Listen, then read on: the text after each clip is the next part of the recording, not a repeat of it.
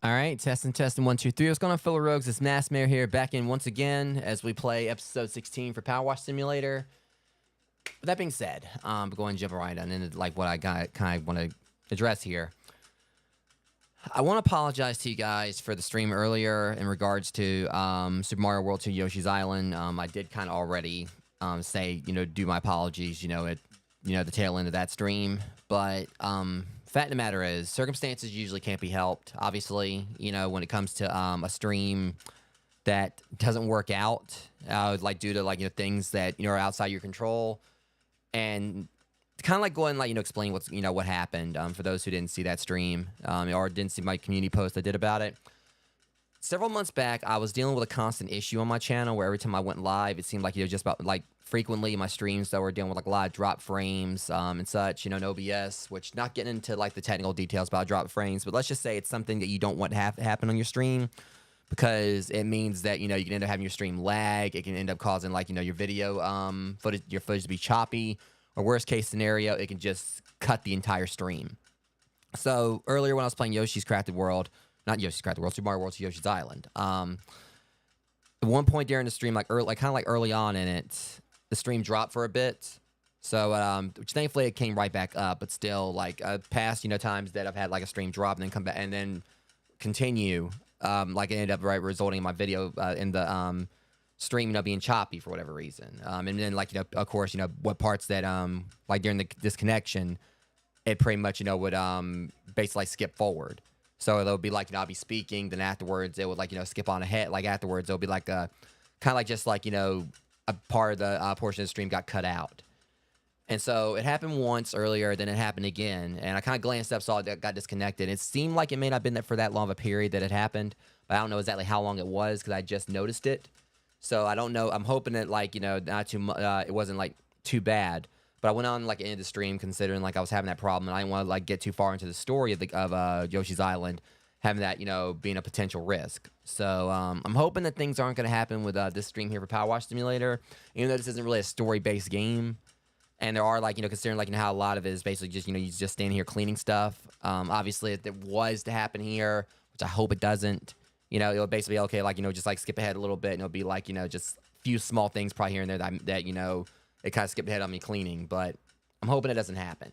I know I'm rambling, but, these things definitely do kind of, like, get me a little anxious, when it happens, 'cause I'm worried about happening again, because I don't want it to be you guys, like, watching my content, which I'm always thankful for. But then you go in, like, and give me your time, and then, like, afterwards, just suddenly you're watching stream, and then out of nowhere, bits of it get cut out. I feel like it's a disservice to you guys. So, yeah. Hopefully, we don't have that issue again today with this stream for next one, Powerwash Simulator here. So, let's just kind of keep our fingers crossed that everything goes smoothly. As smooth as the surfaces I'm going to be cleaning, if you catch my drift. But anyways, so in the previous stream, we cleaned up the gnome fountain, which was a massive undertaking, or like, I didn't think it was going to be anywhere near, because you look at it right here, the gnome fountain, like, doesn't seem like it's that daunting. But then I got in there, and this thing was much bigger than it looked. So it was definitely, it took me, like, about, like, probably close to maybe 3 or so hours just to clean it. And then afterwards, I turned around, and I said, I want to do 2 jobs. I want to do that in the excavator. Then we turned around and did the excavator, which took a little bit longer than I planned for that also. So far, we've done the Mars rover, we've done the food truck, we've done the steam locomotive, and we did the gnome fountain, and then the excavator. So now, like, for the bonus jobs here, we've got the mini golf course, we got the paintball arena, the Spanish villa, satellite dish, and the solar station. And then at some point, like, once I get the jobs purchased, I mean, I would like to go back in and do more of the Final Fantasy stuff, because we did, like, clean, some things for, we did the first mission for the Final Fantasy 7 DLC, and also there's, like, the SpongeBob DLC I want to do, and there was like a few different ones that they have, like, they're both free and paid.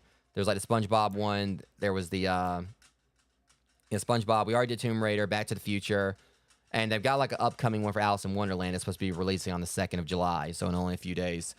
But I definitely want to do all of them except for Warhammer, because I'm not really most versed on Warhammer. But, Back to the Future is one I'm really excited about, too. But, yeah, eventually I want to get around to doing all these. We already did Tomb Raider. And, do, like, the Christmas job, probably maybe when it gets run close to the holidays. But that's then. This is now. We're going to go ahead and get onto the bonus jobs. I'm trying to figure out what I want to do here. Because, what kind of got me, I was looking at these. And the solar station, it's saying right here that you get, like, $1,000 for completing this. So I don't know if that means it's going to be a huge job, because this is obviously going to pay us more than what we got paid for the, because what did we get paid for the, we got paid $450 for the gnome fountain. So this is something that actually is going to pay us more. I don't know if it's because we're going to be in, it's something like much more high tech or what. I kind of want to go and check the solar station. I mean, I kind of like, considering that the gnome fountain had us stuck with, the Urban XU2. I want to go in it where we can use our top level, or top of the line power washer. So the thing is, like, that one is the only one. I think, like, the mini golf course, that requires the that's the only other one we've done that requires you to have, like, a lower level, and this requires a Prime Vista 3000, which still ain't that bad. But I'm trying to decide on what I want to do here. I know I've done a little bit of the mini golf course before, and I know it takes a little bit of time. I'm thinking I probably want to go in. I was saying the solar station even pays more than the Spanish Villa. Spanish Villa is going to be like, I think, like, it's like 600 or 700. I'm going to try the solar station to see what it looks like, and then we'll go from there. All right. Dirt Finder General, hi, how are you? All good, I hope. Excellent, same.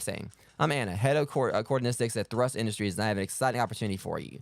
Now, I don't know how much you know about solar energy, and in particular, solar farming. Don't worry, we're not putting cows on the surface of the sun, nothing like that.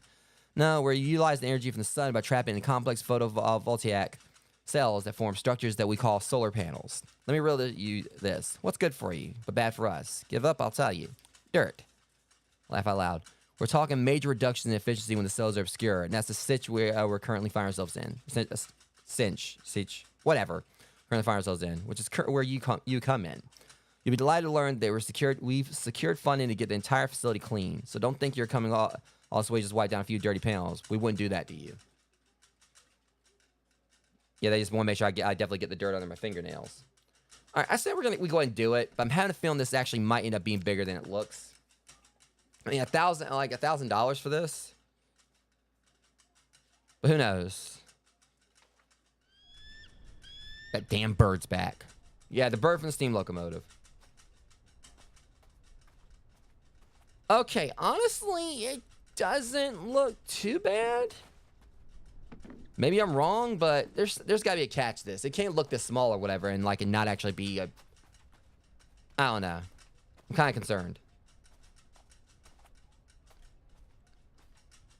And it looks like it's like a fucking Cheetos factory exploded. Anyways, yeah. It's not gonna be that bad. Please feel free to clean the facility in whichever way you please, so long as it's systematic, efficient, and allows for its reopening at the earliest possible opportunity. All right.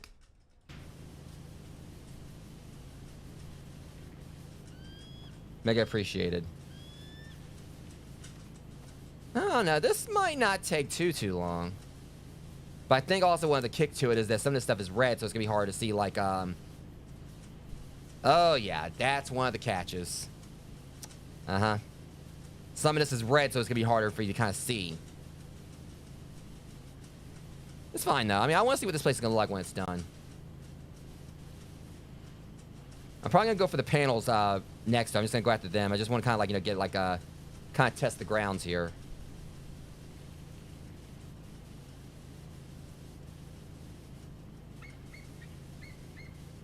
But it's definitely caked on. Like, I'm so glad I'm using, like, you know, higher level one here, because this would be a definite nightmare if I was having to use like one of the lower level washers.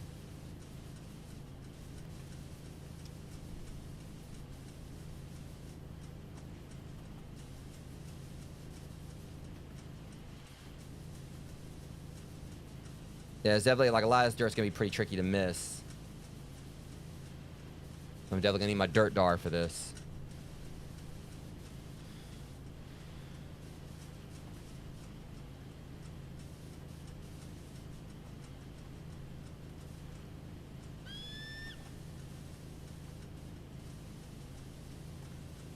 Okay, so the whole pipe, it's not just that. All right, now I get it. This is all part of, like, you know, one thing here.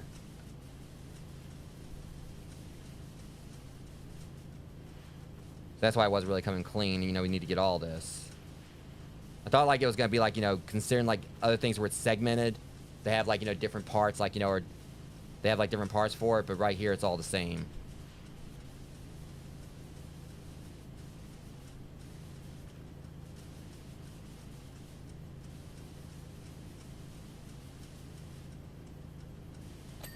Okay. Well, $7 for that.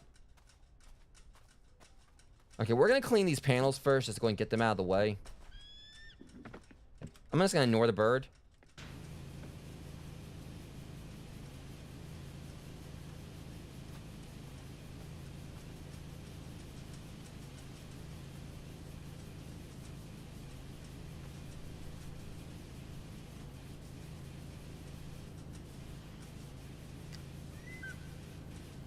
All right, so let's see. Yeah, that's the thing. Like, a lot of this is like, it's so well caked on though.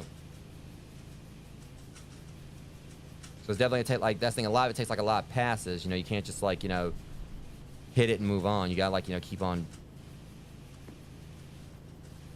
You can definitely scrub it out. Yo, let's just kind of like just walk on through it.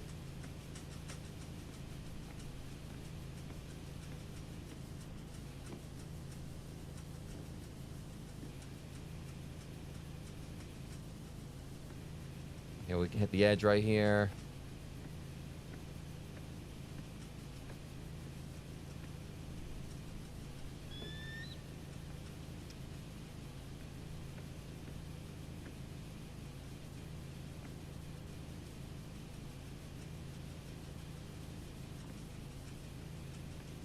Could try to use my triple nozzle, see, like, you know, what that does.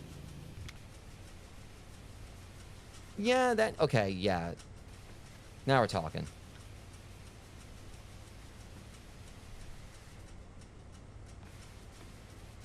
The trade-off for this, though, is that, yeah, it gets, like, a lot of it, you know, in chunks, but it definitely is, like, probably more prone to, like, leaving little small pieces. Because compared to, like, that, where it's, like, this one steady spray, this one right here, it's still got, like, little gaps between, like, you know, the nozzles. So there's obviously, like, the likelihood of, like, missing little specks.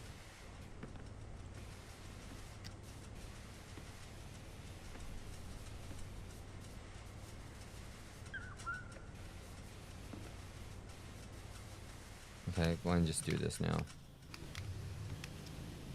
This will help us get like the rest of this.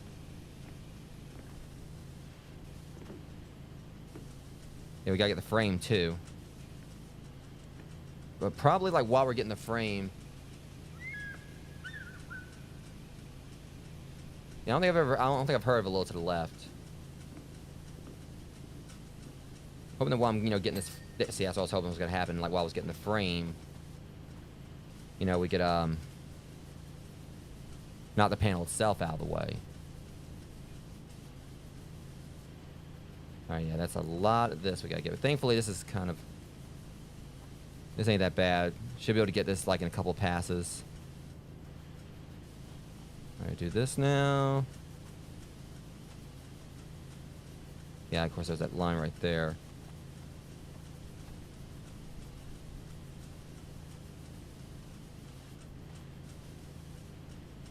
I think there's probably like a... Yeah, that's where it is.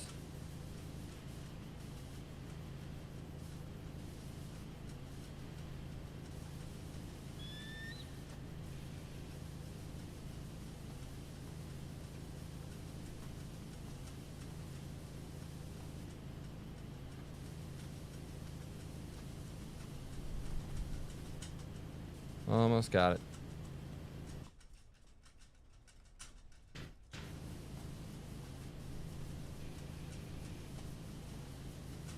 And it's like, yeah, there's that one bit right there.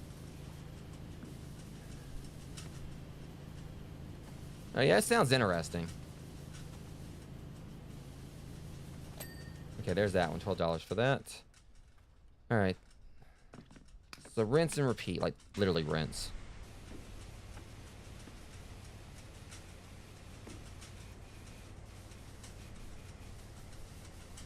Yeah, see, this thing is like definitely a broken tool to use.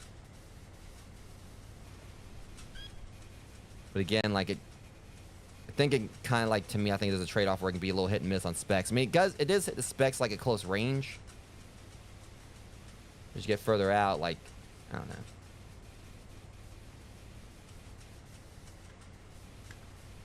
I think it also like depends on how you got it aimed, like how you got it positioned.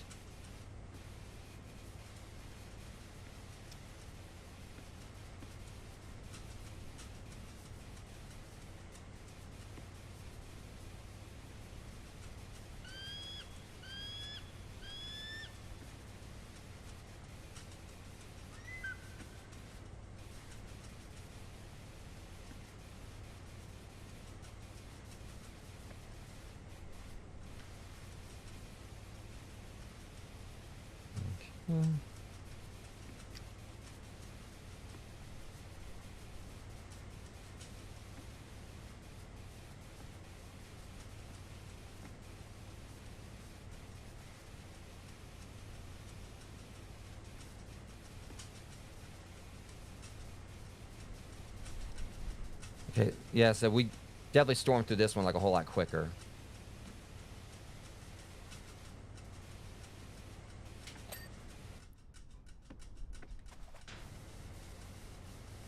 Yeah, you can send me a link to it on Revolt or Gilded, whichever. Or, you can just text it to me, it's whichever.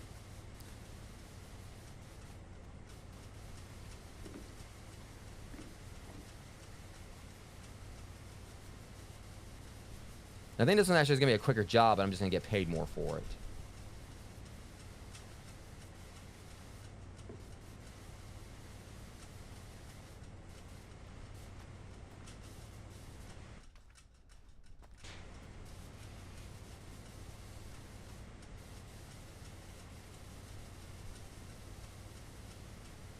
Now that's done.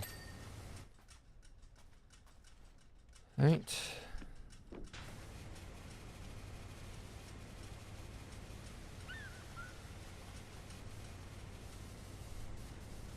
I could just go and just work on the frame first.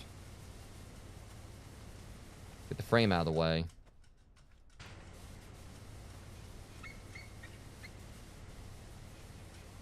Yeah, that's what I'm gonna do. I'm just gonna go and get this out of the way.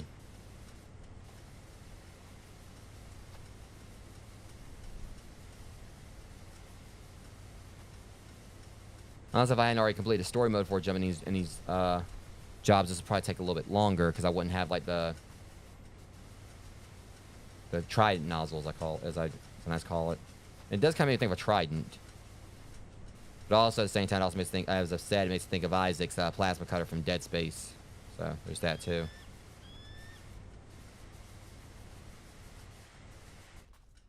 All right.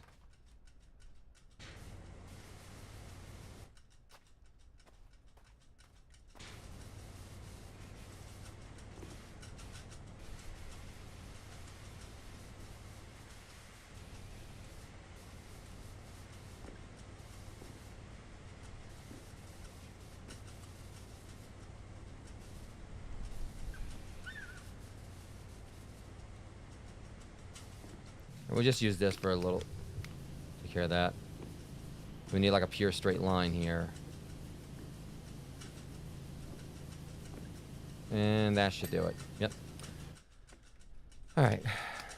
Finish this up right here. And then we can get to the actual structure again.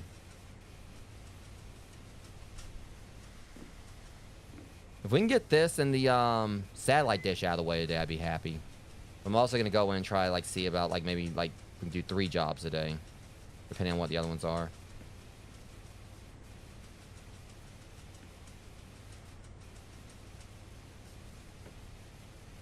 I am really curious. I mean, because that's the thing. I know what the mini golf course entails. I was saying before, I was kind of caught if I was going to do that yet or not. But I'm kind of like just curious about that paintball arena. I want to see what that's going to be like. Yeah, looking at like the vast landscape here, where it also reminds me I can't wait to play more No Man's Sky.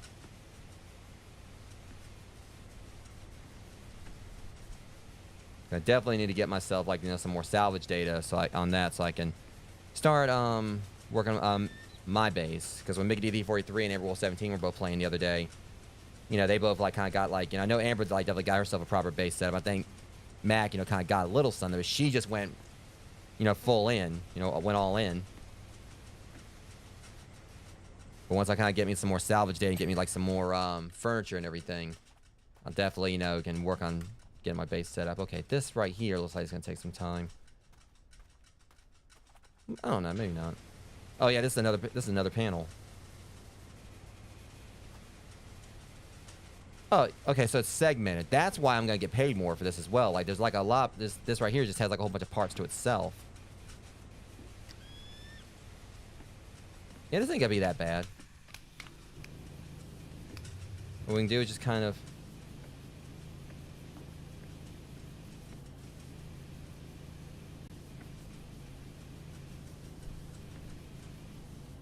Do like this. Go down.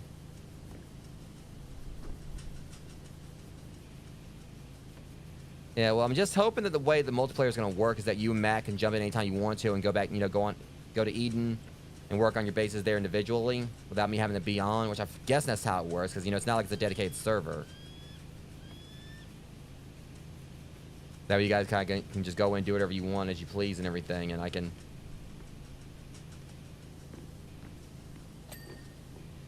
That's the thing, I'm so used to, because I just, loved how they did it with Grounded. With Grounded when we had, the shared, world we were able to use. So, I didn't have to actually be on there for you. I mean, I basically just kind of got everything set up. And then you guys, were able to go in there and kind of, just do stuff as you pleased.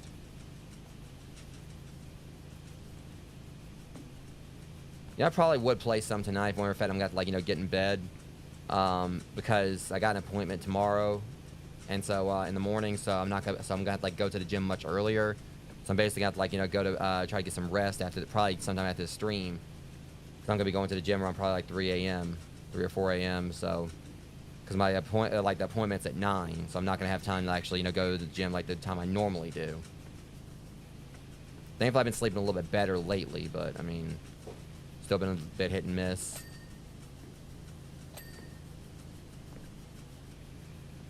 At least, playing this, because this is kind of let me unwind, especially after, the frustrations with the stream earlier.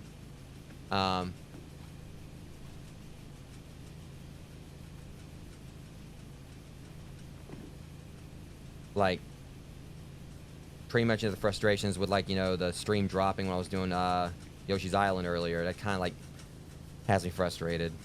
So this has definitely helped me unwind and kind of like, you know, relax after that. But I know that, you know, shit happens, you know, things like that, you know, happen. There's nothing to be done about it. I can just like try to like, you know, hopefully pick things up on the next stream and hopefully not have the issues happen again, at least not anytime soon. Best thing, tech issues, you know, are a thing. I tell this to anyone who wants to get in live streaming, you know, it's something you're going to deal with. It's impossible to avoid. Because no matter what, you know, you can have like the fastest internet, you can have like the best setup ever, you know, but the main thing, you know, takeaway is the fact that your streaming software, you know, is something that's being run in, like, you know, from external source, like, you know, basically your stream key and everything are like being used, run from external sources, you know, that aren't like a part of like anything you're controlling. So if that drops, no matter like, you know, how good your setup is, you know, you're gonna like, you can't do anything about that. So if it was sending YouTube's in or whatever it was, you know, that's something obviously like I can't help, but I still like feel responsible because, you know, it's people that come in and watch my streams. You know, it's the time they're not getting back if my stream ain't working like it's supposed to. That's when I always like feel obligated to try like, you know, do better. I know I'm not the best streamer out there, but you know, I definitely do want to. I just don't like when my streams like, you know, don't work. Yeah, I did kind of figure out like what was going on with my Rodecaster. The reason why my audio, I mean, I don't know if it actually fixed my audio, but the reason why it was like going to a different, you know, input source on a Rodecaster, it was like a setting on my PC. Since Windows likes to change my audio settings, but I don't know if that's gonna fix like anything. I'm hoping it does, cause that's the thing. It was because it was affecting both you and Mac. Like y'all were both hearing me like in the same way. So it definitely was something I feel like it was at my end.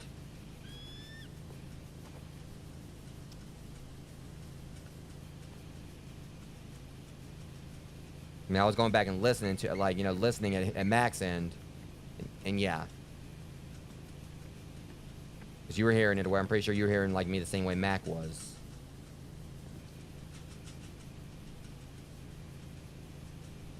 Welcome in, Tomorrow. How you doing? Or Domaru?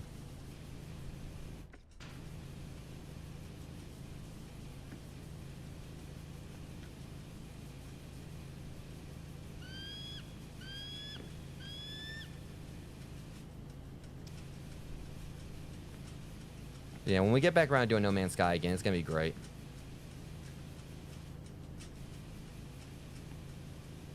Yeah, I mean, that's the thing with me.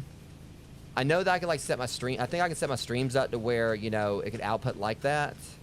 I think I'm supposed to you can do that with live streams, but I can't remember. I mean, when I used to record stuff in OBS, I did have it set up for multiple audio tracks, but I can't remember if this thing you can kind of do like, you know, for the output for your stream.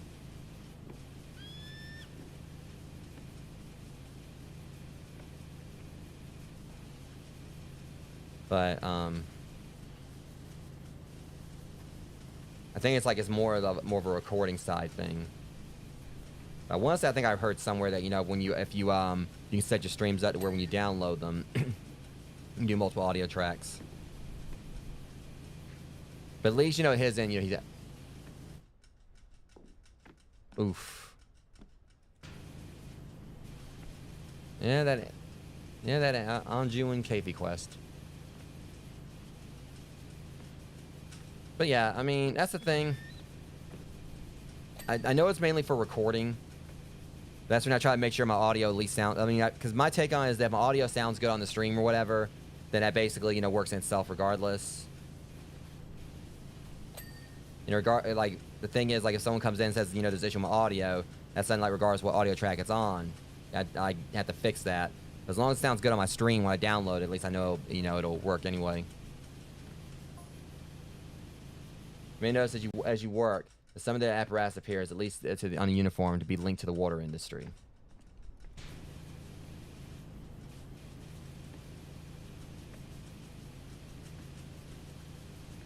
Nothing could be further from the truth. And as dry as this place, I'm surprised there's any water here.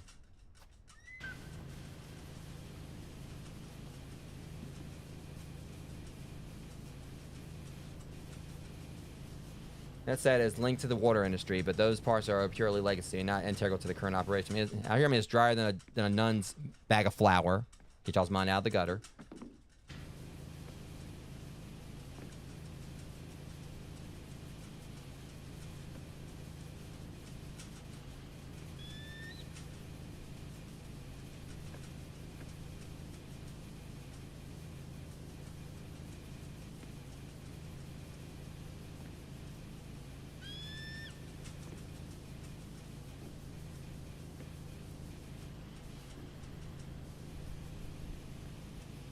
Either way, go ahead and get. Yeah, like I said, this isn't taking. This doesn't feel like it's taking as long as the gnome fountain. But then again, that gnome fountain was an absolute pain. I guess it's appropriate, you know, like, you know. Well, of course, again, they're gnomes, not dwarves. But every time I think about that gnome fountain, I think about like it was off the work I went. Yeah, I bet, man. But that's the thing, you know. Someone like, you know, even though it's been years since I played Majora's Mask, trust me, you know, I know for a fact, you know, it's one of those games where, you know, mistakes happen. Sometimes when you're trying to rush to get through something, you know, it's going to hit you. It's going to hit you. And that's like basically how the game works. You know, they want, like, you know, when you rush through, it's one of those games designed to make you rush. And then after, you'll be kicking yourself when you make a mistake, you know, because the game was rushing you. But you'll get it right. You'll get it. Believe me, there's been plenty of times, like when I've been doing a live stream where I screwed up something and I just was right here kicking myself. And I went back in, you know, and got it, you know, got it eventually.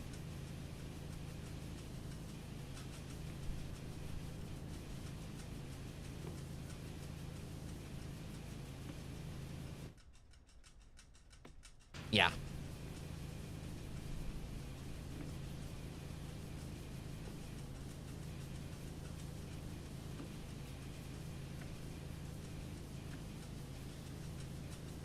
And that's the thing. Majora's Mask is definitely like one of the more difficult Zelda games, just because of the time mechanic. But it's also one of those when you like I was a kid when I completed the Keffi and Anju quest the first time, and that was one of the most satisfying moments in that game for me.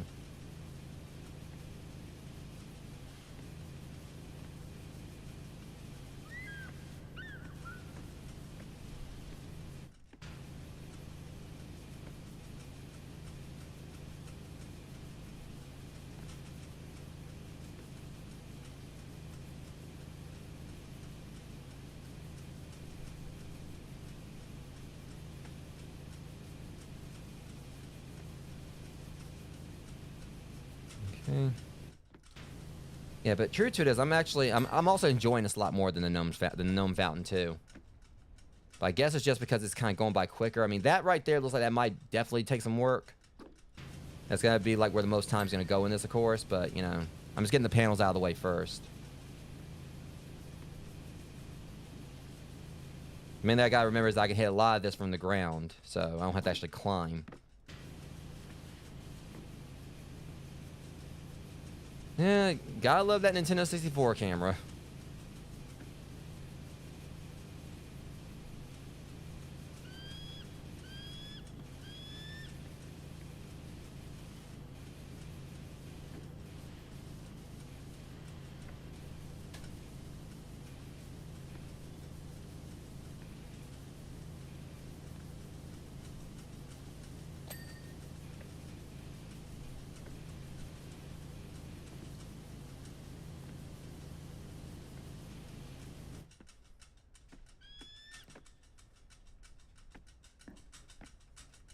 But, I mean, silver lining to it, it could be worse.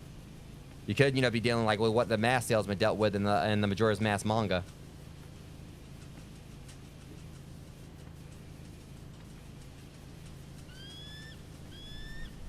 So, in regards to what happened, all I'll say is like when you think, well, he had it coming.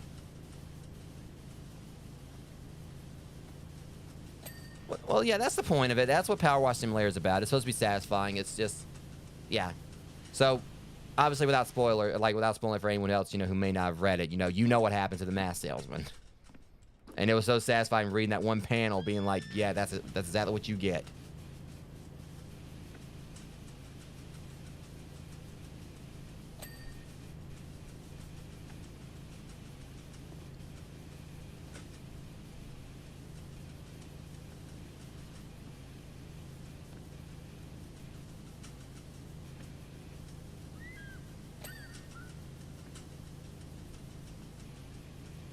But yeah, Amber. I mean, that's what this game is all about. It's just, it's kind of, as I've said, it's kind of hilarious that it's a game about, you know, something under pressure that helps you decompress.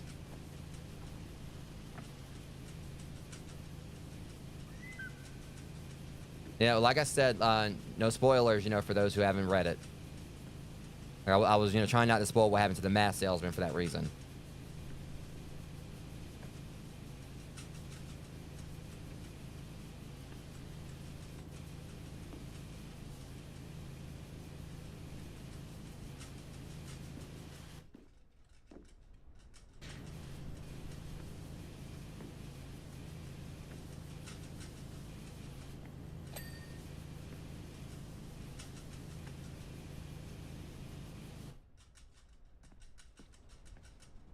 Okay, let's see. I wasn't actually paying attention to, so far, just Majora's Mask. And, I think, you know, the one I got had a link to the, I believe it was, I think it was Link's Awakening. I can't remember which one was paired with it. But I definitely want to get the Ocarina of Time one. I might actually, you know, go to the, there's a part of me is considering, you know, checking like Books A Million this weekend when I go out of town to see if they got Ocarina of Time. Yeah, I'm gonna have to go. I have to check it or whatever. I mean, I guess Link to, yeah. I couldn't remember because I hadn't played Link to the Past yet when I read it. Yeah, I'm probably gonna, like, you know, see if I can find like the Majora, like the one for Ocarina of Time at Books A Million when I go out of town. If I go out of town this weekend. I definitely do want to start adding my little collection of those. I mean, that's because that one, the Majora's Mask one, the Legendary Edition or whatever it is. That's the only one I've got so far.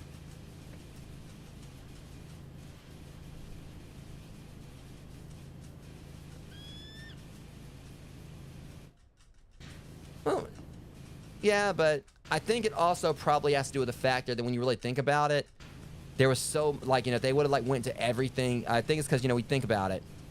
Majora's Mask was very side quest heavy, you know, with like all the masks and everything.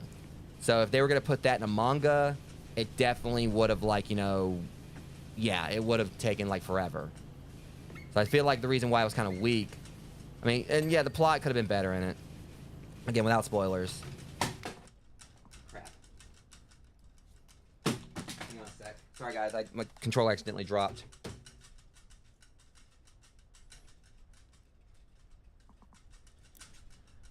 Yeah, I had my controller, you know, from when I was playing. Well,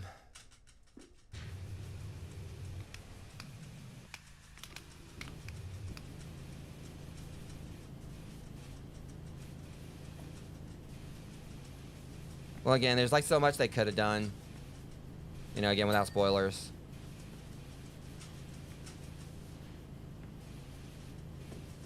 They had, like, you know, like a crap load of masks they could, like, you know, went into the plots with. You know, done stuff with and everything, but...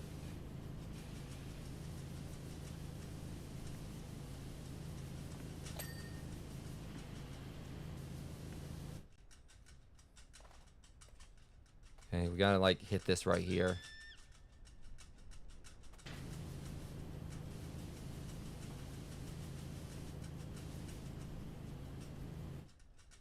Oh.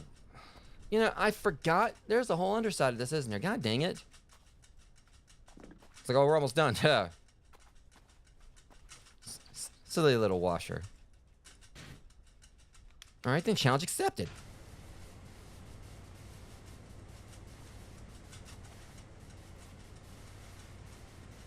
It's not gonna take too long.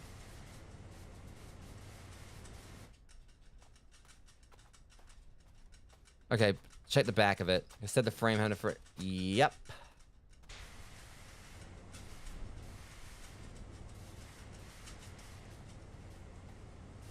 I'm gonna get paid decently for this. I mean, it's no big deal. I'm getting paid $1,000 for this one. Not like I really got much need for it anymore. Aside from if I wanted to buy soap and if I want to buy more outfits. Yeah, I'm gonna eventually get around to that one. That's like one of the few other Zeldas I beat, so.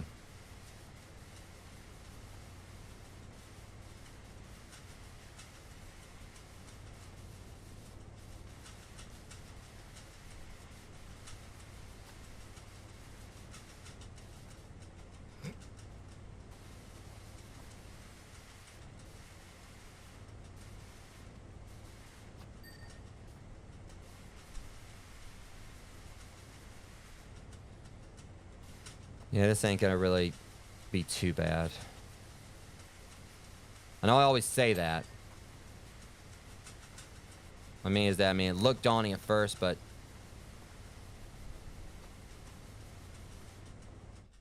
yeah, this ain't gonna be too terrible. All right, but I'm trying to see because it said the frame.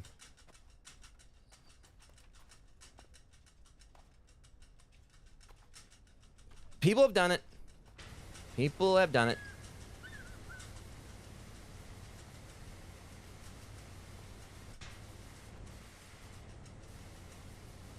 Like I said, once I get caught up on this, I want to try to get through all the special jobs. It'll probably be like maybe before I start on the paid DLC stuff. I still need to get my hands on all that.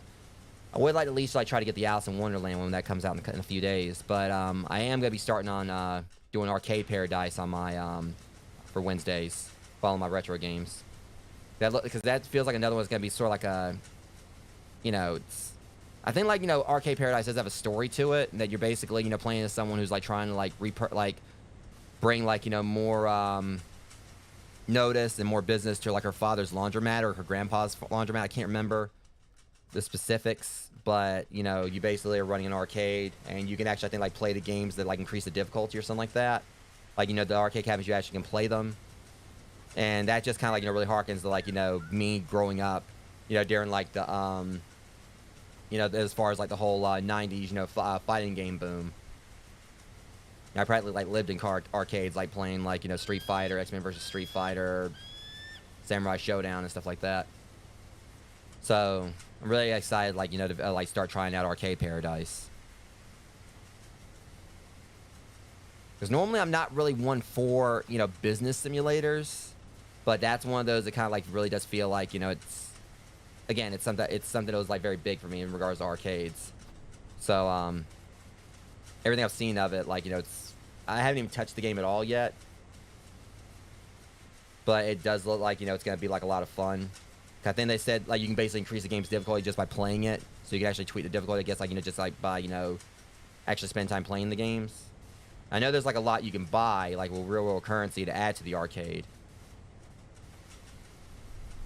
But yeah, like, you know, I was one of those that grew up, you know, playing like, you know, a lot of like, you know, spending like time in the arcades, you know, playing Killer Instinct, Samurai Showdown, Mortal Kombat, Street Fighter. I don't really play like fighting games on my channel, like, you know, that much, as you know, I used to.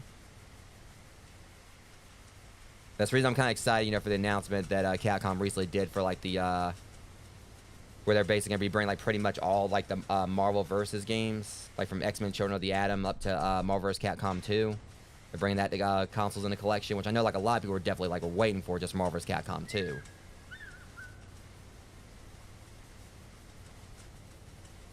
Which is pretty much usually considered like, you know, that you may well ask, why inside a solar farm in the middle of the desert on top of a water station? That didn't really cross my mind. I forgot you existed, Thrust Industries. I was like over talking to my viewers.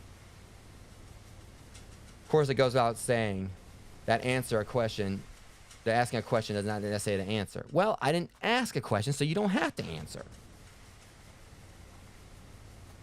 I really wasn't interested. I didn't even actually think about it. When we were talking to my viewers about Zelda and fighting games, you want to just like... I think we're all too fixated on having our questions answered these days. Don't you agree? I agree you need to like make like a rocket and thrust on out of here. As I was saying. Yeah, like, I don't really play like fighting games on my channel that like much. But, you know, it is one of my favorite genres.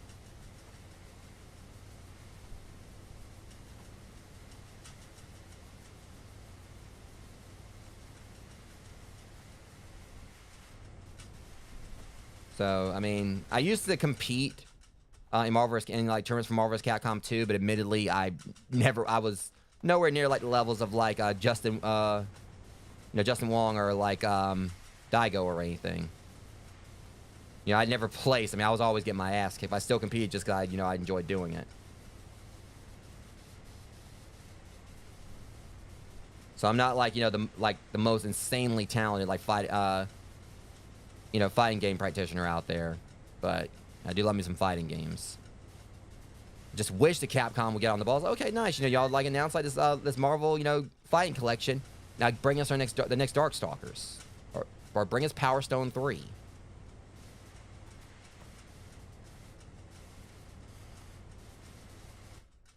Because I'm telling you, I mean, straight up, I mean, at the very least, if Capcom gave us an updated Power Stone collection, because my thing is, okay, they could do this with like Marvel versus, like the Marvel versus games and everything. I'd like to see them do like a Power Stone collection for current consoles. Because I'm telling you, I would definitely be getting like, you know, some parties together, you know, like, you know, some multiplayer streams together, you know, for me and people just playing Power Stone 2. Ah, that's awesomeness. But yeah, if we actually got like a Power Stone collection, I would totally like, you know, try to like, you know, get, you know, my friends in, you know, get them to get copies of it just for us to like play that occasionally on stream. Because for me, Power Stone 2, I only had like, you know, my cousin to play that with, so I never really had like, you know, much anyone to really do like 4-player mode on it. But that was definitely like probably like that was my Super Smash Brothers before I, you know, really got into playing Super Smash Brothers.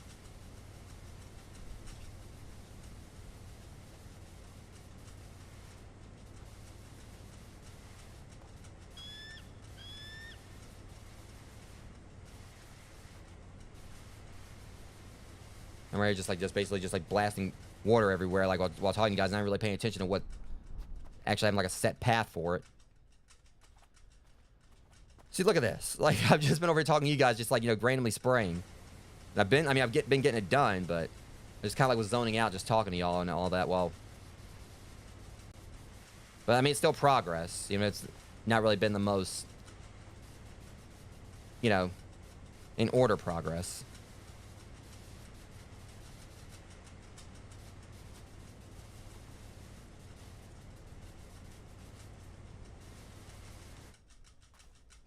You're missing out. Smash Ultimate, oh my god. A lot of people probably, like, you know, as far as, like, the tournament savvy, you know, would say that Melee's the best one, like, tournament-wise, which I agree, you know. It definitely, you know, for its mechanics and everything. There's a reason why Melee, you know, even after all these years since it came out on the GameCube, you know, it's definitely, you know, highly praised, you know, for tournaments. Brawl, like, you know, definitely, like, got, like, a lot of heat, I think, because they put in the whole system where you can end up tripping and everything, among other stuff. But yeah, I don't know if Smash Bros. Will probably be like the level of friendship ending as, you know, at the same level as Mario Kart 8 or Mario Party. But, you know, it definitely, you know, it's a blast. Yeah, I love Brawl for its story mode. You know, but I think, like, definitely, you know, but World of Light and then Ultimate has definitely was awesome just because, like, all the, well, I guess say fan service, you know, just all, like, the different, like, spirits you found. And, like, how, like, you know, they had, like, all these different, like, you know, character colors and everything to, like, match the spirits, as well as the gameplay mechanics for fighting them.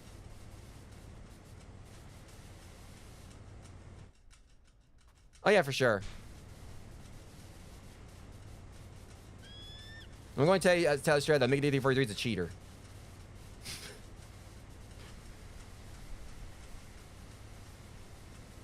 Because that's obviously me just, like, tossing some playful shade.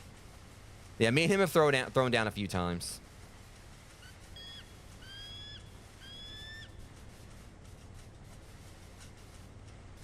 Of course, you can ask him about, like, you know, my little record, like, my personal record with Captain Falcon on Melee. Because, not necessarily. I don't necessarily really follow fighting game tournaments, like, you know, these days. I mean, on occasion, I'll watch something. But I'm not really, like, the most in, like, you know, the esports scene like I used to be back when I, you know, competed. But again, I wasn't even really that good anyway. I just, like, went in for the hell of it. Like, they had, like, when they had, like, midnight release Marvel vs. Capcom 3, there was, like, a lot of people out there that played. I could tell they definitely, you know, were part of, like, you know, some kind of local tournament scenes, because I went to GameStop, did the midnight release, you know, took part in the midnight release, played against just about every person that was, like, a lot of people that was there, and almost everyone that kicked my ass. And that was, like, without the, even that, I guess them probably not even really playing the game prior. They just were that good. Okay. But yeah, Amber, basically, the record, or the little Captain Falcon record. Mac will tell you about it. But what happened was, so Melee, Super Smash Bros. Melee had like all these challenges you could do. They had like, different like, things like, an example, like 2 of the very last challenges in the game are the toughest ones, because with one of them, you have to fight Mewtwo, Ganondorf, and Giga Bowser all at the same time. I think it's called the Showdown. And it was an absolute pain to beat. But also there was a, one of the challenges in question, I'm trying to remember exactly what it was, but you had like a very small amount of time to beat like an opponent on Mute City, and I was playing as Captain Falcon. I can't remember if you had to play as Captain Falcon or whatever. But anyways, I got knocked up in the very last second, like where I was supposed to like, beat, where like, basically, I think you had like 9 seconds or 12 seconds or something like that. But anyways, so I got knocked upwards. Time was counting down. It was down there to the last second. I just like, just charged up a Falcon Punch just for the hell of it. And it landed. The Falcon Punch connected, knocked the computer opponent out, and at the very last millisecond, I completed the challenge. So I basically, got knocked upwards, did the Falcon Punch, and just by sheer luck, smacked the computer opponent, hit him with the Falcon Punch, knocked him out, and the challenge passed at the very last millisecond. So the whole thing with me and Mac is the joke is that normally, like, obviously it'll be easy for anyone to beat the record, because like pretty much the way it is, like, okay, any record someone does, like they go in there, no matter, like anyone who basically is goes in can be faster than what my record was, because the way it worked is because when I landed the hit, it was like the very last millisecond. In other words, pretty much if any more time passed past that, it would have been a failure for the challenge. So with the joke is that anyone can beat the record. Like any person can go in there and beat the record, like, easily. That's the thing. Like, my little new record there was one that's pretty much, to where like anyone could go beat it, because any second above that time or whatever, any amount of time above that time is going to be better than what I did. But the joke is like with me and Mac, it's like it's not a matter of like anyone being quick enough to beat it. Is can anyone possibly be slow enough to beat the record? But yeah, I think like Mac has said, he refuses to touch the challenge just because of that. Like he actually is gonna like he can easily beat the record, but just because of the sheer absurdity of it, he's leaving it the way it is.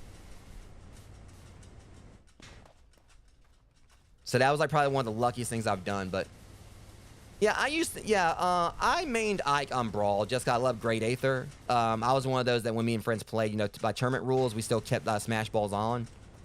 I know some people don't like Smash Balls, but when we've done like when I've done play like more competitively with friends during live streams for Ultimate, I've also like only like kept Smash Balls on. But yeah, for me, I was an Ike and Captain Falcon main, as well as Fox in Brawl, and in Ultimate, it's still, I mean, Captain Falcon's still probably my main. But I also like really love playing as Richter. So Richter, Fox. But I play as Fox like much less. Like, Fox was definitely my main in Melee. Oh yeah, for sure. And God knows when you hit them with that Great Aether, I mean, it sounded like you were just unleashing pure hell on them.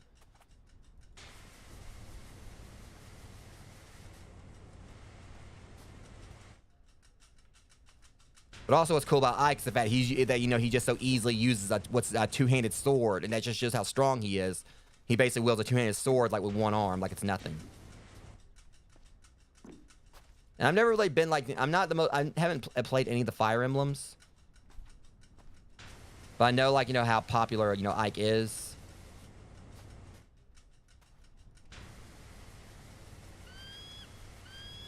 But I'm also one of those that kind of feels like, Smash Bros. Definitely kind of started getting really weird. It's like, okay, at first, with Melee, we got Marth and Roy, and a lot of people were like, okay, who the hell are these two? Because, Fire Emblem wasn't that much known in the States at the time. Then we started getting, like, Fire Emblem titles left and right, following their popularity, following, like, them, showing up in Melee. But now, like, it's kind of like, where it's like, all right, Ultimate, I think a lot of people were complaining about, like, there being, like, another sword fighter, like, so many Fire Emblem characters.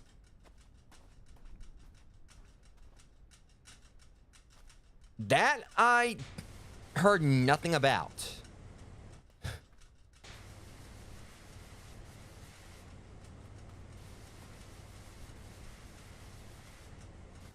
Honestly, I never really actually thought about, like, you know, the Falcon nipples. I mean, we already had enough, bad enough time, worse enough time with that, or had enough of that, you know, with the bat nipples from Batman and Robin and such. Well, I didn't say you were. I mean, I honestly, I felt like chances are, you know, considering it was a Japanese developer, where more than likely, and obviously not trying to sound racist or anything at all, basically just saying, like, you know, the Japanese can come up with some definitely, you know, some awesome stuff compared to us and compared to, you know, Americans. What I'm saying is that, you know, I'm pretty sure, you know, that, like, chances are, it being, like, you know, a Japanese-made game, they definitely came up with something, you know, hilarious. But obviously not trying to say that in an insensitive way, you know, basically just saying, you know, they definitely know how to be creative. All right, how much more of this is there? All right, there's, because I've been over here just, like, rambling and not really paying attention to what I'm washing. I'm just, like, you know,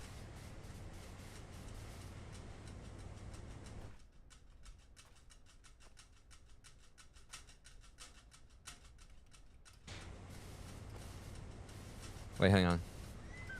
See, it's on top of these right here, too, is the problem.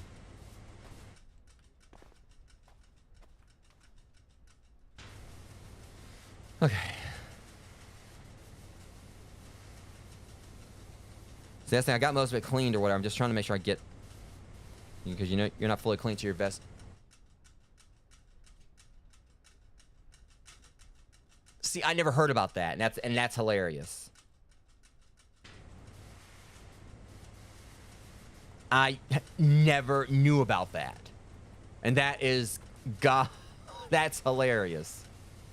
Now I gotta look it up. I guess that's the reason I never really heard about it, because, again, I, you know, haven't really been in any kind of tournament scene, like, in a long time.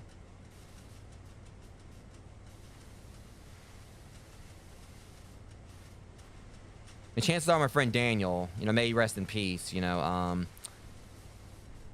yeah, for those, like, you know, because I did, like, you know, my, Try Love on Our Arms charity streams last year, and I was kind of talking about my friend, I was talking about my friend Daniel at the time, or whatever. Yeah, same one I'm talking about here. He was, you know, he played like a lot of Smash, Super Smash Bros. I went up against him a few times and actually managed to get a few wins, but I think he was holding back on me because Daniel could play. And he, like, you know, been in, like, you know, in some local Smash tournaments. But he probably would have told me about that. What I mean is, like, you know, if I would have asked him, he probably would have been like, yeah, that's the thing.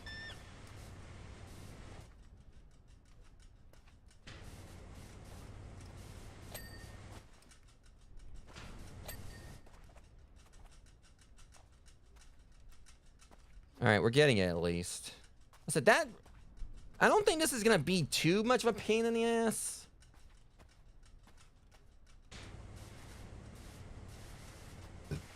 It's just hitting spots right here because, you know, any of the like the areas where, like, you know, you can't really see them that easily. See the smudges that well. It's gonna be a problem.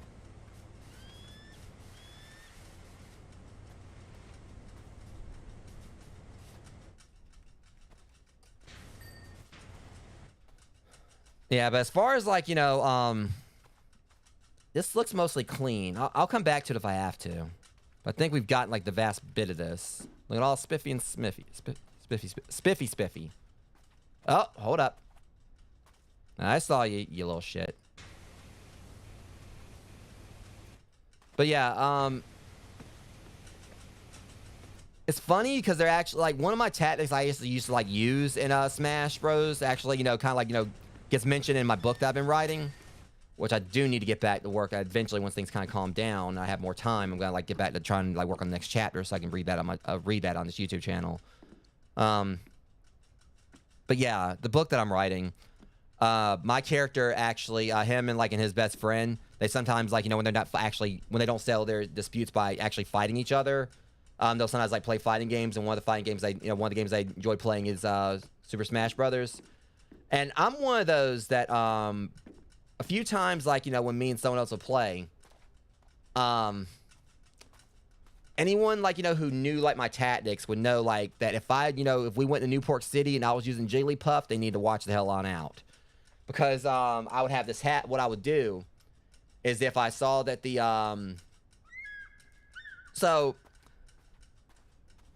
since Amber hasn't played since she hadn't really played Super Smash Brothers, Newport City. It's a it's a stage based around Mother 3, aka the next because I played Earthbound. Earthbound's Mother 2, and Mother 3 is the next game in the series that hasn't really been released in the States or hasn't been officially released in the States. It doesn't follow Ness, it follows Lucas. But anyways, there's a setting in Mother 3 called Newport City. Not gonna say anything else about it other than that. But there's also an enemy in Mother 3 called the Ultimate Chimera. So in Newport City in Smash Bros, the Ultimate Chimera can spawn. And if it attacks you, it's a one-hit kill. Like, it knocks you out of the stage instantly. So I'm like, I was this sadist, who would basically, if I'll be fighting someone, I'll just be kind of like fluttering around, wait for a couple people to be like my friends to be fighting each other. Then I go down, use Jigglypuff, and use her lullaby to put them to sleep. And then afterwards, I'll do this. Like, if they're fighting, I saw that Ultimate Chimera was showing up, I would put them to sleep, then fly off. So then the Ultimate Chimera would attack them and they couldn't do anything about it. So there's a few friends of mine I used to play, back in the day that you refused, basically actually banned me from using Jigglypuff.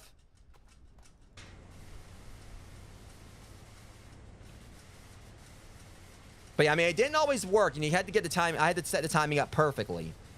Because the thing about it is, obviously, and a lot of times I just play completely chaotic, and it's like, okay, if it gets me too, whatever. I would do it. If it bit me, it still would get them. But I usually try to fly out of the way before it attacked me.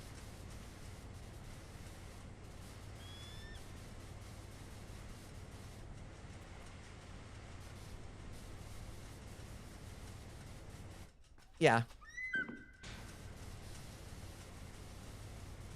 Of course, you're talking about sticky bombs. You just made me think of the sticky cams from Splinter Cell.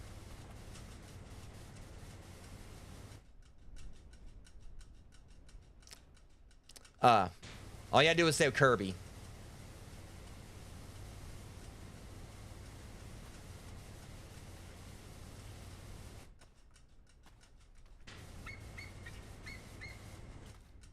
Yeah, me and Miggity D483 would actually get pretty competitive in Soul Calibur.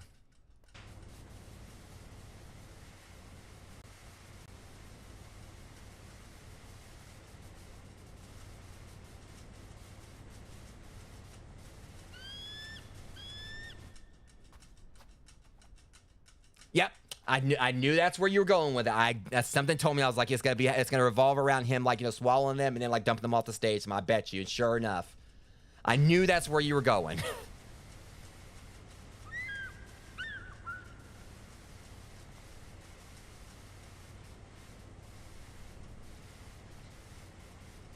But yeah, Soul Calibur, when me and Mac would play it, I can't remember who he'd main as. I think he played as Astaroth a few times. I can't remember who he actually was mainly favored. But I mean, I've always been a Maxi main in Soul Cal. Him and also, one of my mains from Tekken. Considering Yoshimitsu's in Soul Calibur, I would, sometimes play as Yoshimitsu.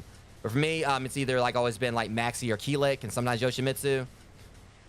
And I used to be one of those that was absolutely just a straight up menace with Keelik. Because he has that. Because for those who don't know, Soul Calibur, Keelik is a character who fights with a staff. One of my favorite characters, lore-wise and everything.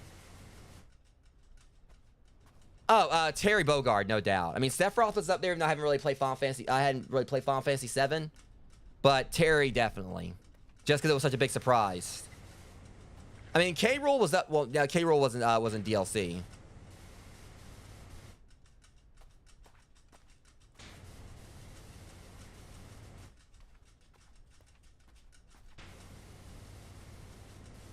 Oh yeah, definitely.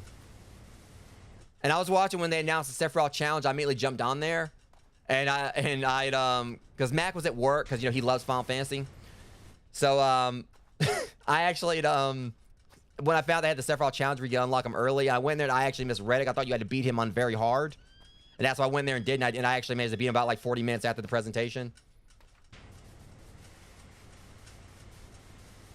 I realized afterwards I didn't actually have to beat him on the highest difficulty setting, but I did it anyway.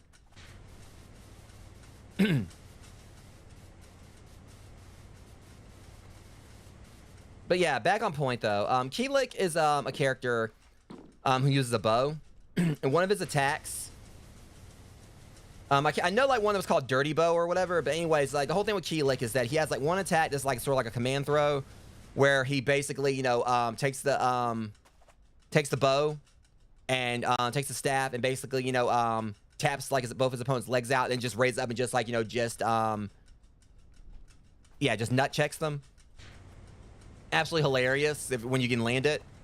But he's got another one that I think where you use like the reverse input. And I don't know if I ever did this to Mac, but there was like one of my cousin years ago used to hate whenever I picked Keelik for this reason. So Keelik's got like a more disrespectful one.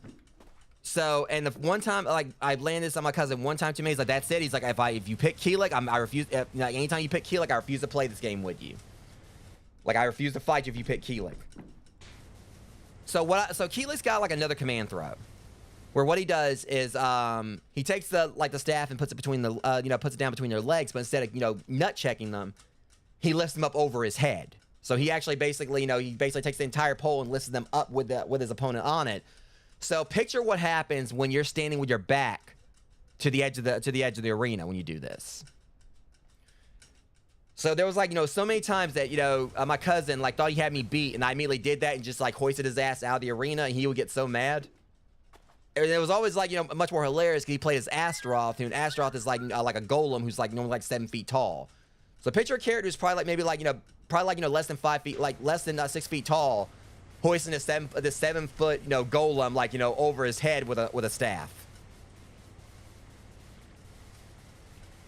Because my cousin would always play as like the powerhouse characters, and I always like picking the quick ones.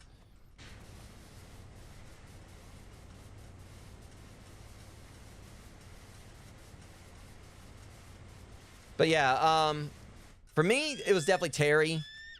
And it caught me even more, when I found out with like Street Fighter 6's upcoming deals, with their next fighter pass, we're actually getting Terry and Mai.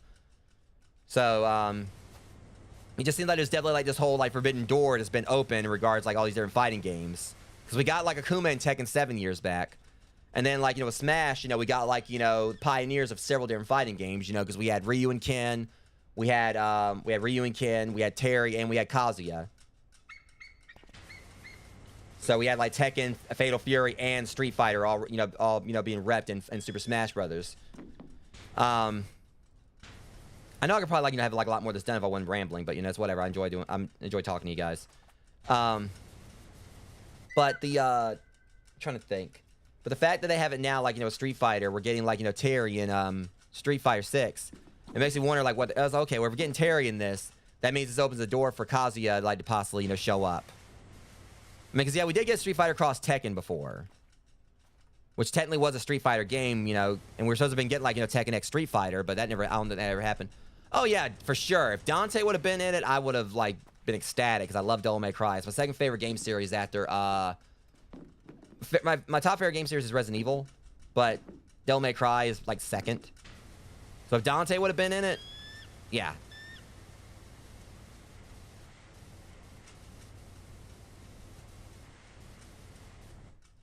Or if we would have got Ryu Hayabusa. Because, I mean, a lot of people were saying, I think Ryu from like, Ninja Gaiden was going to be in it as well. And I think Ryu would have been great. I guess they probably figures, okay, well, 2 Ryus. I was like, well, you got, like, 20 different versions of Link, so why not?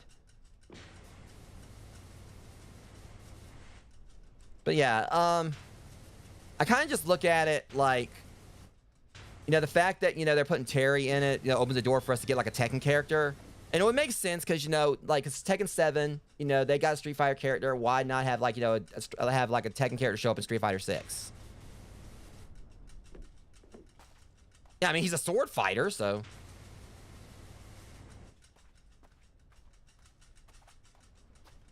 I can't remember. I want to say I thought we got him as a Mii costume, but I can't remember. I know we got Cuphead as one. And Sans from Undertale and a few others that were very surprising.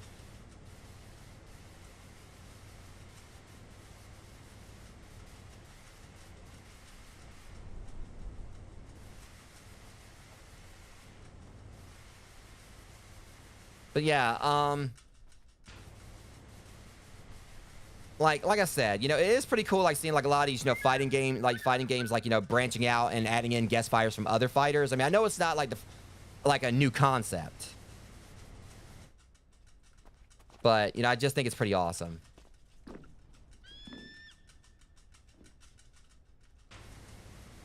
Yeah. But I kind of feel like Kazuya would always been, like, you know, the best choice anyway. Because when you look at, like, you know, like this, you know, obviously we're going by, you know, the main poster childs of each series. I mean, some would say Jin. And I definitely would have been great. I would have been fine with Jin, no doubt. But Kazuya was the original main protag of Tekken. Just like Ryu has always been, like, you know, the original main protag of Street Fighter. And Terry has always been, like, you know, the main original, you know, the main protag of Fatal Fury. In a lot of ways, you know, a lot of people can actually, you know, consider him, like, you know, probably, like, you know, SNK's unofficial mascot. I know, like, Terry's got, like, a pet monkey who was originally, who I think actually was originally SNK's mascot, but yeah. But kind of has me, you know, hopeful. It's like, okay, if we're getting Terry and Street Fighter 6 or whatever, I would just love to see Geese show up. Because that was another thing, too, now you think about it. With Tekken 7, we didn't just get, like, Akuma, you know, in that. We got Geese, you know, in Tekken 7 as well. So it would be crazy, because we got, like, another Fatal Fury coming out. So, like, for the first one, like, in, like, over 20 years. So that obviously the door is open there for them to bring in a fighter, like, someone from another fighting game. Have, like, the whole trifecta here. Because it seems like, you know, because, like I said, with Street Fighter 6, you know, we got Terry and Mai coming in. Tekken 7, you know, we had got Akuma and Geese. So we got, like, a SNK and a Capcom character in a Namco game there. With Street Fighter, you know, it's okay, you know, we got Terry, you know, and Mike, and that's 2 SNK characters. So they got all, like, you know, I mean, I say, like, you know, they could, like, definitely bring in not just Kazuya, but Jin, maybe. Or bring in 2 representatives from Tekken, if they could. Since we're getting, like, Terry and Mai. But I just would really like to see Geese show up.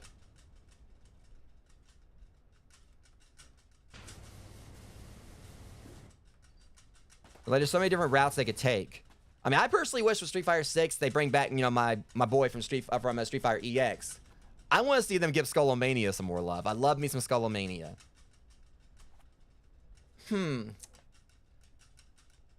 Honestly, probably, I know this sounds really bad because I don't necessarily hate the Pokemon. I just, like, don't think, I mean, I don't know. I kind of feel like one that would probably be Incineroar. I mean, as far as, like, you know, design, I mean, I think Incineroar is awesome. But I don't know, there's just something about, like, I feel like they could definitely, like, done something else. But I don't know. Now, if we were going to, like, talk, like, you know, Fire Emblem characters, I mean, I don't know. I feel like Byleth was, like, you know, a decent addition just because it was some of the more recent Fire Emblem. But, I don't know. That's a tough one. I mean, even though we had, like, a lot of Fire Emblem characters, I mean, I guess in a sense I really wouldn't want to, like, really say I want to replace a character. It's hard to really kind of, I guess, I don't know. It's hard to really, you know, say. Well, for one, I feel Dr. Mario. I know Dr. Mario is iconic. I feel that's one that, you know, they definitely could have done without, because it's basically just Mario in a doctor's outfit. I feel like that, you know, they definitely, you know, that's one that I probably would replace. I mean, well, Steve, I kind of like that Steve was put in it. I mean, just because, like, it was just such a gonzo choice. You know, it was just such an off-the-wall choice. Because the thing about it is, with the Villager and Isabella, now, I definitely want to give them their flowers, because, you know, I like Animal Crossing. I love Animal Crossing and everything, and, you know, the concept of it is kind of weird. It's like, okay, well, Animal Crossing is a game that's not by any means about fighting. Like, some of the most violent, you know, like, nature you'll get in that game is getting stung by a bee. But, or a tarantula. But, I don't know. See, I wouldn't have got rid of Isabella, because then I would have had Doomslayer on my ass. Jokes aside. Yeah, for me, I kind of feel like, you know, just because they were trying to appeal to, like, you know, to, like, everyone. Because, you know, Minecraft, you know, because the thing is, it's supposed to be like a celebration of gaming. Let's be real here, like, Minecraft is one of the best-selling games out there.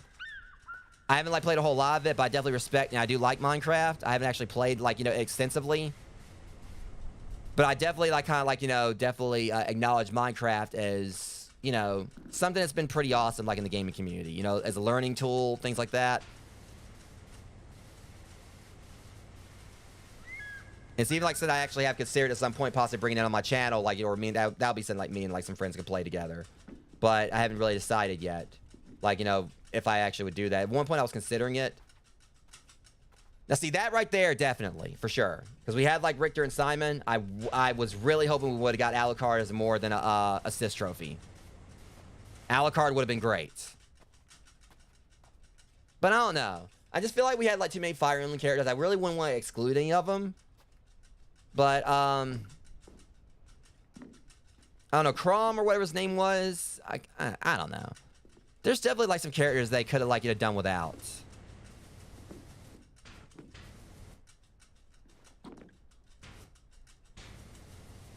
But, my main takeaway is that, you know, as far as, like, you know, there's, like, so many they could have brought in. Like, Alucard I would love to have seen.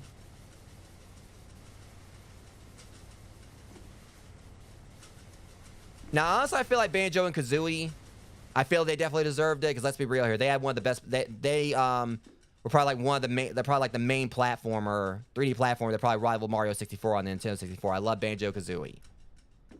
You know, when I found that they got in, I was ecstatic. But obviously, I think like one of the main ones that definitely broke the internet for everyone had to have been Sora. Because everyone was basically, you know, trashing those who wanted Sora in. They were, you know, saying like Sora will never make it into Smash. And honestly, I was like, you know what? I hope he gets in just because everyone that wants him in, that is saying he's not going to get in. I hope he gets in just so y'all get mad about it. And sure enough, you know, he got, you know, because I'm one of those that basically, you know, so many people were getting like, you know, dissed. I mean, I know like, I think there was some like, you know, who were one Sora and they were being toxic about it. But my take on it is like, you know, they were, you know, my take on it, I want Sora in it just because all those that were basically, you know, being assholes about it. I want Sora in it just like, you know, so like those that are saying, oh, he's never going to get in the Smash. I wanted them to get shut up. Sure enough, it happened. I mean, it doesn't like basically, you know, make it any, you know, constitute those like who are being like, you know, douches about like, you know, wanting Sora in it. Like I know I think there were some that were being toxic about it.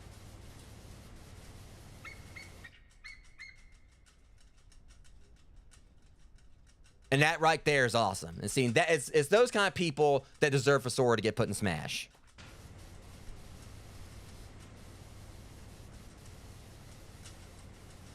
But yeah, I mean, because my thing is, I'm someone that's like, you know, if someone like, you know, has something that they want to see, like basically, it's kind of like in a sense of, you know, I'm one of those that pretty much, if someone is fanboying over like, you know, like, you know, like a dream character they want in a video game or they want to see in a, like seeing something, you know, what's it anyone else that they want like, you know, try to bash that, like if like you got people that basically want to bash them for like laugh out, they'll never show up.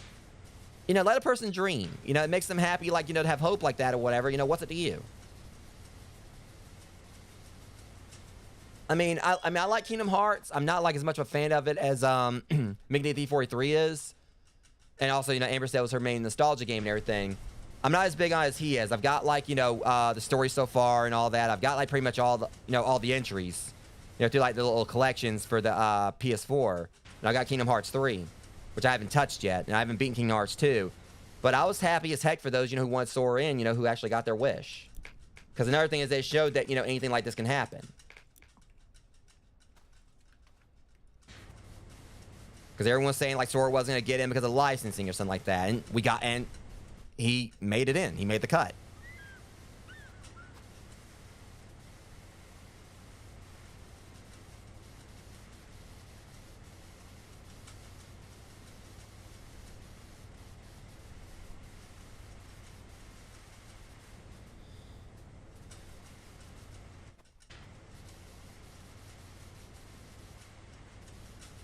I mean, it's like an example with me. I mean, what I've been talking about with my fighting games. I keep on holding out hope that at some point Capcom will, like, you know, pull their heads out of their asses and finally give us a Darkstalkers 4.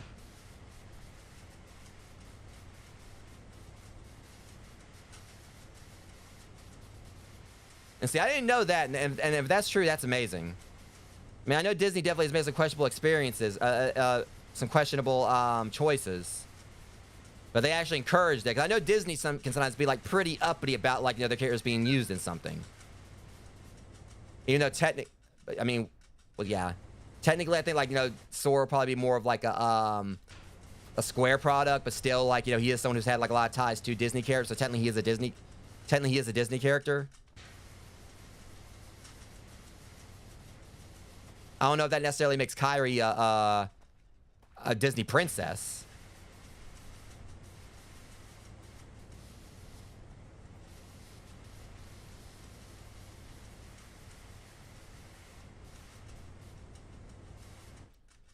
All right, yeah, we still, like I said, I know like my cleaning effectiveness is like definitely goes down when I'm like chatting, but I don't care.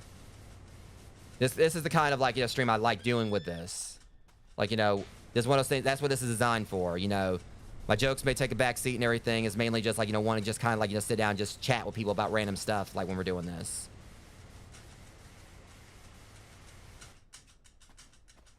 Yeah, I mean,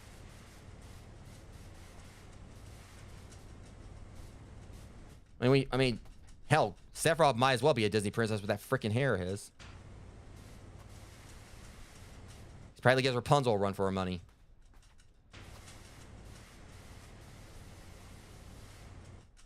Now, like I said, I've only beaten the first one. I played, you know, up to like, I beaten the first one. I played up to that big battle they had in Kingdom Hearts 2 where Cloud and Leon were basically, you know, like, you know, fighting side by side and everything. So yeah, I've beaten the first game, but that's the only one. That's it. That's the only one I've beaten, and it's one of the only two I played. I've only like really played like, you know, Kingdom Hearts and Kingdom Hearts 2. So yeah, I got a lot of catching up to do, but eventually it is a series I do eventually want to start trying to play through during my streams. Now see, I know, got it memorized. Yeah, I know Axel.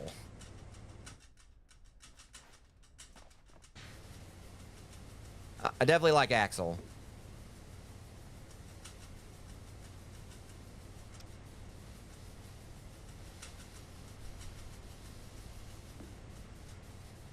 But yeah, like I said, I mean, it's up there in regards to series, you know, like, you know, regards to game series I want to play through. Like I said, I haven't actually played, so, I mean, I know who Aqua is, but I haven't really actually, you know, played much in regards, like, you know, probably the game she's in. So just keep that in mind, guys. Like I said, I'm still kind of a Kingdom Hearts baby in a way.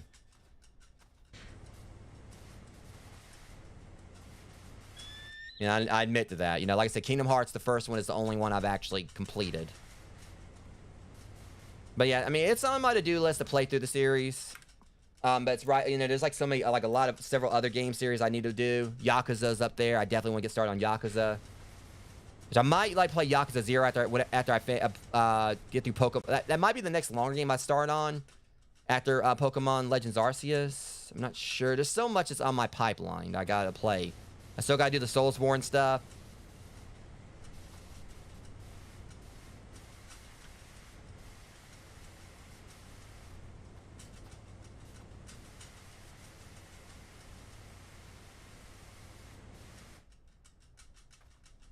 I'm probably gonna be protective of a lot of the characters, knowing me.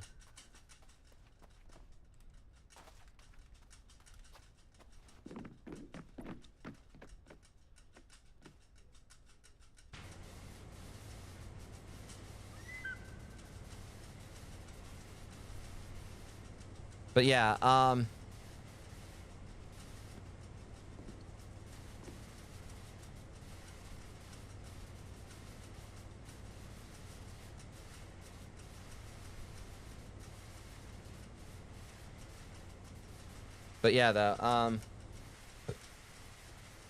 like I said, the way I'm kind of want to tackle things is I don't want to like try to do the entire series at one time on stuff.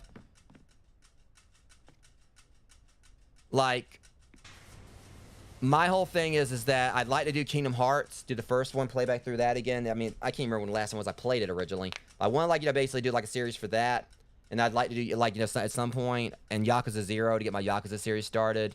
And, of course, you know, I want to, like, get back to work on doing Dark Souls. I'm not going to go through and try to, like, you know, do, like, everything back to back. I know that would definitely give me some serious burnout.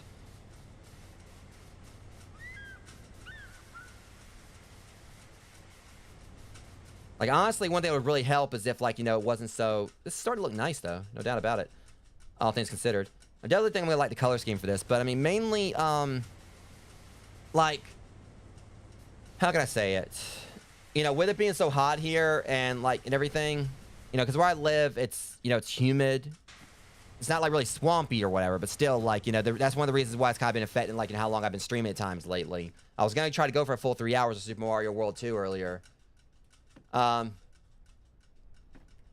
Basically, you know, with it being hot, that's kind of like affected, like, you know, me, I guess, like, you know, it's mostly because, like, with me going to the gym like I do and doing 4-mile walks a day and all that and all this heat and everything, of course, you know, kind of like, you know, it can lead to a little bit of exhaustion.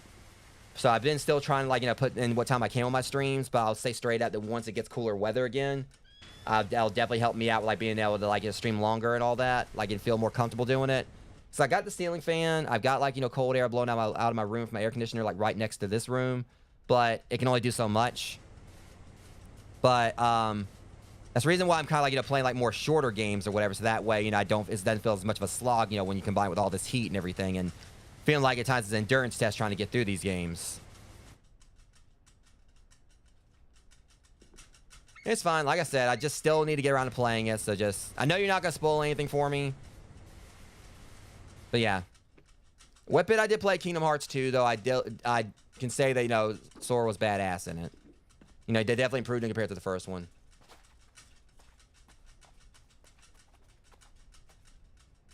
But mainly, it's, you know, like, with the heat and everything, it's like, I guess it kind of feels like, you know, like, shorter games are easier for me to digest and kind of go through and play. You know, without, like, you know, feeling as, like, you know, as, I guess, as more of an endurance test, like, with me, like, you know, going in, like, and trying to do, like, a 20-episode game, like, you know, in this heat. Because basically what I'm trying to say is that, you know, with it being hot, you know, it's kind of like, you know, made me, like, stream a little bit less at times. So I feel like if I'm playing, like, a much longer game, that's going to mean it's going to take longer for me to get through that game. No Man's Sky, it's no problem, because I don't know if that series is ever going to end. Because, you know, it definitely has all the makings to be, like, the longest series I've had in this channel. Just because it's one of those games where it's not really, you can just go and just do whatever, and it's so massive. So I know, like, it's probably going to end up completely outranking, like, Phasmophobia as my longest running, you know, game. Yeah, thankfully I'm not in Texas. Like, the max that, you know, it tends to get here is usually like 103 degrees. But still, you know, that's the thing. This room, even with the fan going, it gets kind of stuffy in here. So,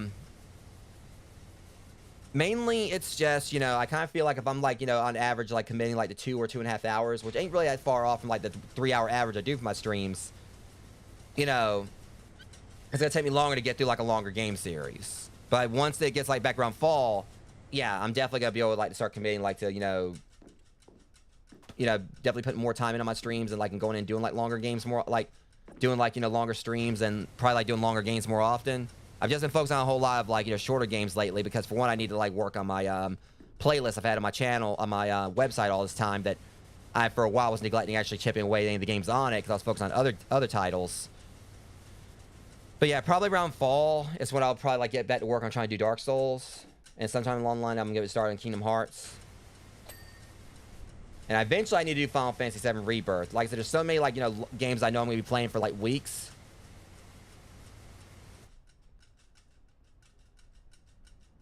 But yeah, it's definitely, it gets humid here. I will say, just so you know, man, I have a rule on this channel about discussing location. I should have told you that, but I mean, I didn't know you actually were gonna, like, say anything about, like, your location. But that's mainly just because I want to protect my viewers, because you never know, like, you know, who someone is on the internet. I'm just very paranoid because I don't want my chat to end up being, like, something responsible. My channel being, like, indirectly, like, in a way responsible for, like, you know, someone tracking down someone else by their location. I know it sounds like I'm being very paranoid, but yeah, we don't really discuss location on this channel. Just go ahead and yeah, delete this real quick. Nothing against you on me deleting your location thing right there, but it's just, you know, I try to protect my viewers. I know I'm probably being a little bit, you know, paranoid, but I just, you know, you never know who someone is on the internet. Okay. Yeah, like I said, it was nothing you did wrong, per se. You know, that's the reason I wish that YouTube had a way to actually properly display all your rules. I think they had, like, a thing they were rolling out where people would do, like, instead of, like, 3 rules on their channel, But that is definitely something I had like in play on Twitch. That's when I try like definitely be very lenient, like try to be lenient, giving out warnings. I know like people wouldn't know that immediately know like I have that as a rule. Yeah, I just want to try to protect my viewers. I know like it's unlikely that someone's gonna just be like, oh, this guy lives in Alabama, I'm gonna stalk his IP.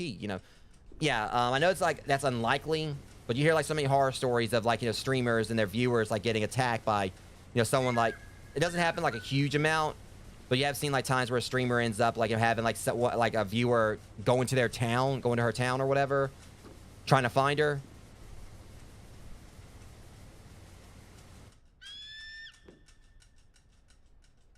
Yeah, that's the thing. For me, I just like fall. I like I like autumn weather. It's my favorite season. And also, like, I come from a state, even though I haven't been there in a long time, where basically you had like that dry cold outside. So basically where I lived, where I spent my childhood, it basically was like, yeah, but you never know. You may not be popular, but you never know. And I like to err on the side of caution and protect my viewers. But yeah, I grew up, or like not really grew up, but I was born like, in a state where it was like, it had that dry cold. So, you could like walk outside, like, wearing like short sleeves and it wouldn't really bother you that much. It actually felt really good. And that was like when we had like 6 feet of snow, which God, I miss snow. But where I live, it's that wet cold. So, you walk outside, in short sleeves, it chills your ass to the bone. You got that wind, that humidity and everything. So it actually feels like, a lot worse than it probably actually is. Yeah. Believe me, I'm counting down the days, even though, like, here summer started only like about a week ago. Like, I'm able to endure the heat like a lot more than I used to. Like I said, I walk 4 miles a day, so I'm out there in this heat, like, walking 4 miles, but I also wear like short sleeves whenever I'm out walking. But, for me, it's all about winter. That kind of definitely sounds like here to an extent. There's been times here, like, it'll be November. But it's still like, some, it'll still feel at times like, it's about like, 80 degrees out. Normally it's supposed to like, get like, start getting cold, like, getting fall weather here around like, mid-September. But it seems like, a lot of times like weather like decides like kind of like, forget how it's supposed to work. You may well also ask, why wash down the water facilities when they're purely legacy and not involved in the day-to-day operations? I wasn't asking that, lady, or sir, or whatever.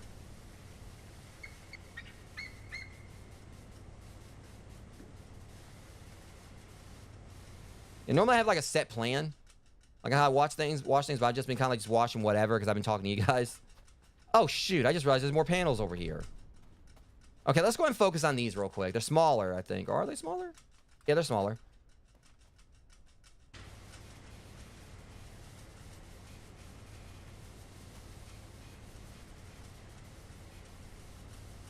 Yeah, whenever like it gets hot when it's not supposed to, I imagine that freaking sun from Super Mario Brothers 3. I think y'all know is that what I'm talking about? Like, the pure nightmare fuel that comes from that game, almost similar to like the mask from Super Mario Brothers 2. I just imagine like, when it gets like hot around here for no reason, when it's not supposed to be, like that sun just popped up somewhere and is like looking for me.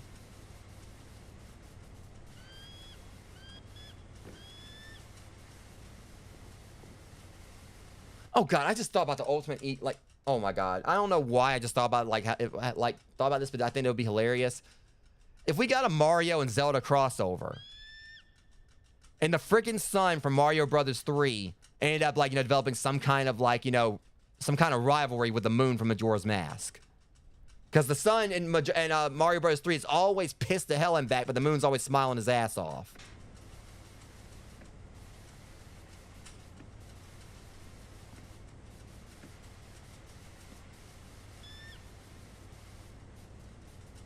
Like, just imagine like them just butting heads. Like, literally, that's all they are, like just two giant heads.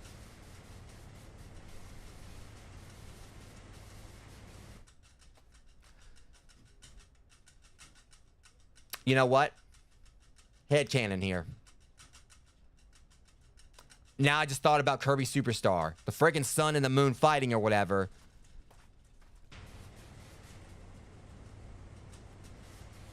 Just imagine it.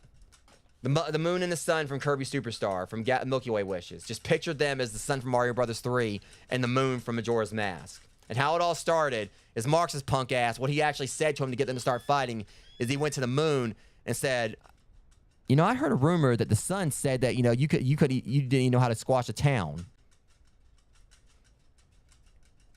And then, like, he went and told the sun, you know, I heard a rumor that the moon said that you know, you suck so much at your job, you can't even squash an Italian plumber. Or something along those lines. I can just picture that they had this whole linked mythos where, you know, because you got like the thing, you got the sun, it's got a face, the moon's got a face, and somehow Mario and Zelda both exist in the same universe, but then also lo and behold, Kirby also exists in the same universe as them. I don't know why I just thought of like something random as hell like that, but yeah. Of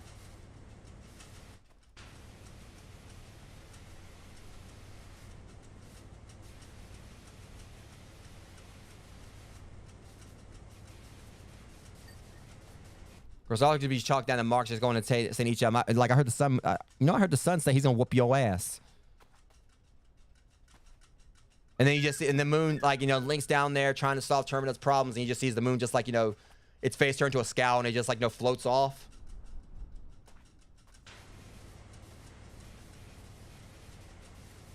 Like, I want to find the sun.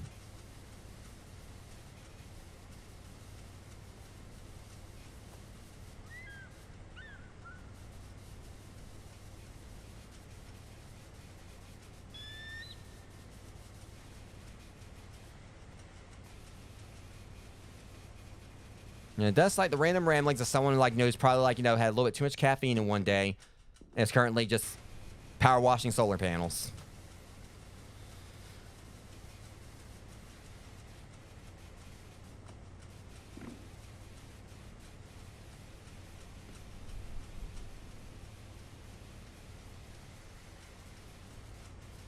Yeah, but back on what we were saying earlier, whatever. I really can't wait for it to get cooler weather.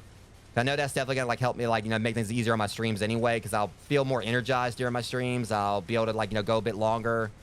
Even though we did, like, you know, do pretty okay with, like, you know, the other night when I was doing Portal and Powerwash, Portal and No Man's Sky, I was able to do, like, you know, the full, like, time block for those.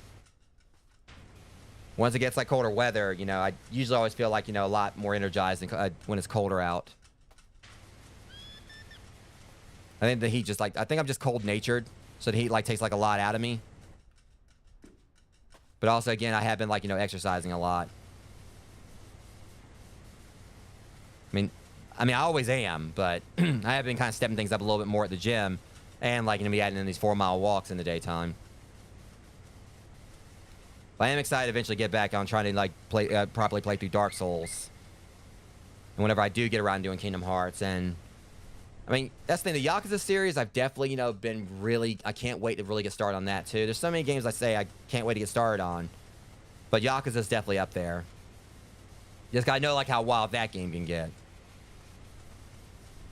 Or that series can get.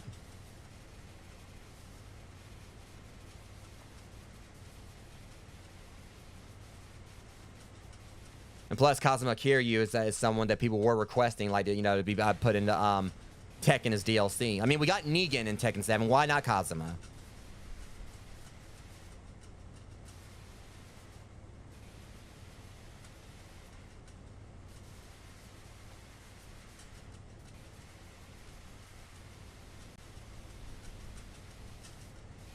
Yeah, I do know when I start in Yakuza, that series, it's gonna be wild. I just know there's, like, so much you can do, like, in the Yakuza games. So I know I'm gonna be jumping in that as well, like, trying to, like, do all the side content and just seeing what all kind of mischief I can get into, how many bicycles I can throw at people. And then there's, like, a dragon, or I think it's like a dragon. Yeah, I mean, that whole series, like, you know, that is, I know, is gonna get crazy too. I had the first one for that, and I still need to get the next one. Because that's the thing, I've got, like, pretty much all the Yakuza games. Are the main series ones. So I've got, like, Yakuza, like, 1, like, you know, 0 all the way up to all the way up to Yakuza 6. So I don't have every Yakuza game in the series, but I kind of like, you know, just stockpile them for when I do get around to playing them. I just need to get like the second Like a Dragon game.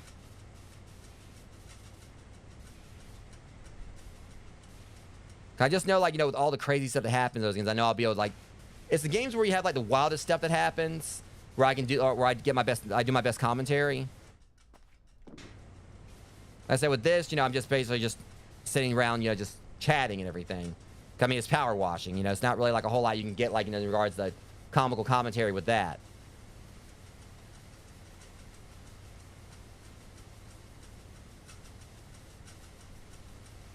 But I do know, like, with everything that goes on in the Yakuza series, yeah, I'm probably gonna, my snark's probably gonna come out. I'm probably gonna come out with the wisecracks, you know, pretty rapid fire with that series. Okay, these things are done now. Okay, we'll work our way back around to that, because we did, like, first start cleaning that, so I could go and try to finish it up. But let's go and get these things done. Around the time we got this job out of the way.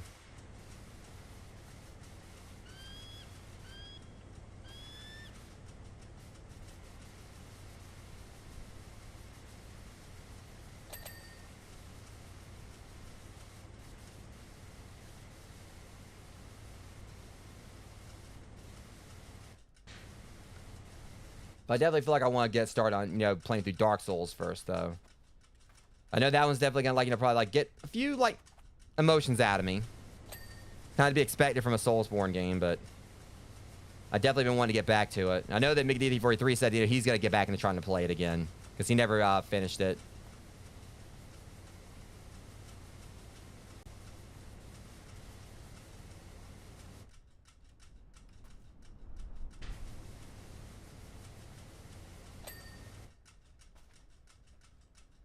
That's also a game that I'm going into knowing how it plays. And like I said, I think I did pretty decent. Did pretty okay, like, you know, with Dark Souls when I first played it. Yeah. But see, that's the thing. Going into Dark Souls, I know that's what it's supposed to be about. Like, when I was playing Dragon's Dogma 2, I was raging a lot because I didn't actually expect it to be as hard as it was, especially when I was doing with freaking goblins. I know I probably can't really compare Dark Souls to Dragon's Dogma 2, but you know, I'm going into Dark Souls knowing what to expect. I know it's not really gonna make it easier, but I know, like, you know, Dark Souls is kind of like one of those games where, you know, it definitely is unfair, or it feels unfair, but the whole point behind the game or whatever is that, you know, you're supposed to die. You're supposed to, like, you know, get your ass handed to you. I mean, I know for a fact I'm never gonna be at, like, the level of expertise in playing the game as that one guy I heard about who, I think actually managed to go through every single... I want to say, I think he, I believe what I read is that... I can't remember all the details about it. But there's a guy who played, like, through every... I think, like, I don't know if he did it with every single Soulsborne game. I think he did. But he pretty much, you know, went through every single one of them without getting hit. Without taking damage. So that's definitely, like, is, like, some serious, you know, Zen-like patience right there. Like, learning, like, the ins and outs of each game. And just being that good. Because the way I think, like, he did the challenge is that if he took one hit, he had to start the entire game over. Now that, yeah, I want that one too. Yeah, I know which one you're talking about. That's on my wish list. On my PlayStation, on my on PSN. But yeah, the guy basically, you know, I'm nowhere near like that masochistic, but this guy pretty much, you know, like I said, he went through and made I don't know if he actually ever did do all of them. But I do know he was basically supposed to be doing it. It was like something I challenged, you know, he said, I know at least he did with the first Dark Souls, but basically, you know, if he took one hit, he had to start the entire game over, no matter how far he was in it. I mean, obviously at that point, I feel like, okay, for that, it'd probably just be Tuesday for him. Because if he's at the level of expertise where he can play this game and go through the entirety of it without getting hit, then obviously, you know, he probably would easily be able to get back to the point that he was at before, no problem. Probably will still take him a while, but, you know, if you got that kind of dedication, yeah. But I think he did at least with the first Dark Souls. But I know I never had that kind of patience.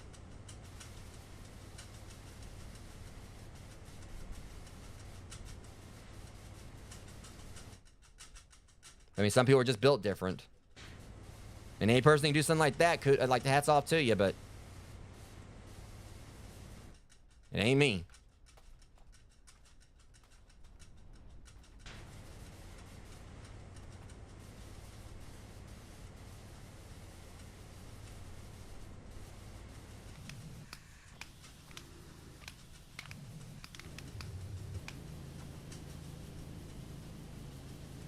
Okay, this is working a little bit better for this, you know, for these spots.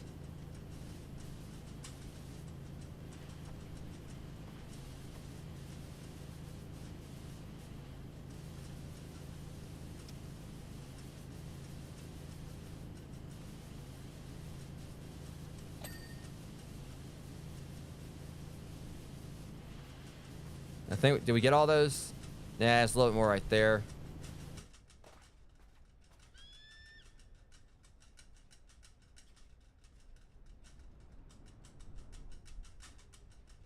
Yeah, Champions Road for sure. I mean, I barely got through that. And I've heard, like, you know, and what I can gather, that's not even, like, the hardest, like, task in an official Mario game. I mean, not counting, like, the Kaizo Mario stuff. I know dang well I ain't never gonna try any of that. But, like, there's level of challenges even, like, I don't think I'm actually, you know, really, you know, wanting to test myself on. But apparently, like, as far as the official Mario stuff, like, Champions Road isn't even really ranked at the top.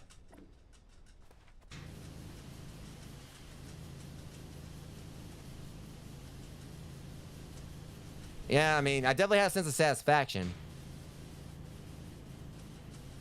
But God knows, like, you know, I definitely slept well after I finished it.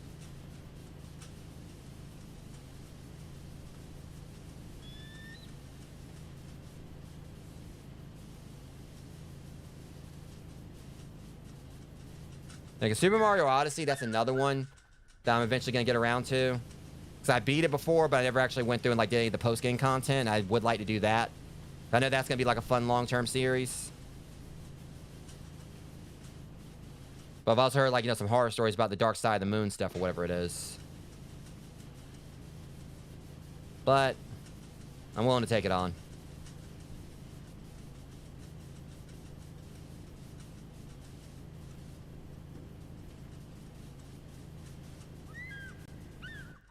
Okay, we're getting there.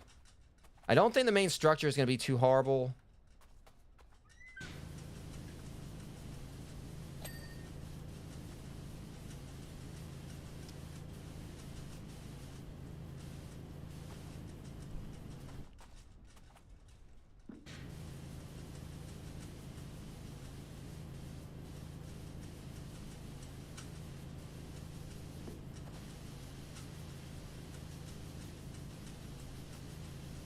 At the very least, this actually has been more enjoyable. I mean, this hasn't been felt as long as the Gnome Fountain.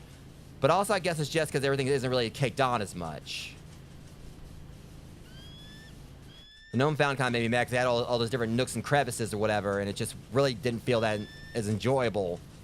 Because, you know, a lot of it felt so caked on. But this, like, you know, it's actually been pretty cool. But also, you guys, like, talking to me, helping me pass the time has, you know, been helping as well.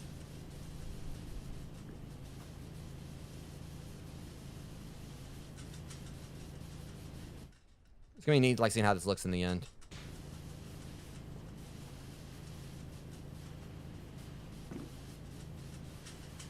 But there's always a sense of satisfaction. Even though this is an easy game, you know, just when you get stuff finished,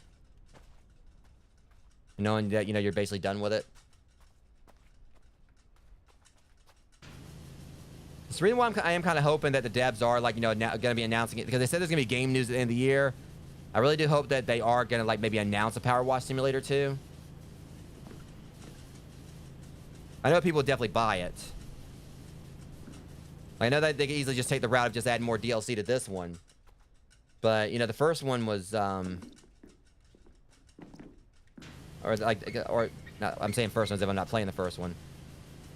But I'm saying, I just feel like, you know, they could definitely do, like, a sequel to this and people would buy it. It's kind of like how there's a Human Fall Flat. Technically, you know, they don't necessarily, like, the devs of Human Fall Flat don't need to make a Human Fall Flat 2, though they are. Like, you kind of feel like, okay, all they gotta do is just, like, keep, like, updating, like, you know, the game they've got. They don't necessarily need to make a second one. But it could be they're gonna, like, you know, do, like, a whole new system with it. Like, you know, new interface, you know, new UI. You know, I don't think, like, you know, Human Fall Flat really had much for as far as the UI is concerned. But it could be, like, some kind of new mechanics that they can't do, like, the engine in the first game. They got, like, a whole other engine they're doing with, like, Human Fall Flat 2. But if they do a sequel for this, I'll definitely buy it.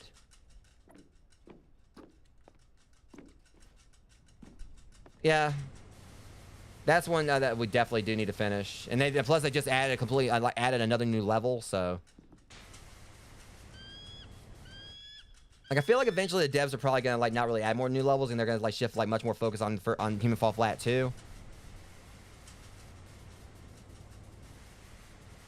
Not to mention Phasmo just finally, you know, released a new update, so we got like, you know, the lighthouse map for Phasmo now. I'm kind of like waiting until I get my you know, turn my webcam back on. Once I get around, like, you know, to the point where I'm, you know, feel ready to do that again.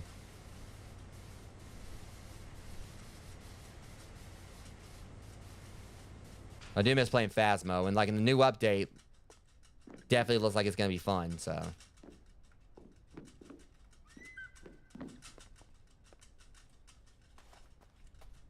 Okay, I'm just trying to like just see this. Oops. God, I hate when that happens.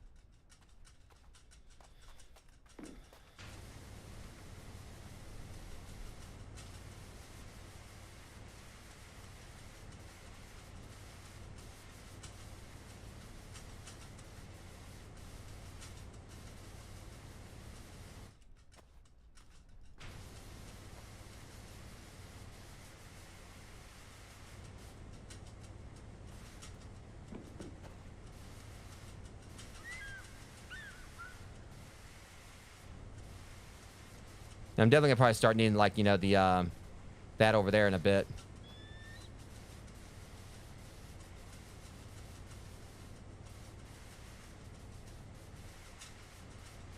Because there's something on top of that I can't hit. Actually, I should. Hold on a second. I don't think I need it.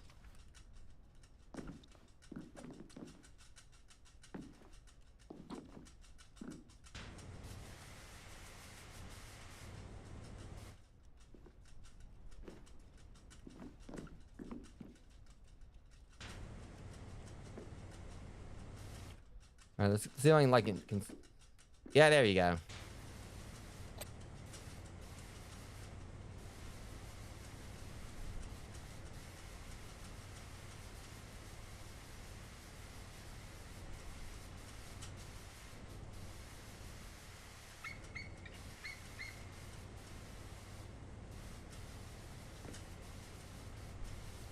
Well, I mean, it was going for a second.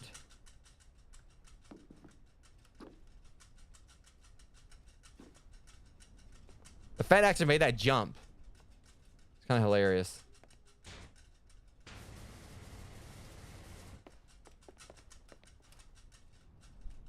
Oh, perfect.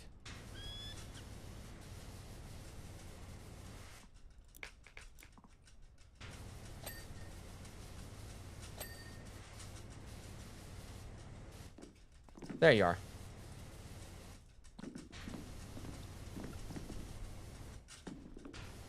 There's gotta be like... Yeah, there you are. There we go.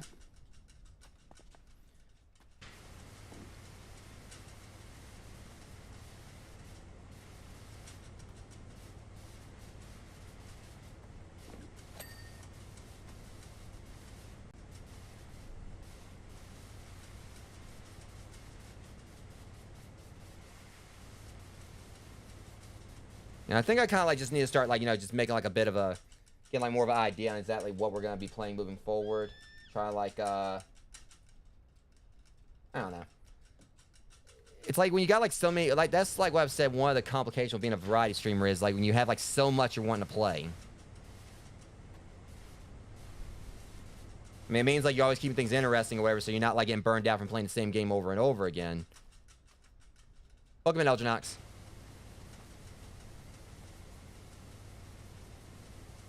I definitely, you know, want to, because there's like different multiplayer games I definitely want us to get around. Like, because the thing is, I want to get back and do an Escape the Back Rooms, and I want us to like, you know, check out the new stuff for Phasmo. But again, a lot of this like is also based around, you know, whenever I, you know, get back to, you know, using my webcam again. I'm hanging in there, man. How about yourself? Which I'm hoping to get back to using that within the next couple weeks, hopefully. But I'm having a feeling like me and MickD43, we should be hopefully finishing up our Portal 2 stuff like within like maybe like another 3 or so streams, if that. I know I want to eventually, you know, get around to doing It Takes Two. And, you know, I want us to get back, eventually get back into doing Human Fall Flat.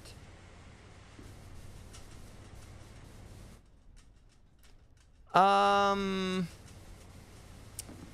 I know, like, Saturday should be more No Man's Sky.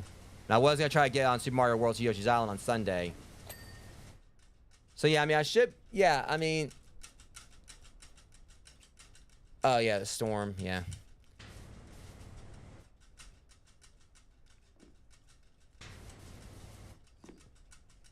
Because I don't know exactly where you are on No Man's Sky, but we were going to probably be doing that this weekend. Probably, Mickey D43 probably is not going to be in on it.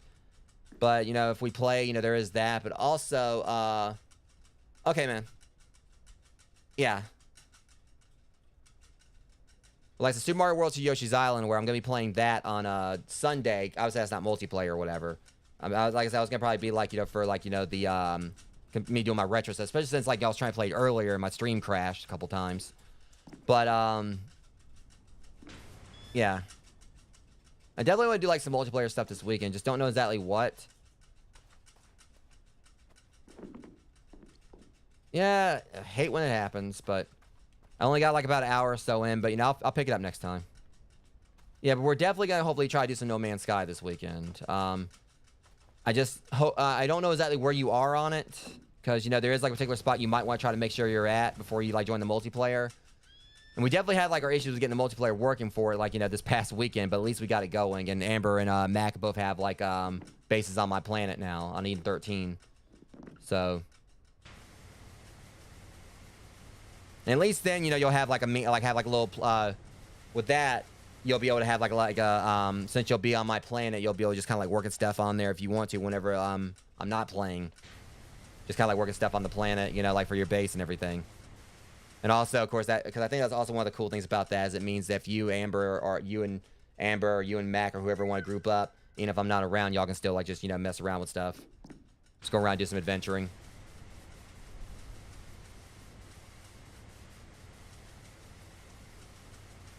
Yeah, we'll get him in there.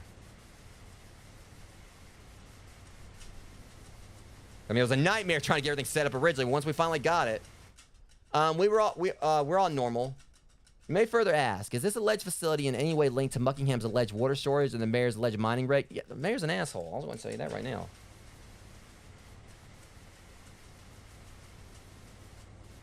At this point, I probably asked you to wind your neck in and get on with finishing the job.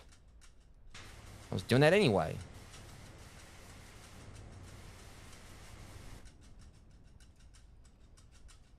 Yeah, this honestly ain't gonna be... Yeah, we're almost done. This wasn't that bad.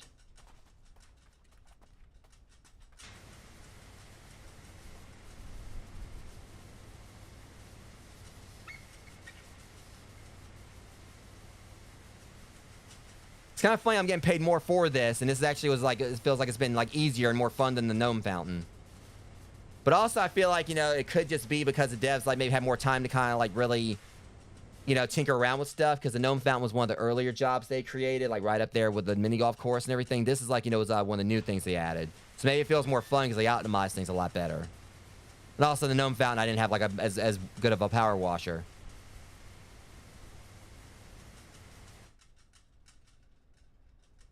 All right, man.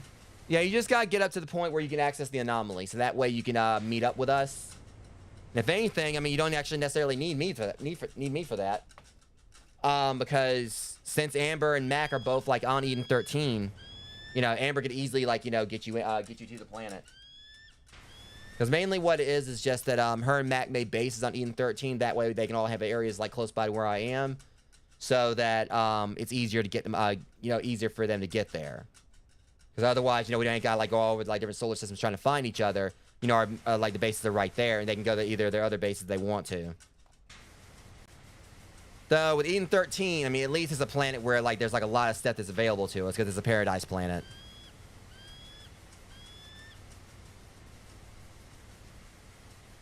I just gotta get like some more stuff from my base. Originally, the plan was like I still want to try to make like a base all of us could use. But as it stands, mainly I'm just trying to make a base for myself. And Amber's got like her own little spot set up, and Mac's got like his place.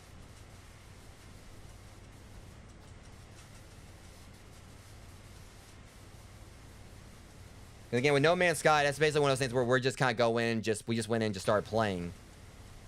That's kind of like how it was when I did it. Like I followed objectives here and there, But mainly, it's just like, you know, when we were streaming it, more than anything, it was just kind of like us just kind of like getting settled in, going around doing our own stuff. I was going like to different planets trying to find new ships and getting mad because like, you know, yeah, that one friggin' ship. Now I just made myself mad again. Well, yeah, I mean, basically, you know, my area is still, I mean, I do want to, if it is that we can actually make it where it is something for all of us. I mean, even though the base computer is mine, but still, like, you know, the end goal would be, like, have something set up with multiple rooms. So that way we each have our own, like, little quarters. Then we just make sure not to go in each other's areas unless we're, like, maybe trying to give someone, give each other an item or something. Maybe we can, like, put, like, something, like, in someone's storage. Otherwise, just kind of have our own little domains. But, yeah, I just kind of made myself a little bit mad about that ship again. I still want that ship. Which, for those who don't know what I'm talking about, there was a particular moment in No Man's Sky when we were playing it most recently. Awesome looking ship. One of the most beautiful ships I've seen in the game. And I wanted it so badly. I landed. I saw the ship there. I was like, I might be about to get this ship. This ship looks cool. What's the class? Kind of find out there was like a NPC walking around. It was his ship. And I fixed the stupid thing for him, just for me to end up like learning one word from his species language. And I learned that because he was running off screaming stuff. He didn't even teach me the word himself. They basically taught me the word because the guy was screaming stuff like, you know, he was running excited towards his ship.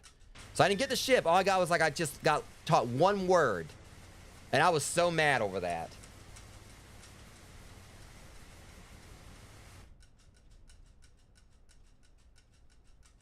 Oh, I didn't even know they actually had that. I mean, I haven't actually even really, I mean, I've got the Mass Effect collection. I never actually really sat down. I mean, I played like a bit of the first game, but I've never actually really sat down and played them. But I do acknowledge I know like how good the series is.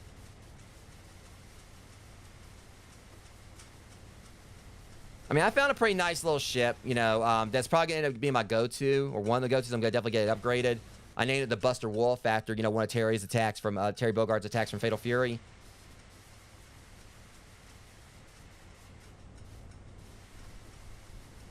Because Amber will tell you, like, mostly what I was doing when we were playing, like, you know, she was working on her base some. Mac was going around doing his thing. I was just, like, you know, getting a whole bunch of distress signal maps, trying to find new ships. And I gave one of the ships I found the Mac.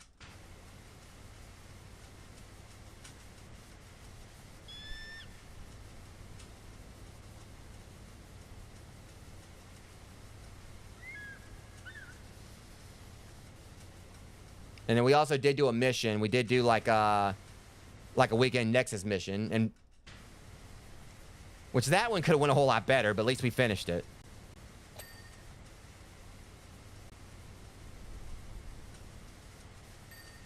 So I will say that Amber and Mac definitely carry, well, because I don't know if Amber, I can't remember if Amber ever got back in because she got kicked out, you know, kicked from the session during the mission.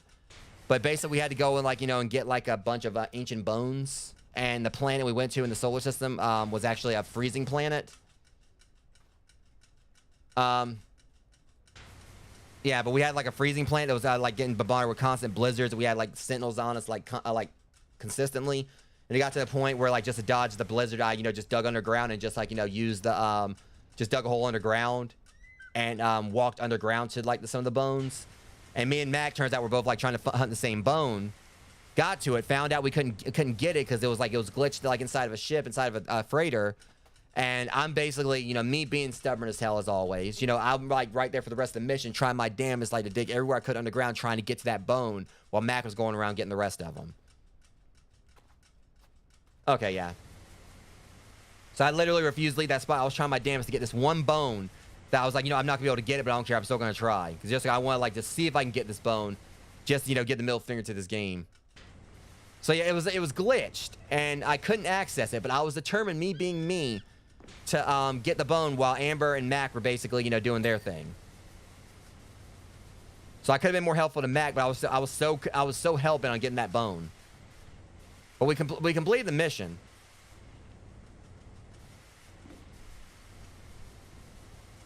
I'm just gonna make sure next time I'm more like, you know, helpful.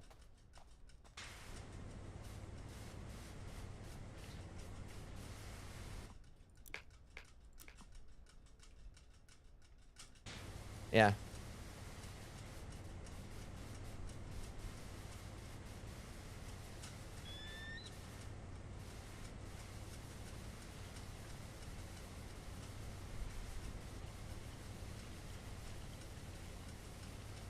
I'm definitely gonna make sure I actually, like I do need to like set up a feature thing on here, for you, Eldrinox, and MigDT43, like have like a featured tab. Just the reason I haven't actually really set one up is because I got like all these other things on my channel, like for all these different categories, for like my past live streams and other stuff. So I was kind of worried, like if I put like a feature thing up, people probably wouldn't actually scroll down and see it, but I'm gonna do it anyway.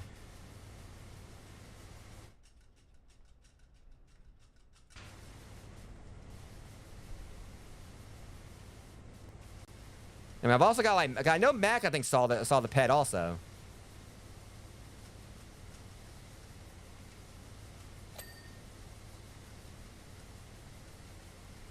Yeah, this weekend's gonna be fun though for sure.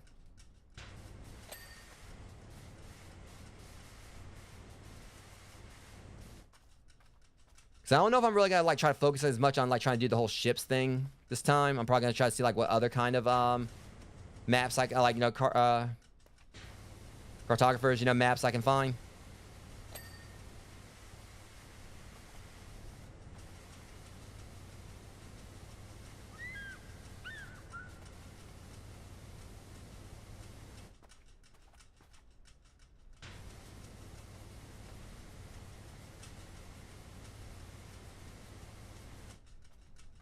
Oh, you must have a replay buffer set up in OBS.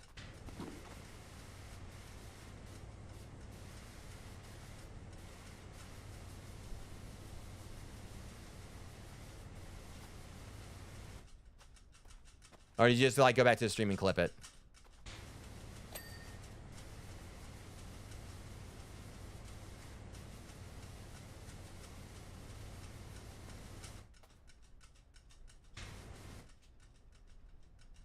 Okay. Yeah, I just make sure I keep like I have like a replay buffer set up in OBS, so that way that's how I get my clips so quickly. So I just like push F9 on my keyboard or whatever and done. I got a clip.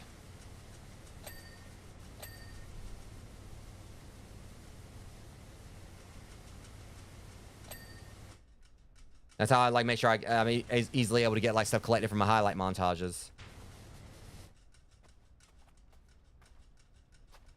Honestly, this is looking pretty cool. We're almost done. I'm still gonna probably go and do the satellite dish.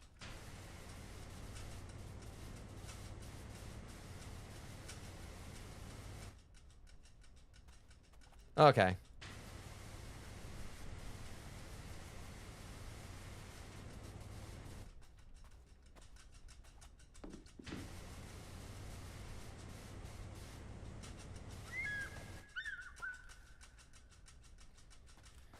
All right, once we get our countdown, that's gonna make things a lot easier too. Yeah, there's that right there.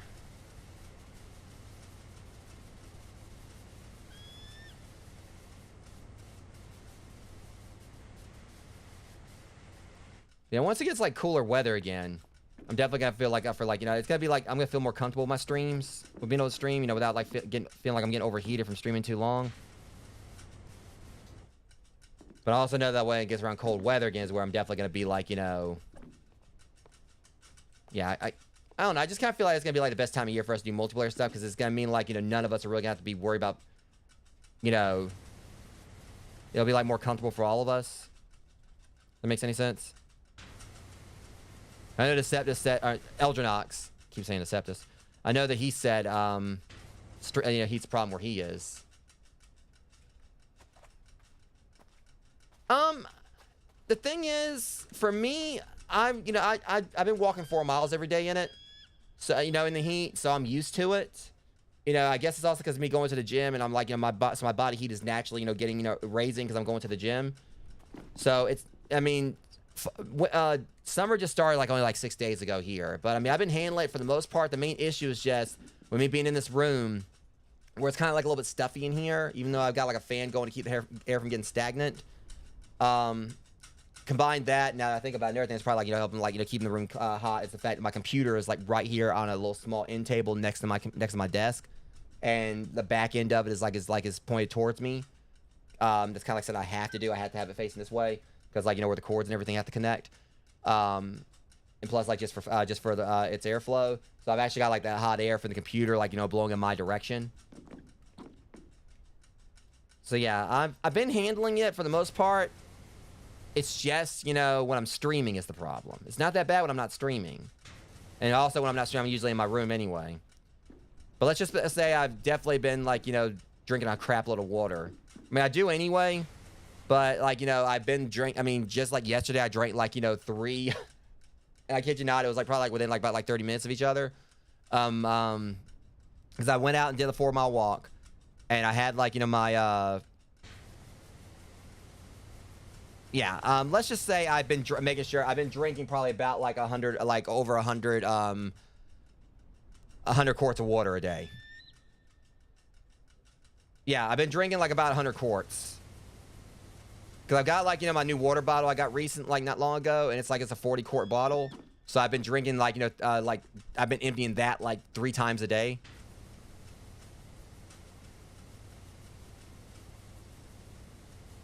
So I've been getting my water in.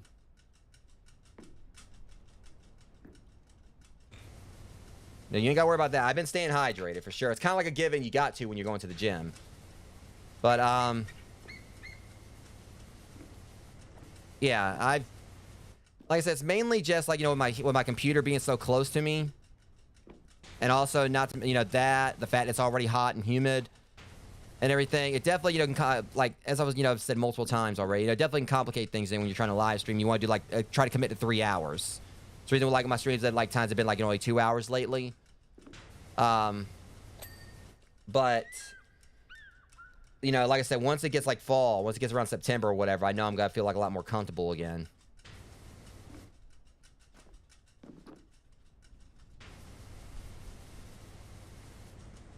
Like, it's one of the reasons why I've had my webcam off as well, because I felt like, you know, having, like, the lights on here will make it feel a little bit hotter. But at the same time, you know, the lights, like, my stream lighting, like, it's LED lights, so they don't really give off heat. I give off heat anyway.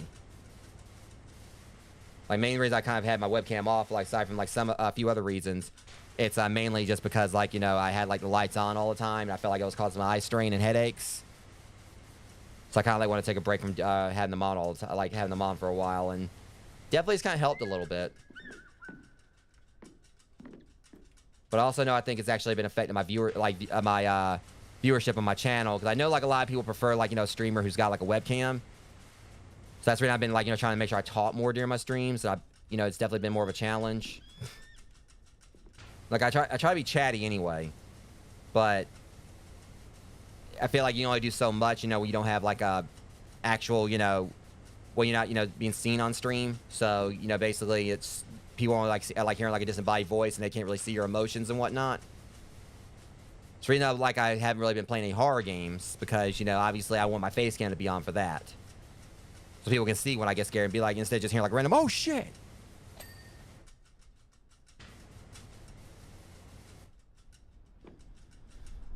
But either way, yeah, definitely. I mean, I know like it's just turned summer, but I cannot wait for fall. No doubt.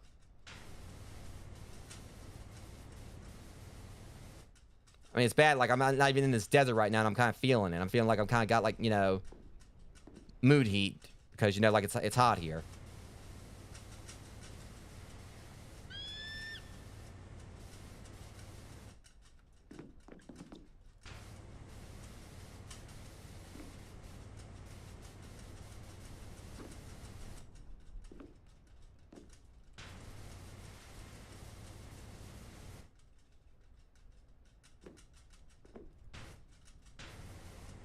Yeah, it'll be coming back sometime in the near future.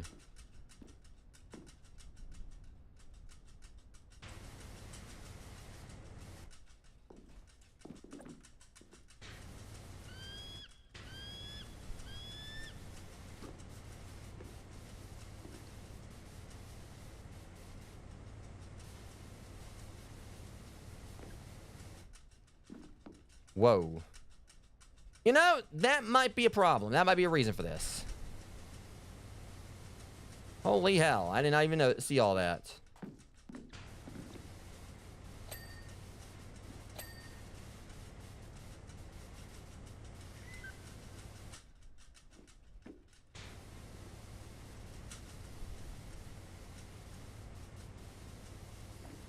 I think also another reason I've kind of been feeling tired at times lately is also just because I've been stressed.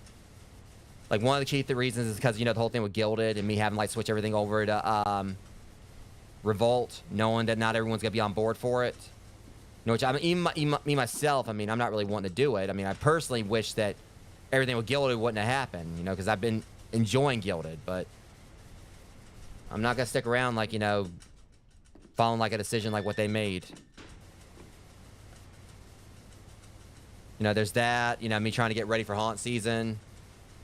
Like, having, like, you know, having to remake my mask after, like, my previous one, my other one went missing. You know, there's, like, a lot that I've been trying to, like, you know, tackle and all that. It's definitely had me stressed. But, I mean, but I just keep telling myself I just got to get it out of the way and I'll feel better. Because really the Revolt thing, I don't think they're going to, man. I mean, I'm pretty sure I mean, you look at, like, what happened with Sony and Helldivers. I kind of feel like that was a bit of a somewhat quick turnaround with Sony. But with this whole situation, it just seems like, you know, Gilded has not, like, you know, like, basically they haven't really said anything about the situation. Supposedly the devs themselves have said that, you know, are basically, you know, are against it, but their hands are tied because they're owned by Roblox. Like, I don't really want to get into the politics of the whole thing. You know, I'm just kind of talking about it here in regards to how stressful it's been. Having to, like, basically finding an alternative to what I, you know, found as an alternative. Because originally I went to Gilded as a Discord alternative. And now I'm having to find an alternative to the Discord alternative. That isn't Discord, because I'm not going back to Discord. Like, I outright refuse. But, I mean, it's pretty common knowledge, like, you know, in regards to, like, you know, the stuff that the Discord themselves have done. But, I mean, my thing is just that, you know, it seemed like it was a pretty quick turnaround in regards to Sony being, you know, realizing, you know, basically saying, it's like, all right, you know what, we screwed up. This ain't going to happen. Yeah, we're going to, like, you know, we're not doing it. But it's been, like, you know, a while now. Like, I think, like, it's been pretty much around a month or so since they said they were, like, they were doing this. And it's basically been crickets. And here it is, like, you know, we're coming up on the, like, you know, it's not that far off from the 15th now. So I honestly don't feel like they're going to revert their decision. I really do feel like it's because, like, maybe, like, you know, Roblox saying, so, you know what's fine, like, you know, if people leave, well, we got, like, all these people who use Roblox or whatever, you know, who are going to fill the gaps. You know, and I just kind of feel like, you know, that's the way they're looking at it or whatever, that, you know, all the people that are leaving or whatever, you know, the losses will be supplemented.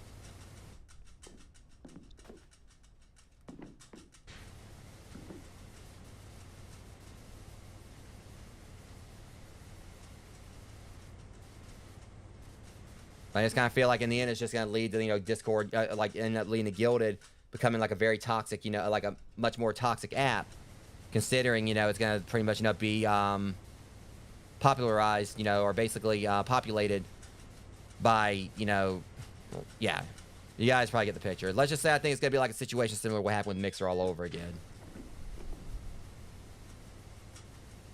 Or basically, you know, it's going to end up being populated by a bunch of, you know, just going to say it bluntly, a bunch of, you know, children who don't know how to behave online. Because most of, like, you know, Roblox's user base is children. So you're kind of like, open this thing up where, like, it's only, like, you know, going to be accessible, like, via Roblox. That's obviously, like, the crowd is going to attract. You know, and there's going to be these kids that don't know how to run a server or, like, don't have the maturity to actually, you know, run one properly. So I just really feel like, you know, it's not going to, like, you know, end well. That's the thing, you know, Revolt, I'm definitely want to, like, you know, give it a chance. I just, you know, hope that they do, like, come out with, like, some features that at least have them, help them match Gilded a little bit. Like, if they actually had, like, you know, the extra channels. That's one of the main things I really hope for. You know, there's, like, definitely a lot, like, that Revolt needs to add. But also I understand that you know, they're still in their infancy, so it's kind of like, you know, gonna take time. I just hope that they do, like, you know, put something together that, you know, that we can really, you know, enjoy, and we don't end up having to, like, well, we don't end up with another situation like this with Gilded.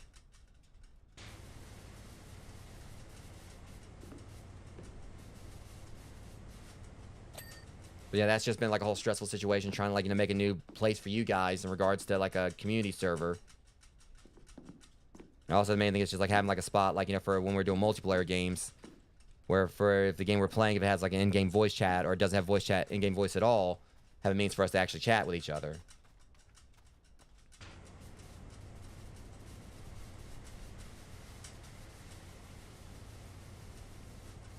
Because really, like, the main thing with the Revolt server, I've got like all the channels on there. It's just a matter of getting the permissions and everything set up. I tell myself I just gotta get through all that. That's gonna be like, you know, that's the part I always hate with, like, you know, back when I made a Discord server, back when I made a Guilded server. That's the part I hated the most. You know, like, you know, setting the permissions up. I tell myself I just get through that, and I ain't gotta worry about it anymore.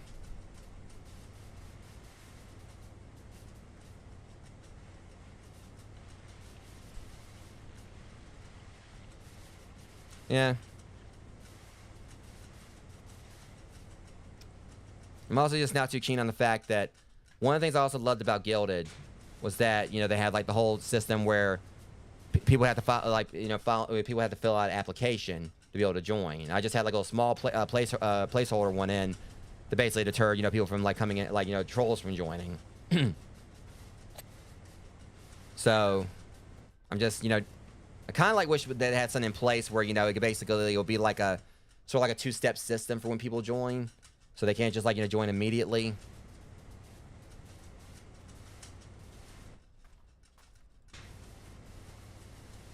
And also, of course, it's a matter of me, like, having to go through, like, all my old streams and, like, I don't necessarily have to do it, but it would kind of tie things up to go through and get rid of, like, all the old, like, Guilded links on my previous streams. But I really don't want to go through and have to do all that. And also, I'm gonna have to record, like, a new outro for this, like, you know, considering, like, you know, I basically say join my Guilded server. So I'm gonna have to, like, you know, record a new outro.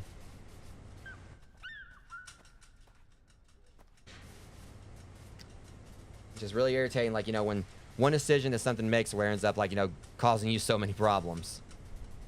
But I also know it's not me. I know there's others out there, you know, probably having to deal with, like, all this as well. It's not just, you know, me that's dealing with all this. It's a lot of people that really did enjoy Guilded or whatever that are having to switch. Or not really having to switch. They don't necessarily have to, but I can, you know, obviously, like me, it's the choice they're making because, you know, they don't agree with the decisions.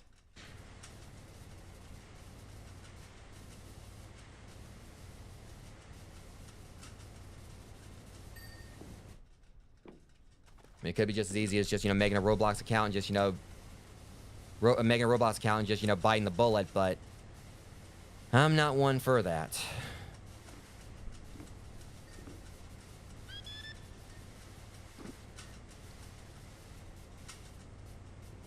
You know, no person should be forced to do something that, you know, do something like that, you know, just to be able to continue using a service they enjoy using.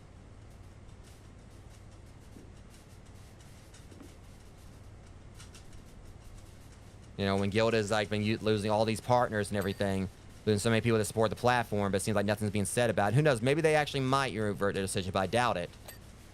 But when, like, you know, they're basically, you know, just being silent, oh, there's so much silence, it seems like there's not, like, you know, Roblox doesn't have a care about, like, all the people they've lost or whatever, you know, all the users they've lost. Kind of, like, makes you not really want to back the company anyway. Or, you know, use the app anymore anyway. You know, there's enough rambling about it. When, you know, get this job finished up so we can go and get onto the satellite dish.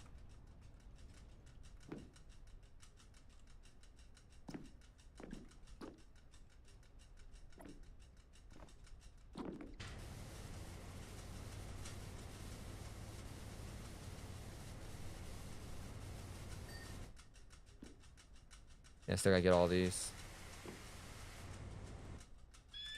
Extended one. 'Cause that's the thing, like, this thing just has, like, it's definitely been a fun map, but the main, you know, thing to it is just, like, again, so many nooks and crannies and so much stuff all over the place. But it's been, like, more manageable compared to, like, the Gnome Fountain.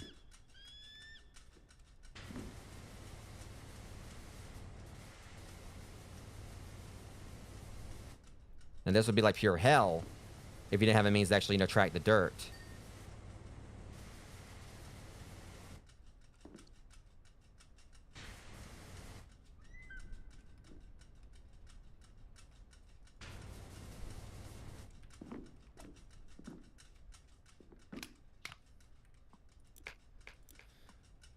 Alright. Let's get up here and spray around the perimeter. Actually, there's that too.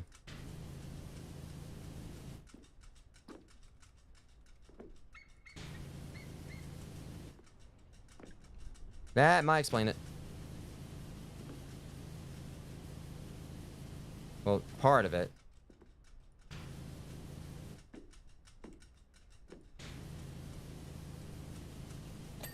Finally.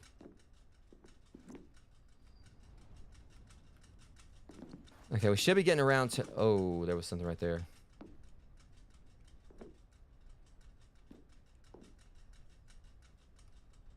Mm-hmm.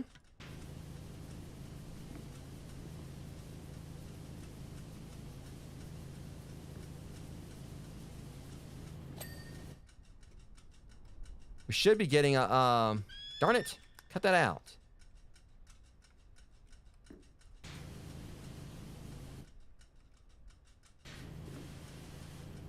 Okay, we should be coming around to where we're getting like our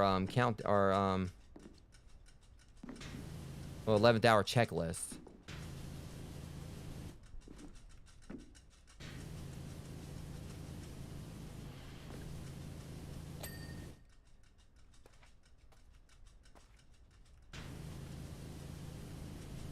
It's just like the last few things we gotta clean up.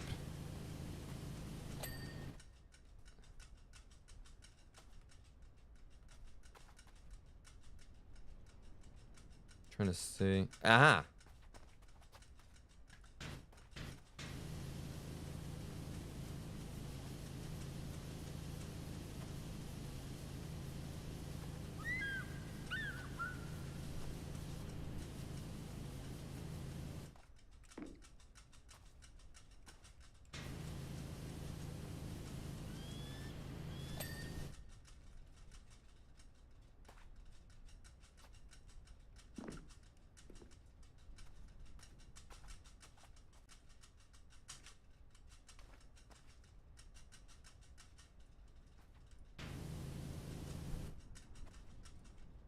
I was about to say, like, I ain't not seen anything on this pipe. There's gotta be, like, some more on this end, maybe? The hex?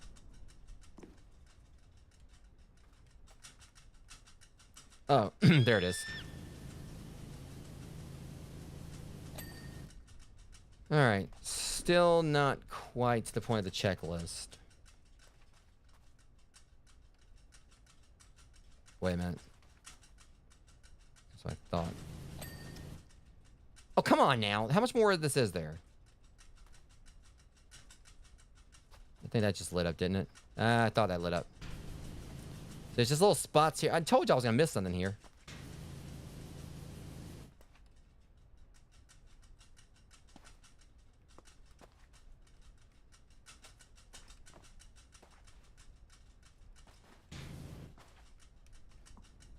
Fudge.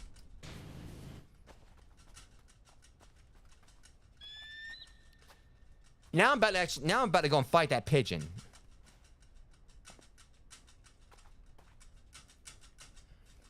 And yeah, I get it. For those who might pick up on it, just by every single bird, I call it a pigeon, but that's my way of insulting it. Yeah, I mean, it could be a falcon, but I don't care. To me, it's a pigeon. So I know it would make it mad if it knew what I called it. Pigeon. You're a pigeon. Shut up. I'm a bird of prey. No, you're a freaking pigeon.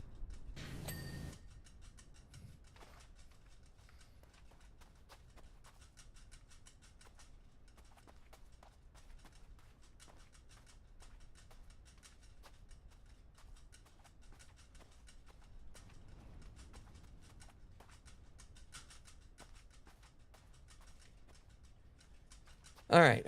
Aha, I see us. Oof. I missed that.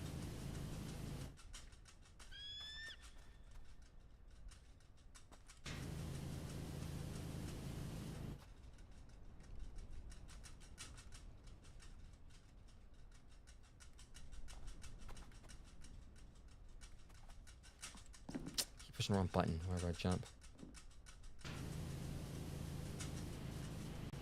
Whoa, God. Oh my God. Yeah, that's that explains it.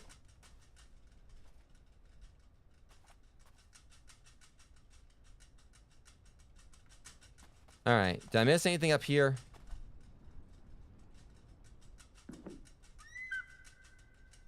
Yeah, whatever, Bird. I really don't care. You can talk about my mom all you want to. That I resent, though. Come down here and say that.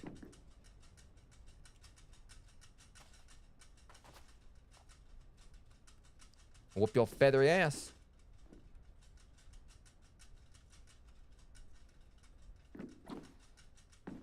Whoa.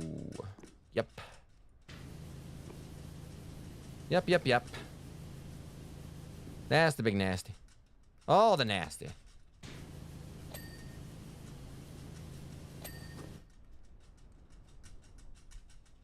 All right. Okay. Damn pigeon. Okay,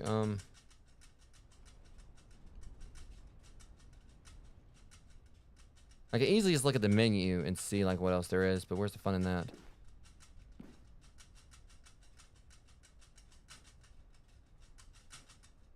Trying to see if anything here will,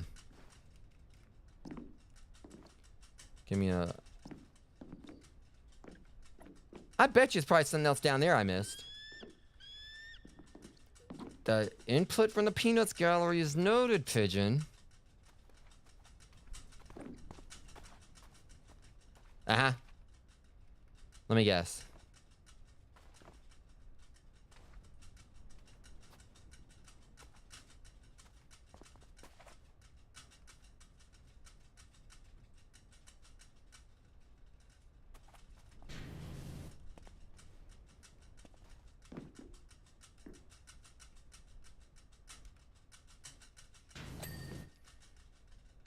What's always the most irritating is when, like, you know, you keep cleaning. Okay, I'm gonna get the checklist here. Nope.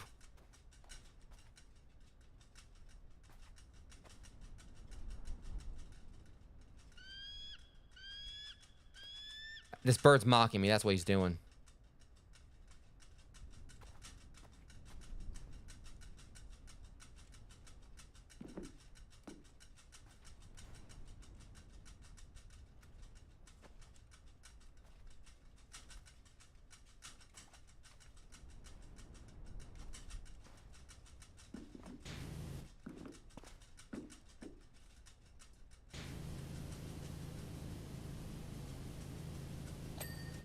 Still no, I say we're just kind of like just doing little touch-ups here and there now, whatever. But now I'm just trying to, like, get the, It's gotta be something on this, I bet you I missed something on this tower as well. I'd be heavily surprised if I didn't.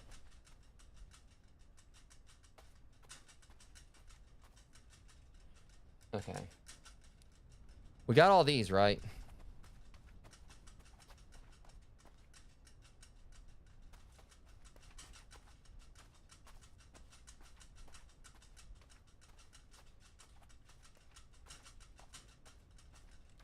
I thought I got that.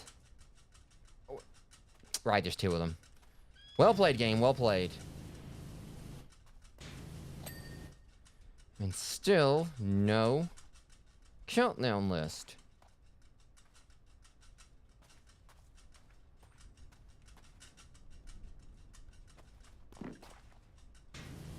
Who's gonna notice this little bit of...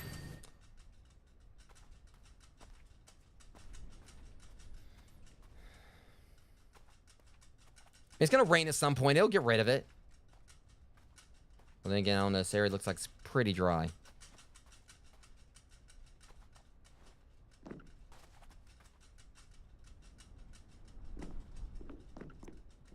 I thought I saw a little...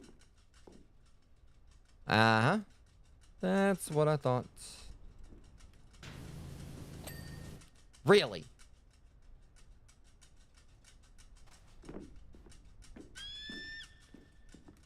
Bird? Just... You better get a bath.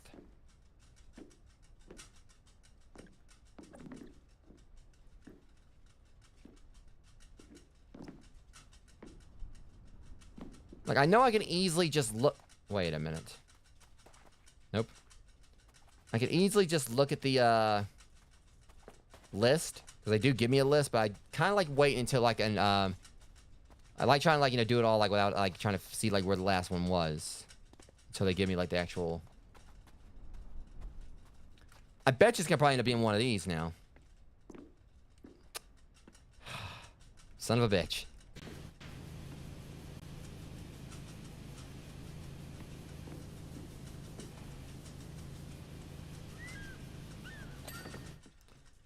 Now we're talking. All right, lower platform panels, smaller solar pan... Son of a bitch.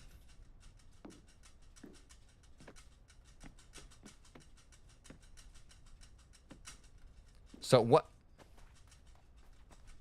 It was one of these. I thought I got you.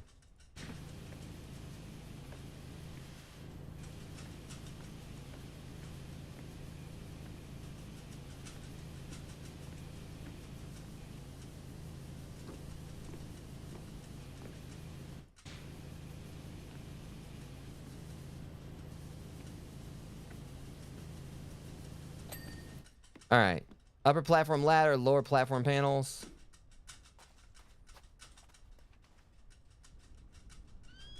I thought I... Of course, when I step... Okay.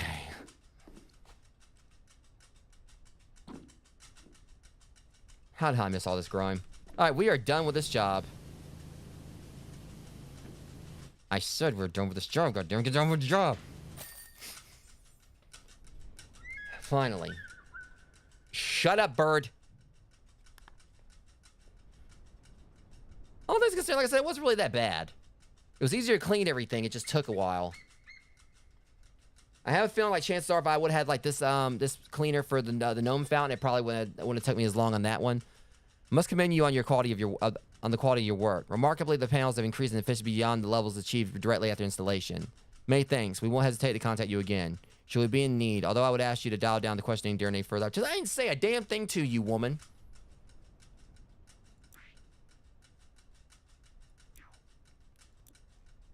As a matter of fact, I don't think I've spoken to one character in this game. I don't think my character has ever actually said a single word. So don't you try to put that on me. You're the one that was talking more than I was. All right, we're going to do this one next. Wait, we're doing this for Debo? As long as you don't steal anything from me. Anyone gets the gist if you ever watch Friday. How you doing, Doc? I'm a friend of Cal's. He gave me your deets. Says you do a great job. I've been asked on behalf of my client to get a power washer down to the country observatory to help clean it up. It had a quiet reopening a few months back. No wonder why! A quiet reopening a few months back, but it looks like whoever it is that put up the cash ain't too happy about the results they've been getting. Hence getting you in. And don't ask me who it is or what's going on. I have no clue. I'm just the caretaker. Newsflash, dude. You ain't been taking care of it. Caretaker? What are you taking care of here? It's a ability to stay camouflaged?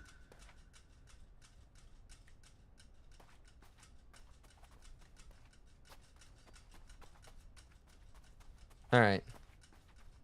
Well, let's get to work. Have you heard a lot of the theories behind all the mass that's happening right now? Not particularly. Well, actually, I think I did hear some of it, but I'm just a humble cleaner.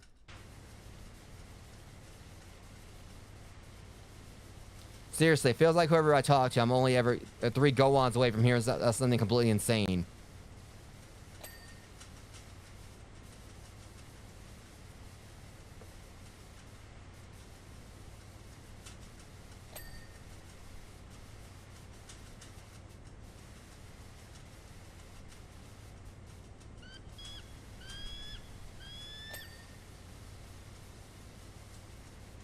Honestly, he kind of just described like a typical Doctor Who episode.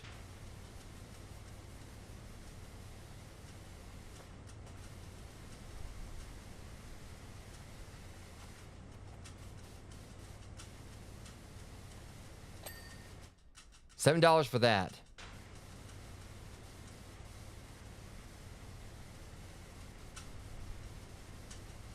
I just feel like I'm just getting paid more, you know, for like, you know, less, paid more for this compared to like before. Like I was cleaning Sundays and like barely getting much for it.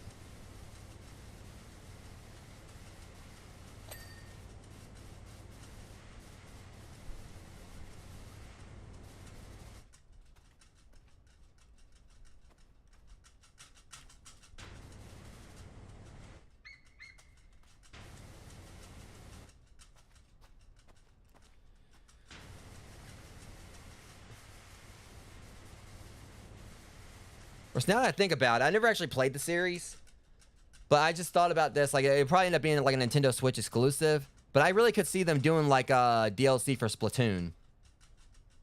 It makes so much sense.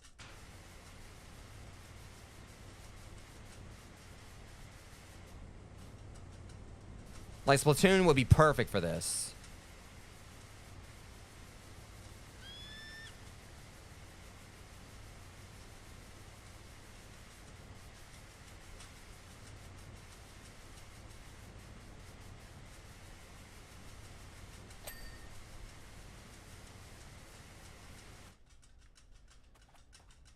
All right, let's see.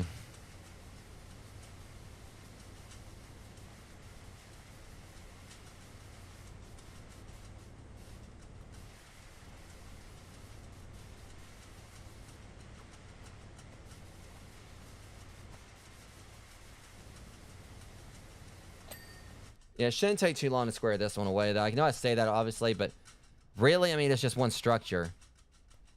Unless they're... I know they did not okie doke me in this. I did not say anything about no clean no water tower.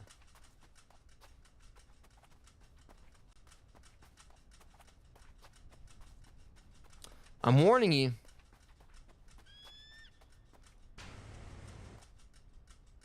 Just making sure. Surprisingly, this area's got like a lot of, you know, got a lot of horizontal link to it. Well, technically that would mean like length is horizontal, depth is vertical. I was making sure they didn't want me to try to clean that also like they did with the hatch on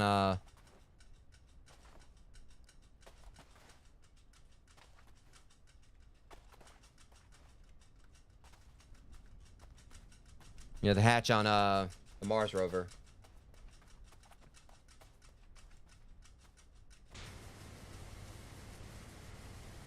Let's talk about something.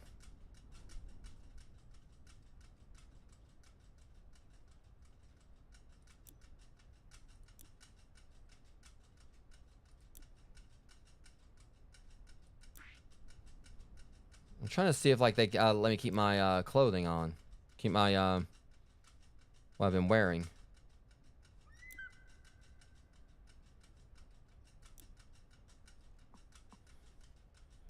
I think they changed it up on me again.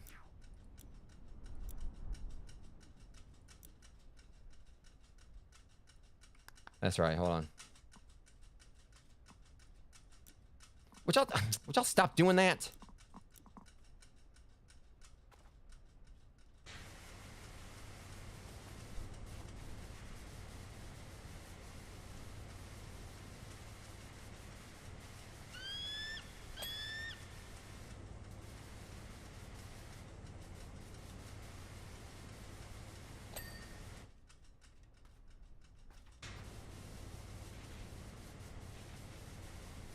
Yeah, but who knows? Maybe the next stream I might actually try out Arcade Paradise. I don't know. So I am getting kind of caught up on this, you know, but I know there's still like a lot I gotta do. But I may just wait until I like finish these other jobs, and I get to the point where I'd have to do the paid DLC to continue. I know they're gonna be like releasing more free DLC.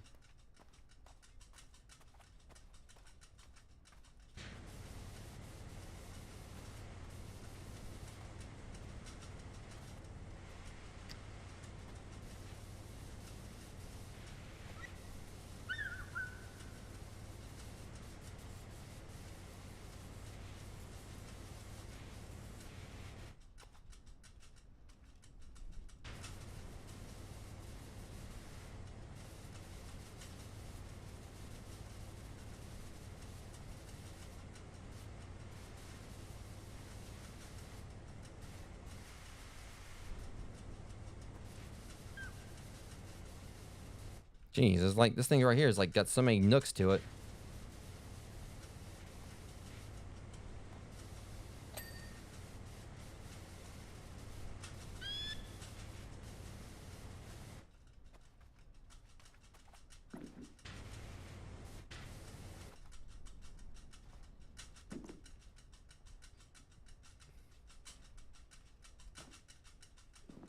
I bet you like the top of this is gonna need to be cleaned.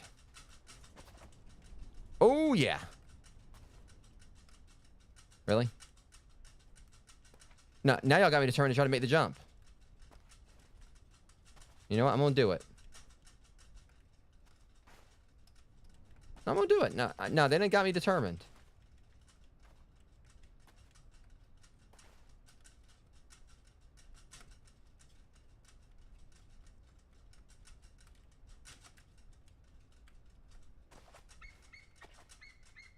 That bird is following me, trying to talk shit, I swear.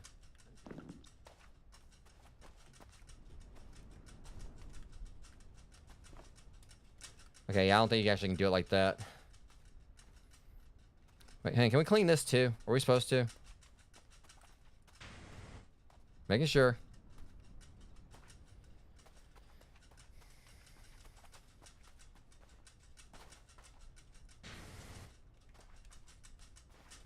Oh, see, now I can make it when I wasn't trying to.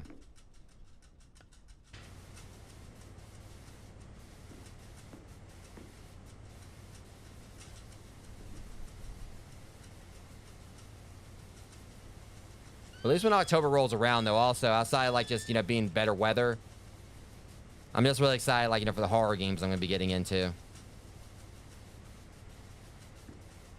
I definitely got some ideas.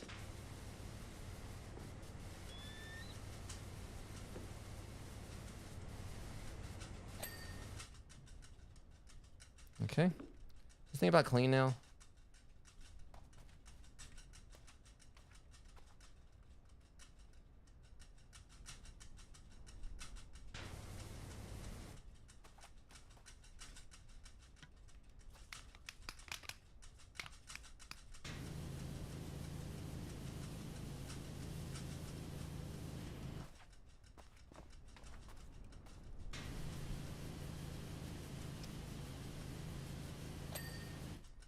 Okay, that frame came together came clean pretty quickly. Okay, now it looks like it's time for the big one. Here we go.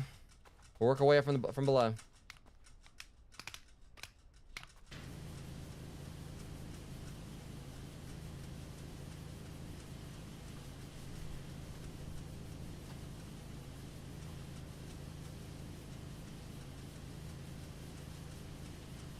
Let's speed it up a little bit.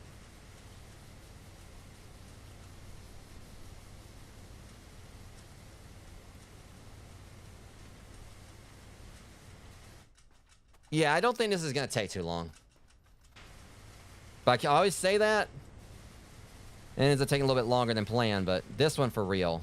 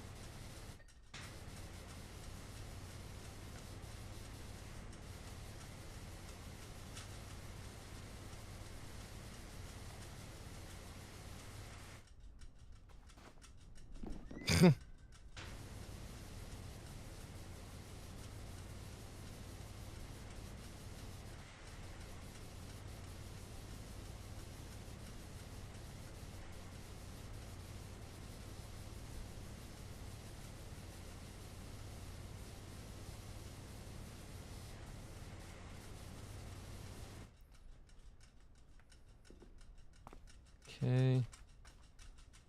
That takes care of the... Well, should take care of the entrance. A few little snippets of... Darn it, I keep pushing the wrong button. There we go. That bird just hijacked my completion sound. Son. Normally supposed to do a ding, and right when I did it or whatever, his ass squawked. Screw you, bird. Like, normally it's supposed to do, like, the whole, ding noise. The bird took my freaking noise. Or took my, my sound effect.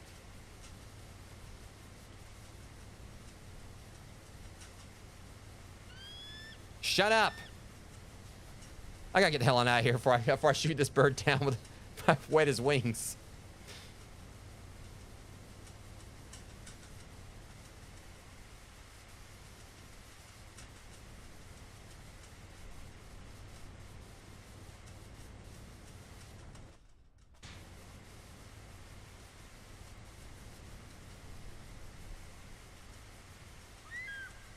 All right, question. Is this all part of one wall?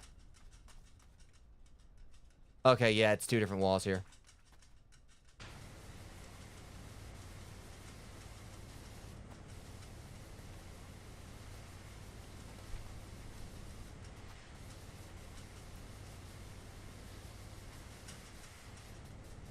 Yeah, the dish itself is probably where we're gonna have spend the most time, but it ain't gonna be that bad.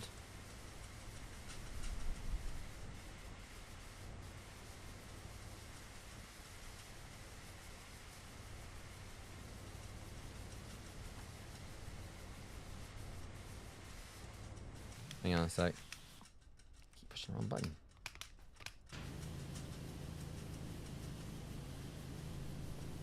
Well, it definitely does seem like there's something that's caked on down here, but...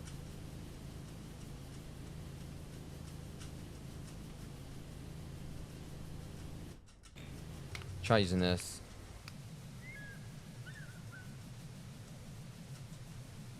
Yeah, we'll just stick to that.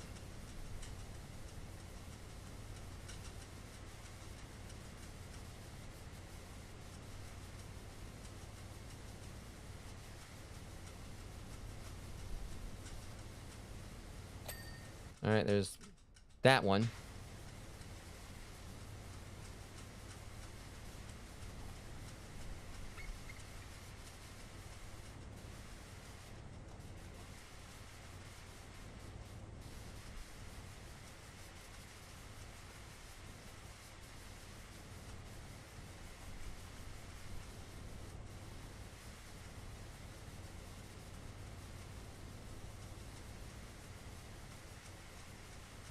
It's about time for us to have our next lore thing.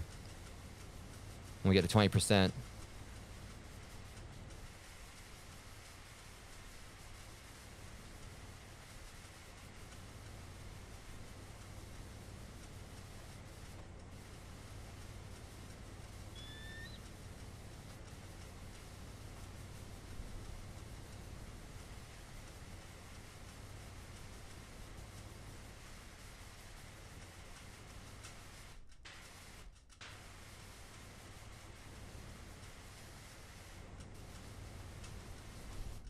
I think we're probably... Yep. Figured we missed a little bit right there.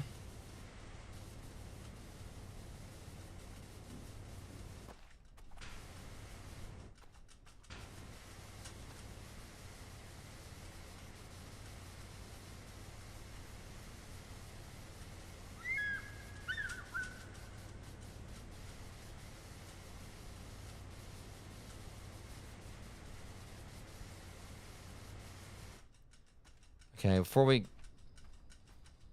get to the stair part, let's go ahead and just kind of just finish polishing off this down here. Technically, leading up there actually is how we'll get to it.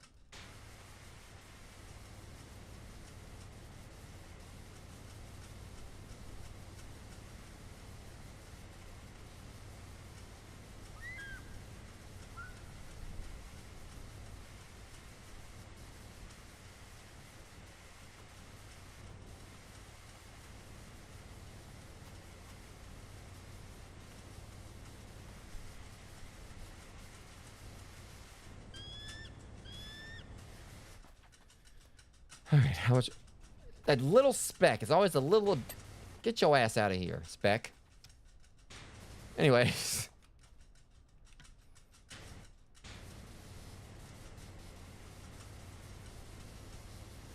We'll go ahead and finish, go around, clean up the perimeter around this. And work our way on up. I mean, it's always that little speck. You're always supposed to show up, just...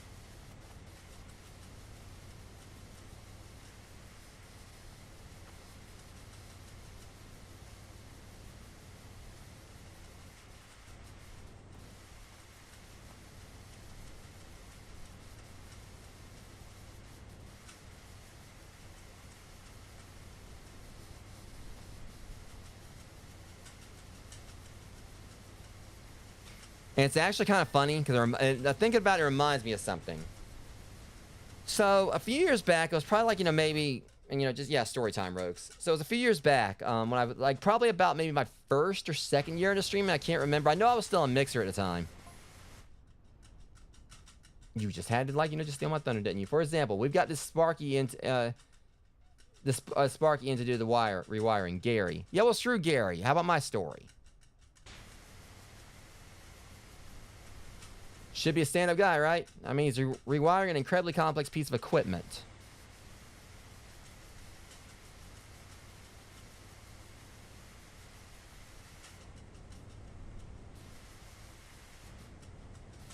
There's one person you expect to hear sense from. It's him.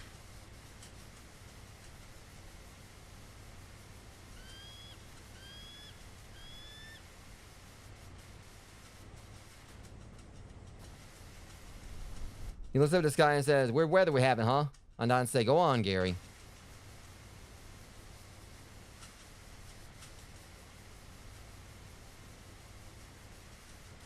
So as I was saying before I was so really interrupted about talks of Gary.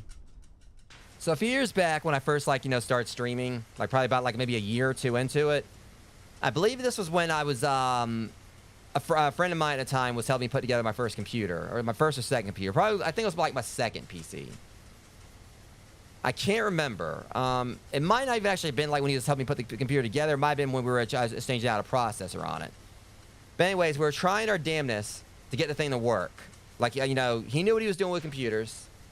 I kind of learned how to do it, how to build them from him.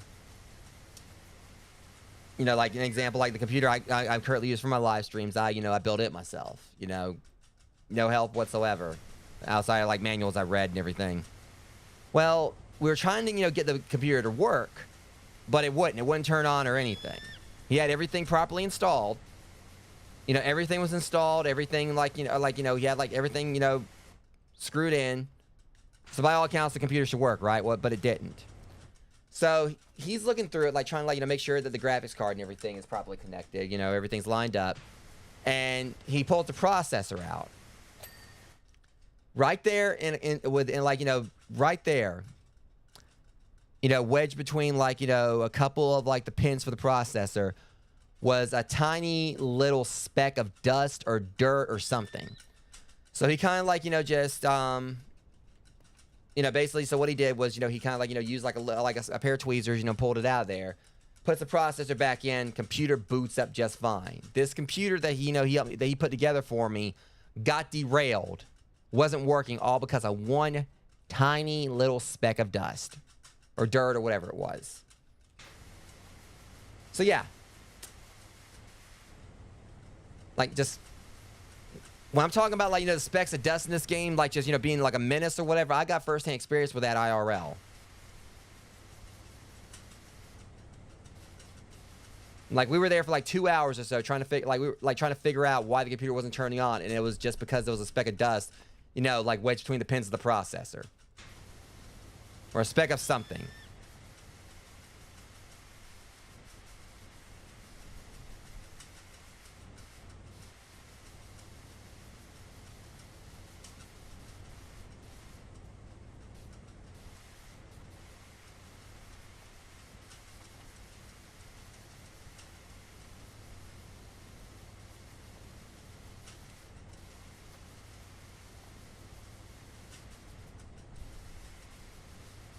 Plus, at least I did my full 3 hours for this to make up for the Yoshi's Island stream bombing earlier. Well, I don't really think it bombed. We did get through the first world. But I definitely am still kind of frustrated that the stream did crash a couple times. Even though it did pick right back up, I'm sure, but...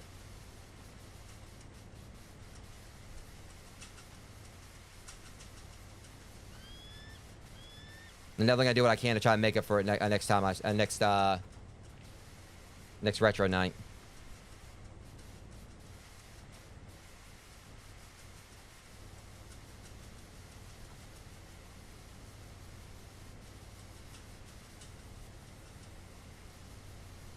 Did we get this platform down here clean? I think we did, yeah.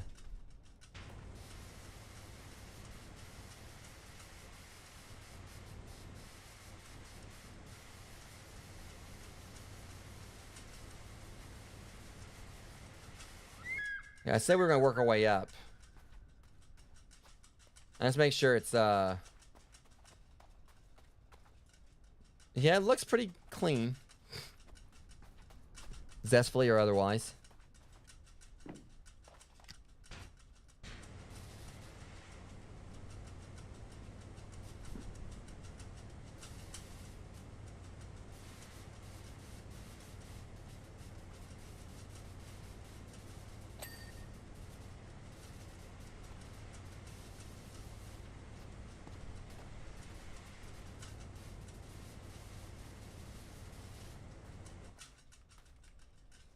Yeah.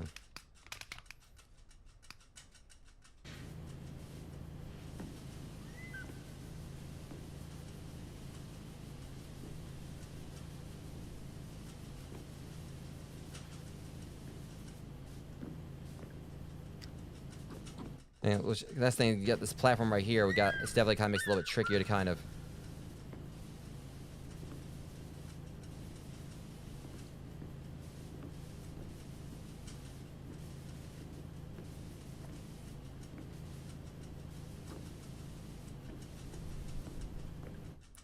All right. Yeah, there we go.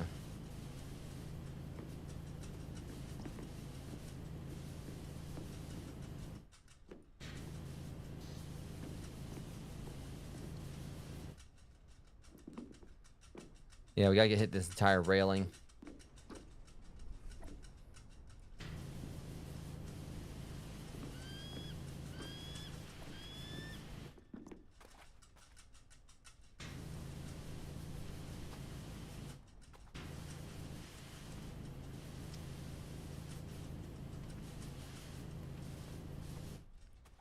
So all these like weird ass angles you gotta hit this thing from.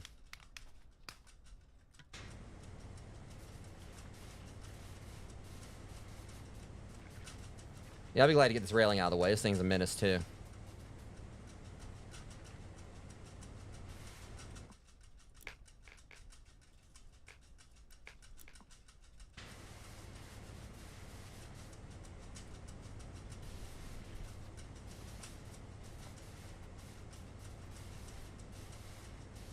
I can't remember if it was the extra long attachment I had to use, like when the mayor wouldn't let me inside of his yard, so he had me like spraying his house down from the front gate.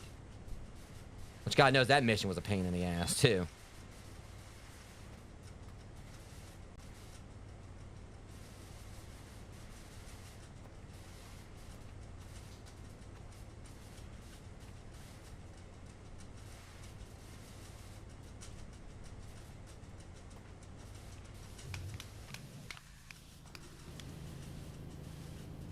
That's the ticket. Well, it was.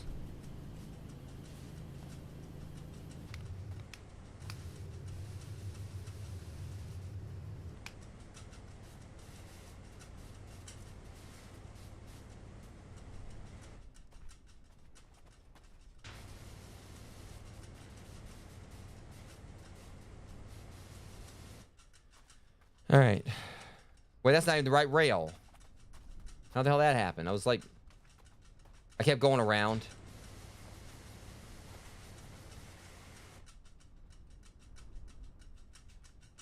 Is it the same railing? No, I don't think it is. I think this is all the same friggin' railing.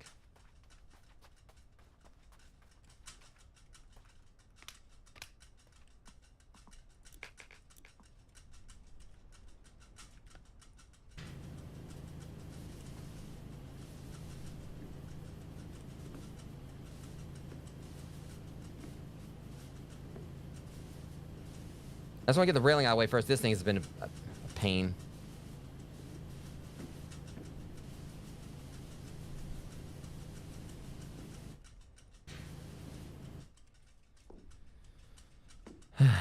I do not like this railing.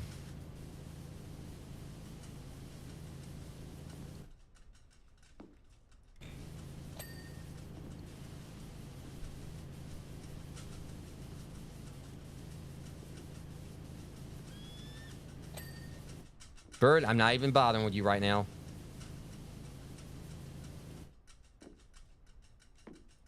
Keep that to yourself.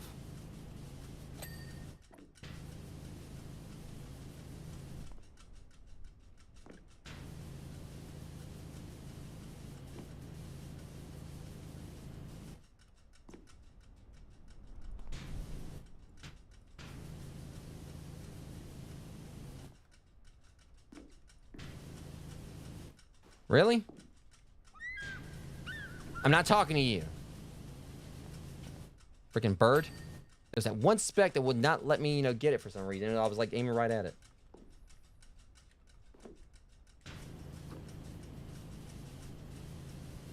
So me and this bird are about to throw down.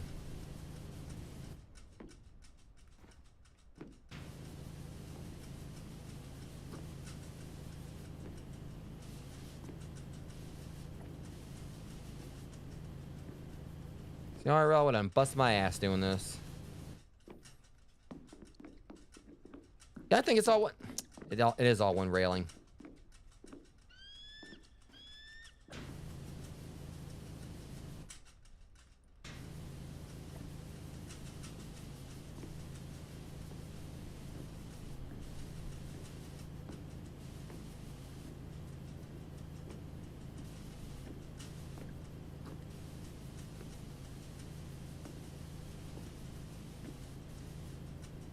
Wait, these are my footprints this time.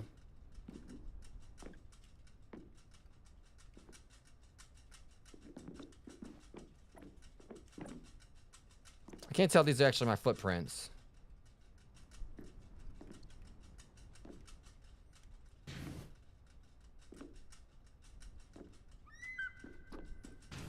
We'll try something.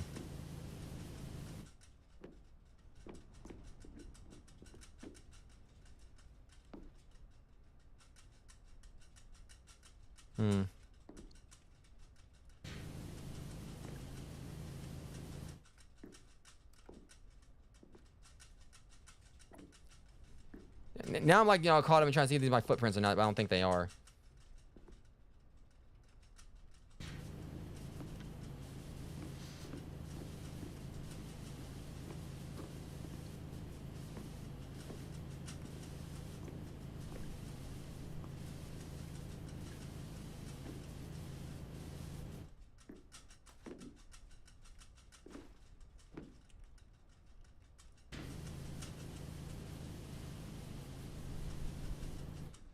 Yeah, this railing is gonna be a... I don't know.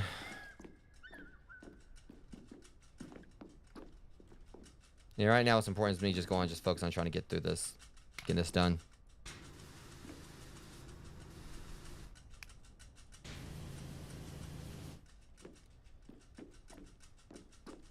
Let me go ahead and finish getting the walkway taken care of first.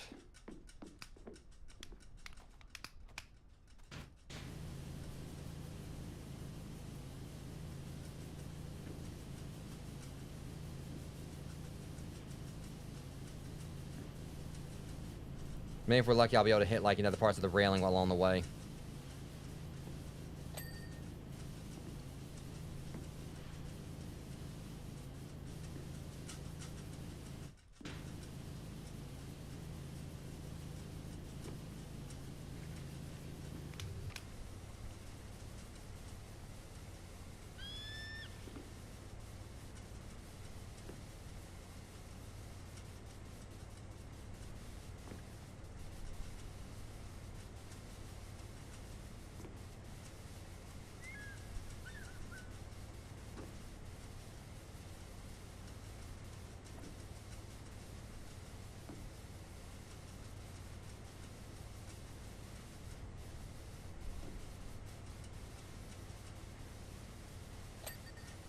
There's the ramp.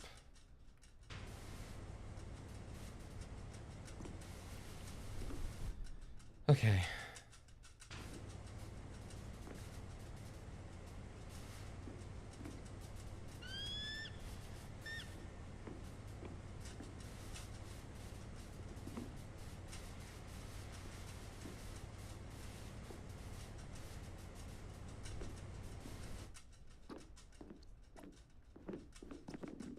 Now the question is, like, what part of this railing are we missing now?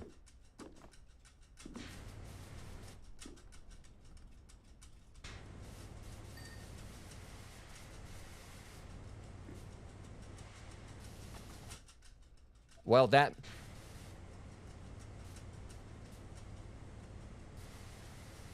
do it. All right, railing's done.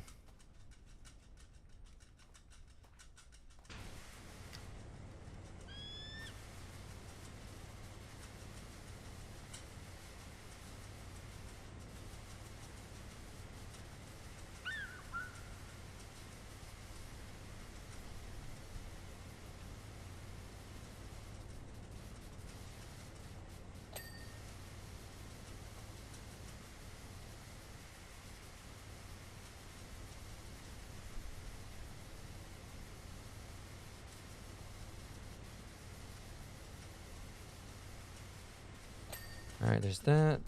Yeah, it's getting there. So once we get to the dish and start cleaning it, like, that's where we're definitely gonna be able to start, like, putting a dent in it. Obviously.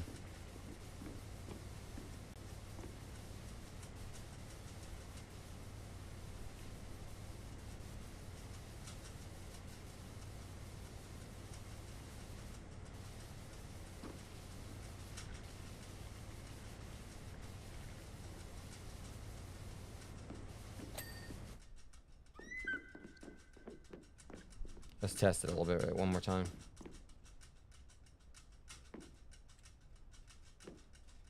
I don't know, maybe my feet, maybe not. Don't really matter.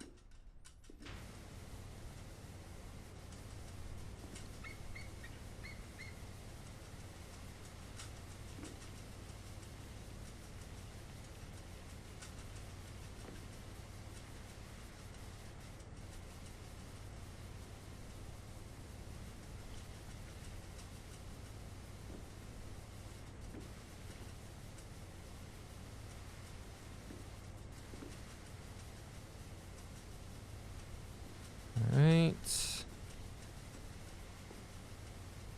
That's the outer deck versus inner deck, so.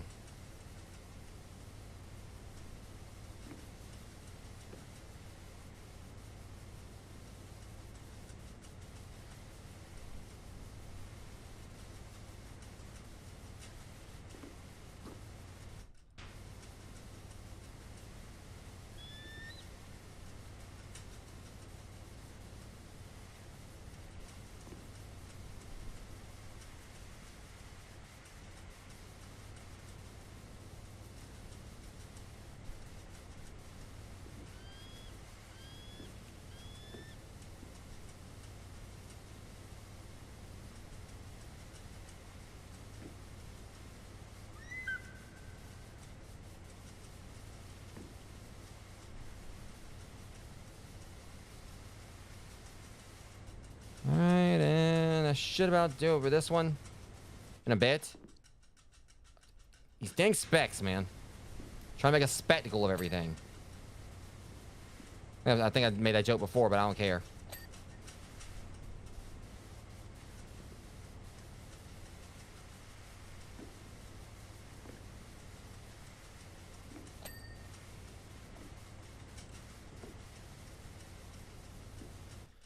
All right.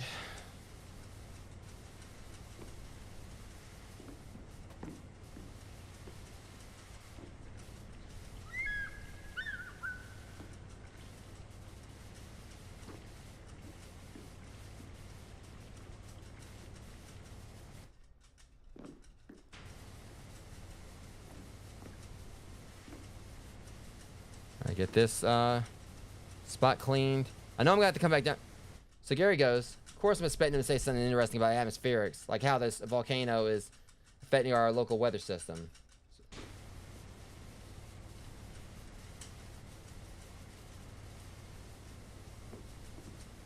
He says, yeah, you notice that we're getting more clouds than normal? I nod again and say, go on, Gary.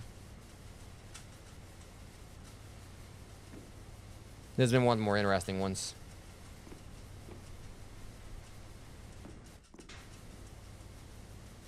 Because now I'm wanting to know what Gary actually said. I'm wanting Gary to stop going on and get to the point.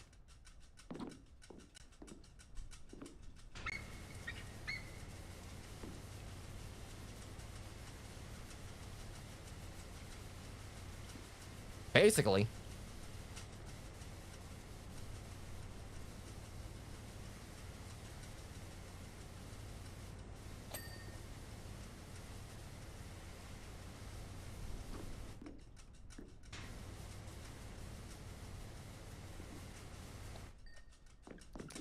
All right.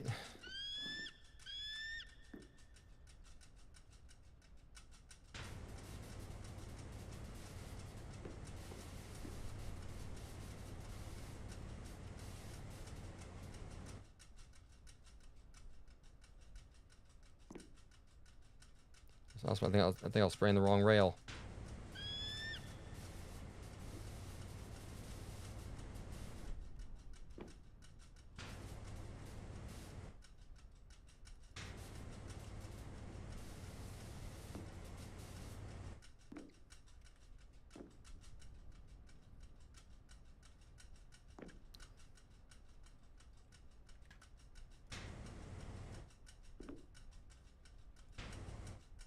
Okay, at least we're kind of like, you know, just railing it out of the way.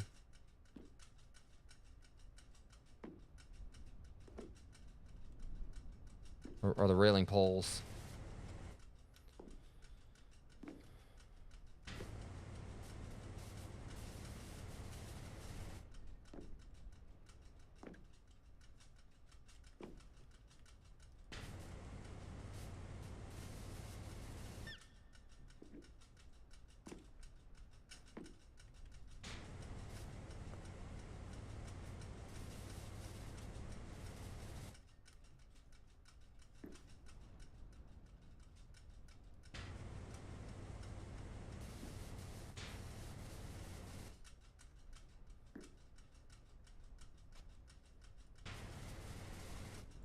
Hang on.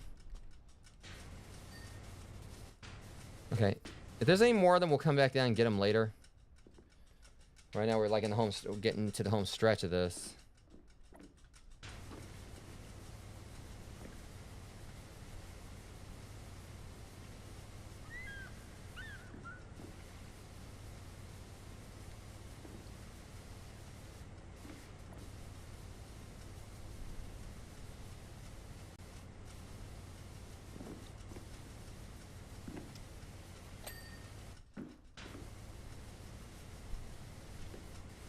All right.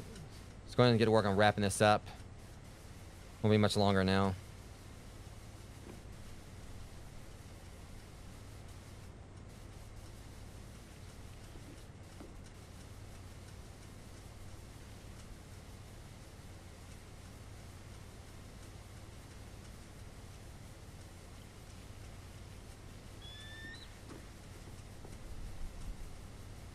And it feels best like kind of like working one section of this cylinder at a time.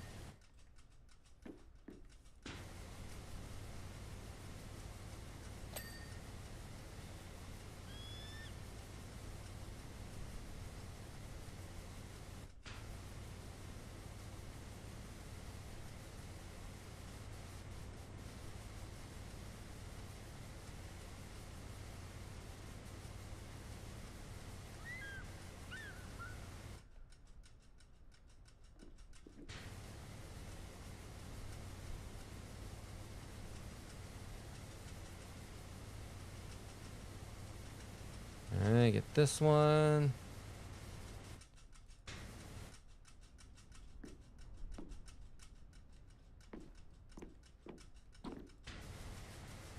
And hit this one at more of an angle because, you know, we're at the hang out right here. Just notice, like, hilariously, like the ladder-shaped dirt behind the ladder.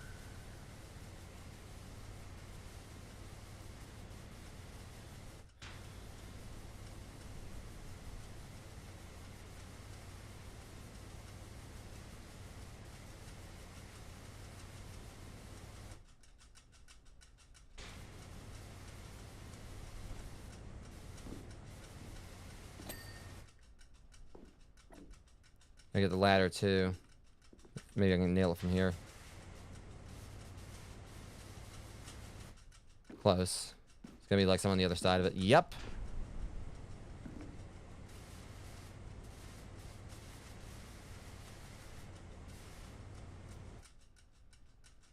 I was totally thinking that was gonna be it.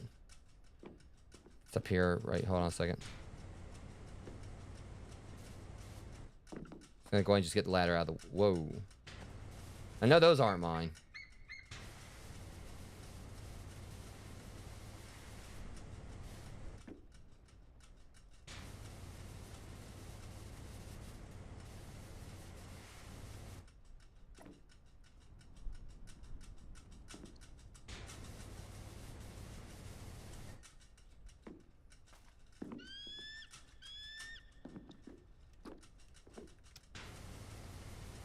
All right.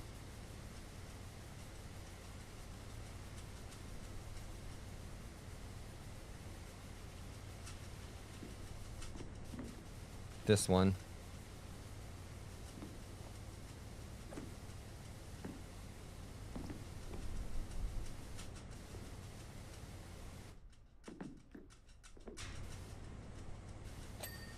There we go.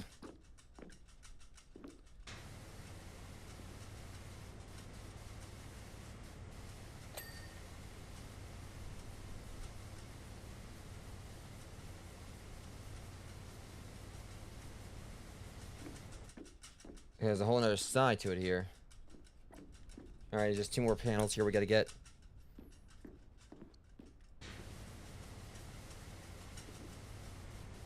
And work our way out there and then onwards. Oh yeah, that's gonna be, I just thought that might be a problem. Oh boy. We may not with the extra long attachment.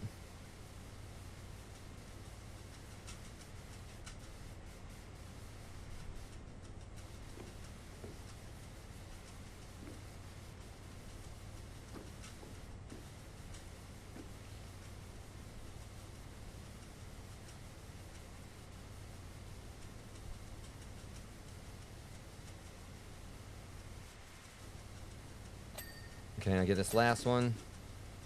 Like I keep on getting like the trims. Okay.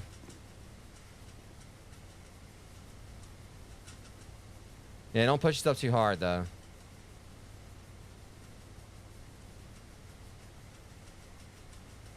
That's honestly something I should be like, you know, doing at my end for sure. Just been trying to find the time to actually get around to doing it.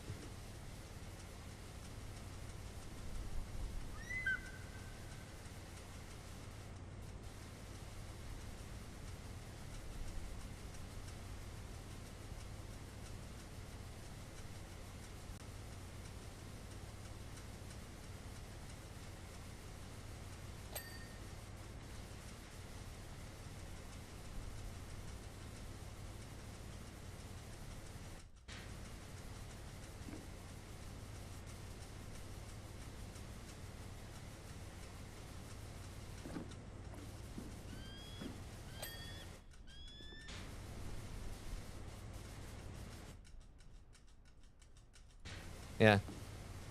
I mean, I kind of feel like if I can just kind of like just really just sit down and, you know, get the stuff out of the way that I've been needing to do outside of my live streams in regards to like trying to get the Revolt server set up and the other stuff on my plate. If I can just sit down and get that out of the way, I'd have more time like to do stuff and not like other things I need to do and while not feeling so stressed.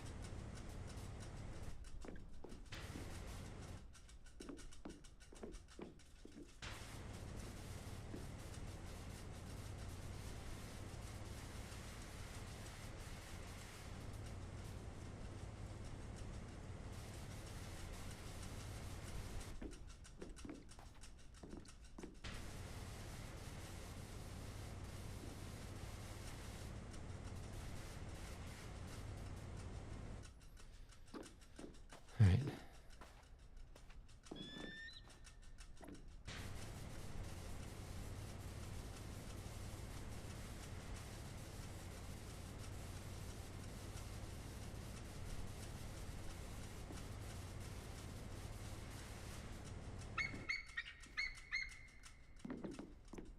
The bird's got to go. Okay, yeah, I know. Just definitely got to like start kind of pulling my own weight in No Man's Sky a little bit more myself as well. But again, we just got started on the multiplayer stuff recently, so. Plus, it's like one of those games where we can kind of like definitely take our time with it.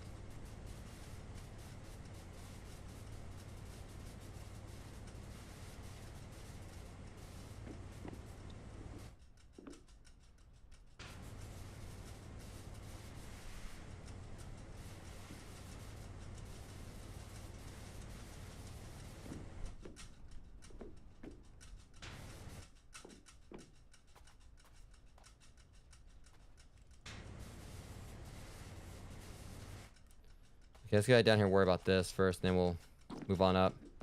See, honestly, I think I've got a way I can handle this. Let's try this.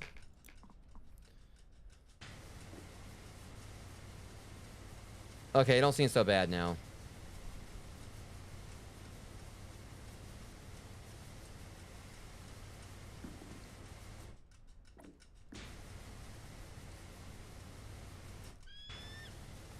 Deflate their underside large panel. I really could go for some ramen. I'm out of my Kewpie mayo. I need like so I can't exactly make any more right just yet.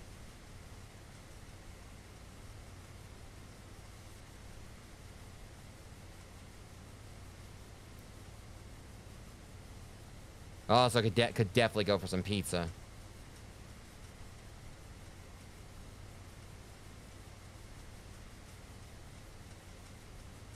I don't really eat as much as I used to, like while we're going to the gym and all and everything, but I'm definitely craving some.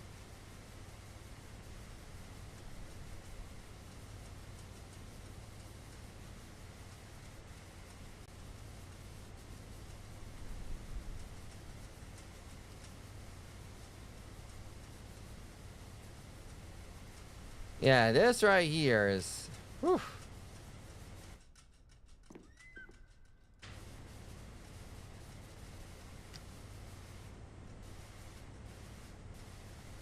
And once we get on top of it, it's not going to be... It's tedious, but... Lucky.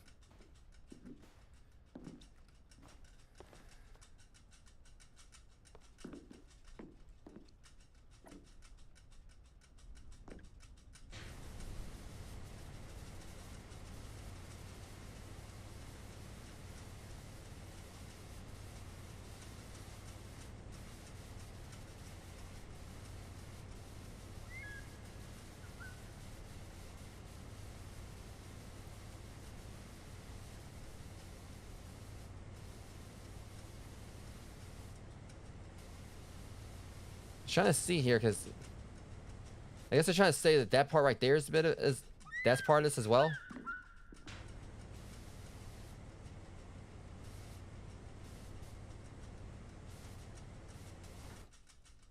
Yes, apparently that's part of it too.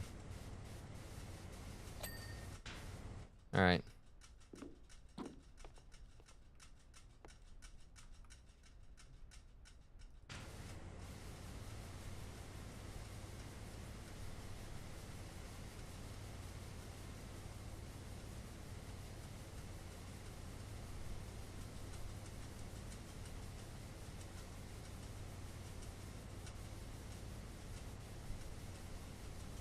Yeah, I know. Appreciate it.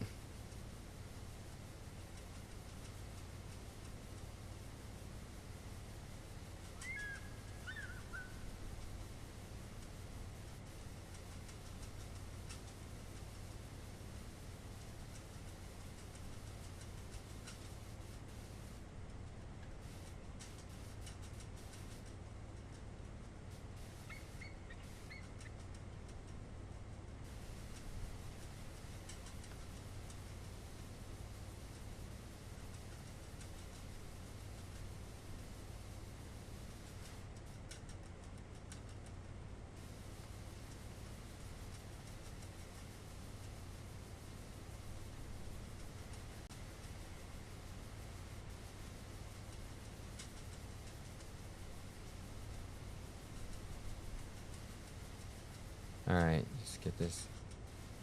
The problem is gonna be. Hang on, maybe I can reach it from around here.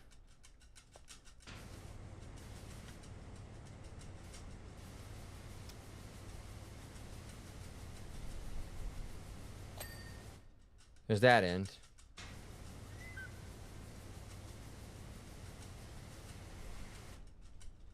All right, it's kind of like just go and go on around. I was telling myself, once I get this out of the way, the top of it ain't gonna be that bad. Ain't gonna be as tedious. Gotta be closer to it. Everything up there, so.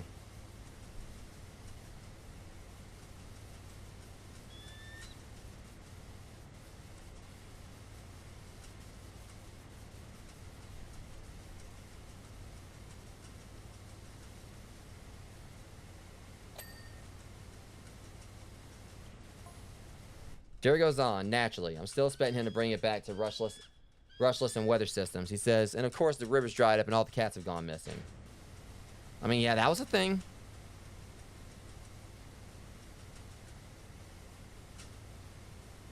I think this is interesting.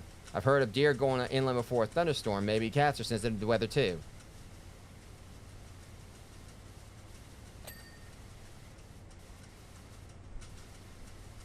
I say, go on, Gear. Your third time.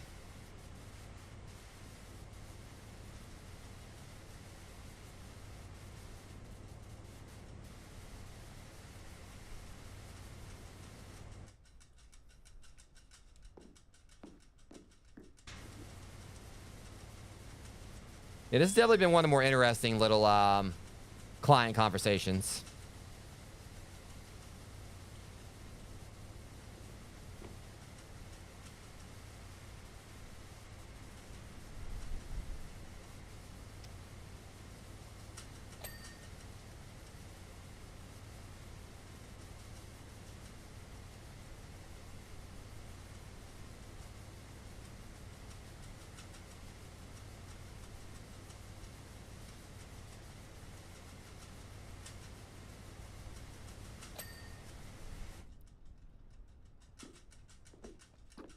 All right.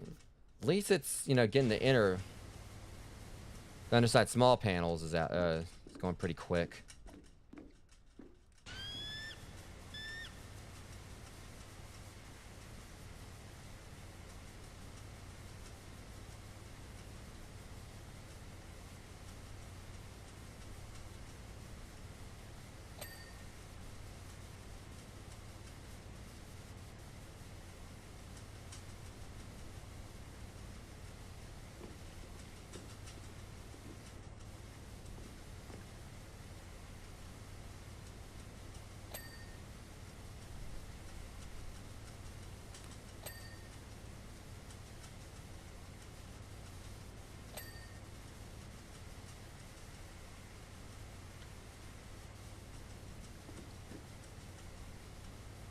All right.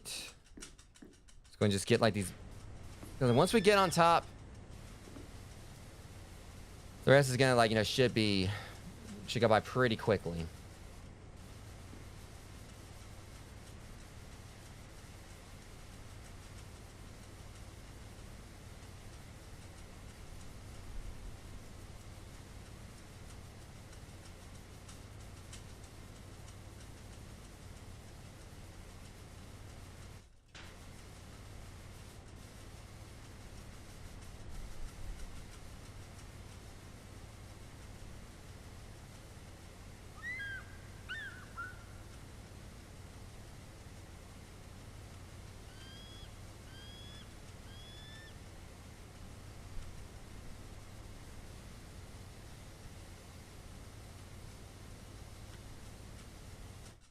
Okay, we know we got, like, you know, it's up there at the top of it, or like over there at the edge.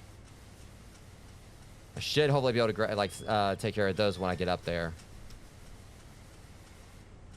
If not, I'll have to, like, you know, get back down here and take, like, the scaffolding around.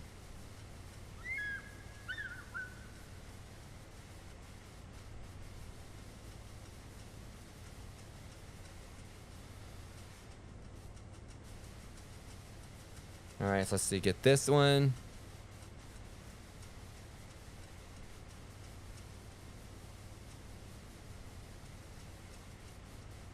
How many more segments we got? We got 1, 2. Looks like we're about halfway through them. I don't know. 1, 2, 3, 4. Yeah, like 4 more. It's about half, give or take.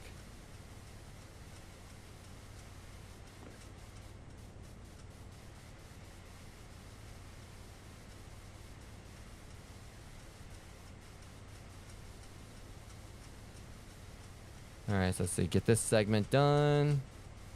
There's a few more to go afterwards, and then take care of the mount that we can go on top. Go out there and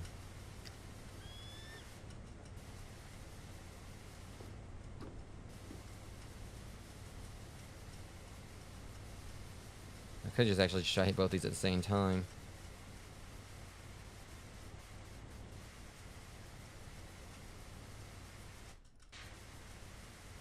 Yeah, it's kind of working a little bit, you know, hitting both of them.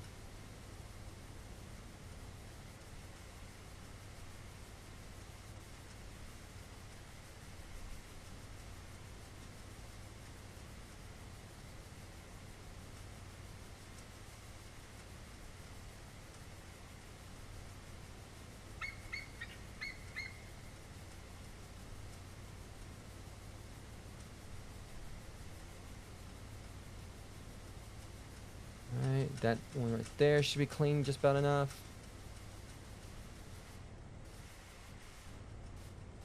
Get over here.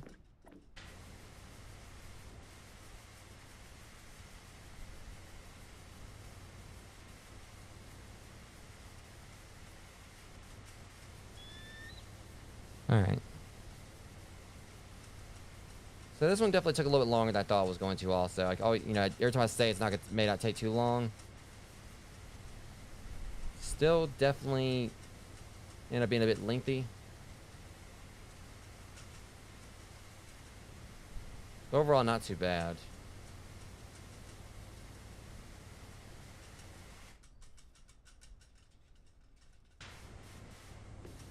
Okay, let's go ahead and hit these last.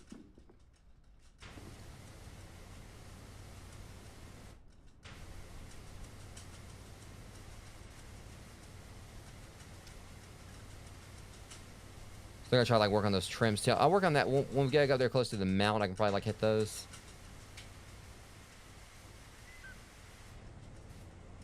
Probably the best thing. Wait till we got near the mount.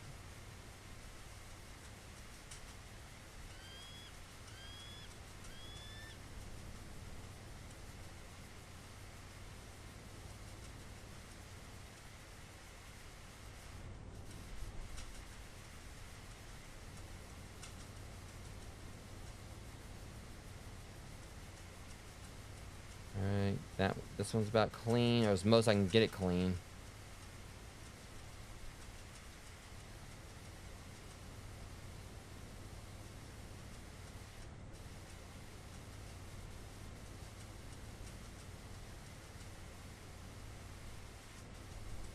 Probably may still take a little bit more, like even after I go up here and get the edges taken care of, but let's try this. Yeah, that's not doing anything.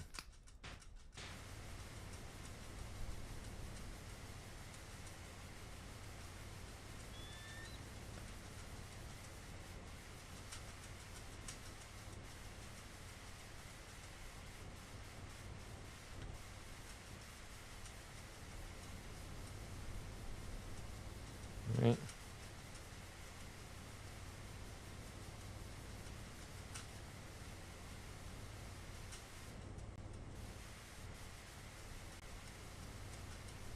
Probably gonna take like some more, but all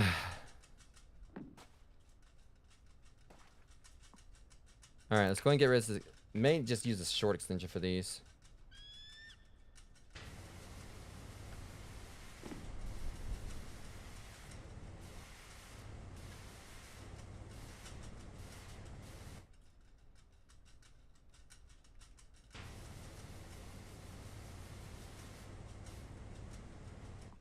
Yeah, long extension.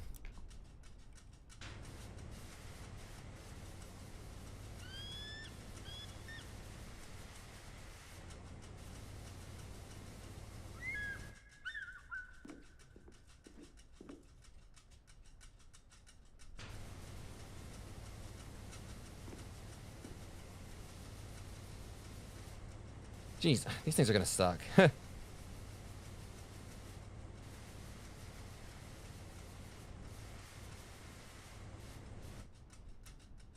All right, let's see here.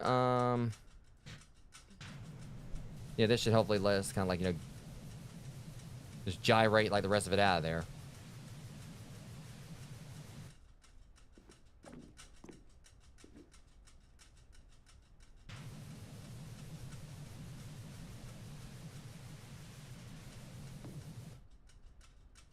Oh, of course you gotta be evil.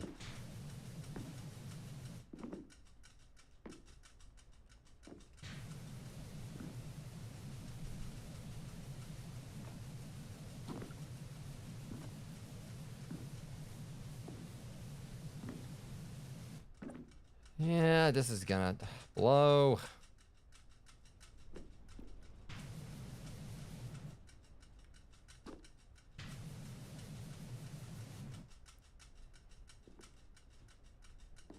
Okay, let's try to work on getting this thing clean first, then we'll go from there. Much appreciated, Pigeon. Now shush. Oh, shush you all day.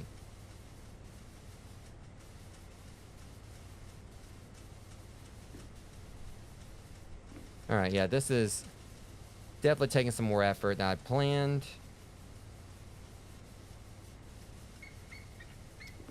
We're getting there.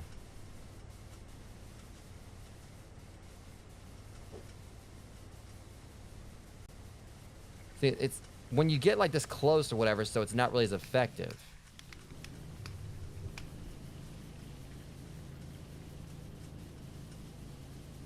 You can't really, like, you know, like it's either like so far away you can't hit it, or so close, like, you know, it, you can't really aim it properly.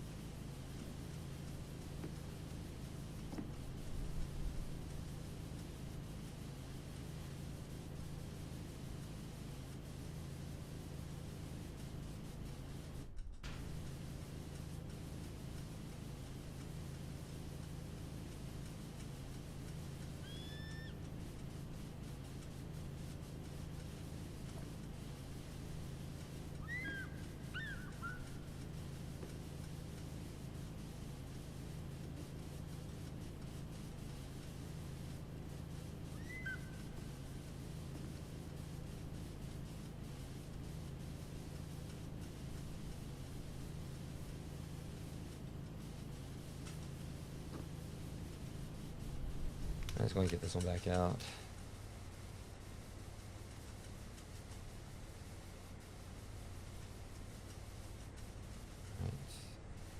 Almost done though.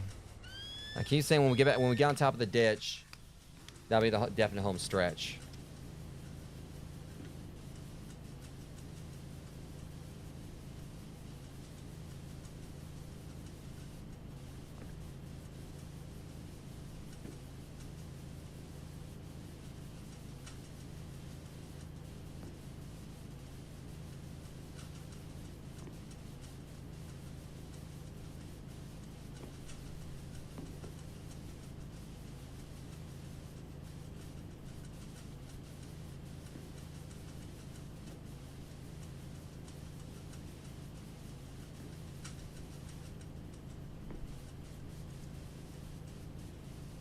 Again, when, like, you know, you're forced, like, to go so close to it or whatever, it definitely makes it, like, a lot trickier.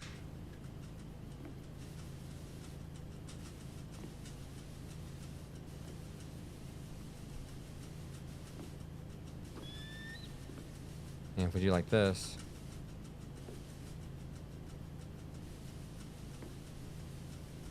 be a lot more precise with it.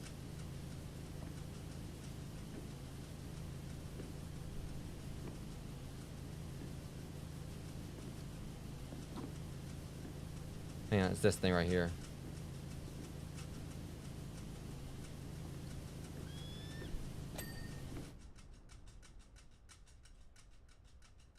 Just gotta get this trim. Uh-huh.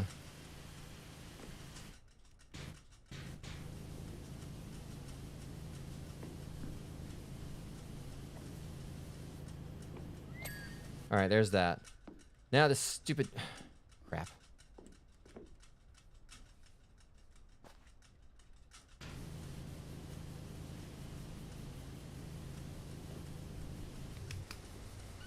Like, elevation drive me crazy.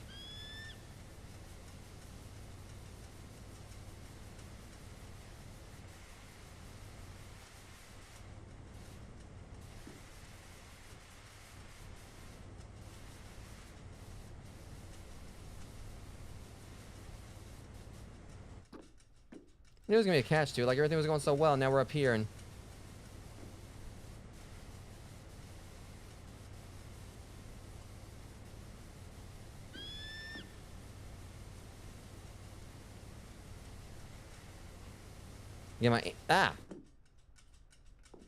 Again, my aim has been thrown off and everything because of the factor that...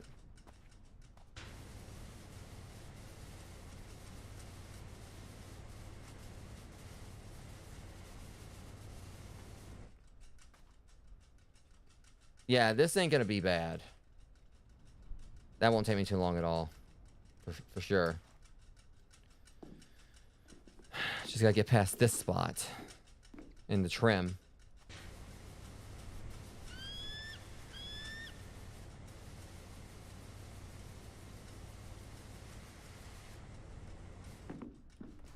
Get on top of the thing. That'd be great.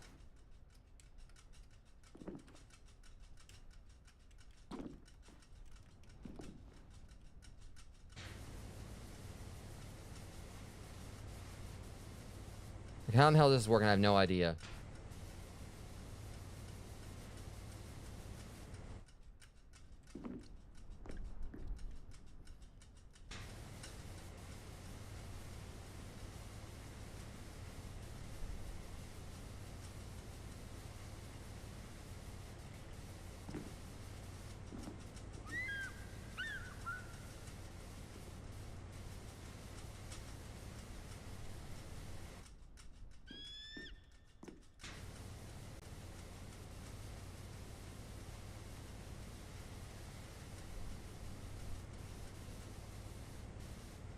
All right, let me go and go get the scaffolding. I was trying to like refrain from using it as much as I could, but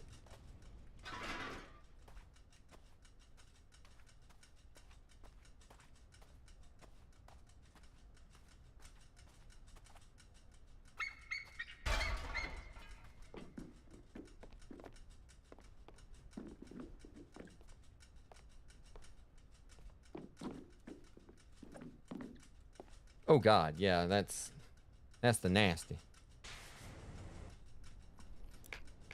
All right.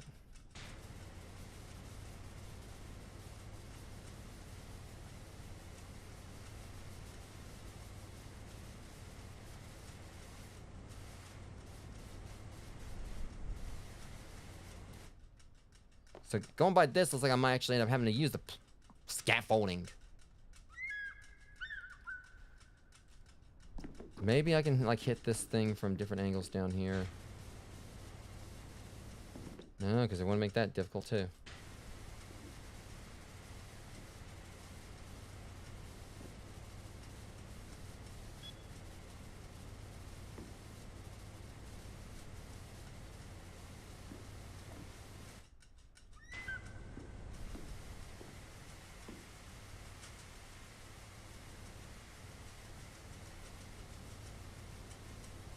Yeah, this is definitely the part about this I'm hating the most.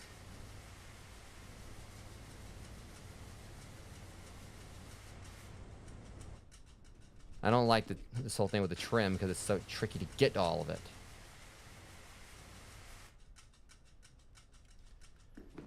Okay, let's go up here and at least, like, you know, just go take a circle. Just the... Hang on, first off, get that. Oh, yeah, that's where a lot of it is, too.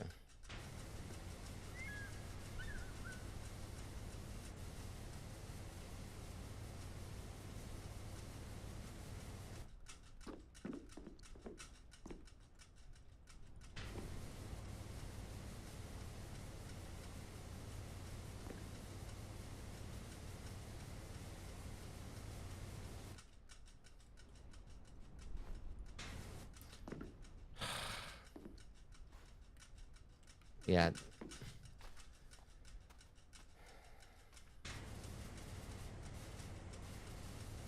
This is definitely complicating matters.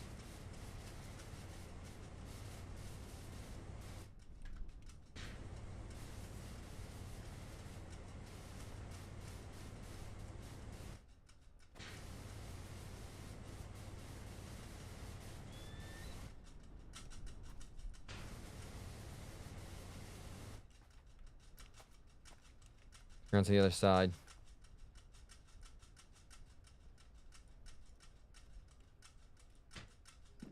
Okay, now what world was that? I was trying to like fire my gun or I fired the thing off and they wouldn't let me, and then it just did a little pop right there and then threw me off.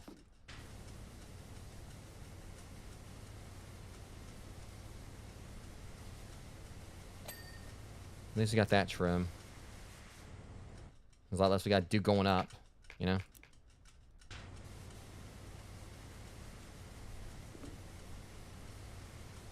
Yes, it wasn't so bad until we got to this part.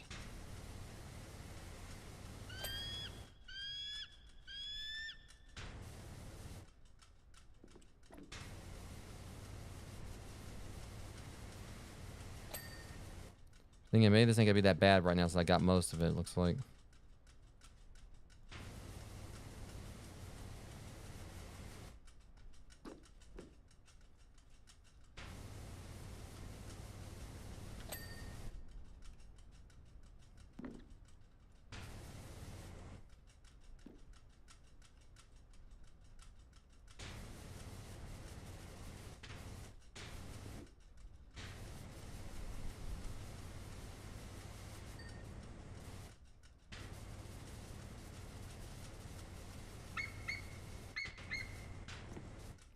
Okay, let's get back around here and try to finish up this. All right.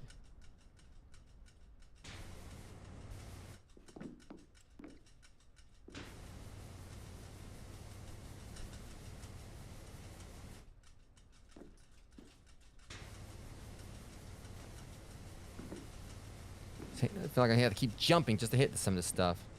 But they let me climb up on top of it. That'd be awesome.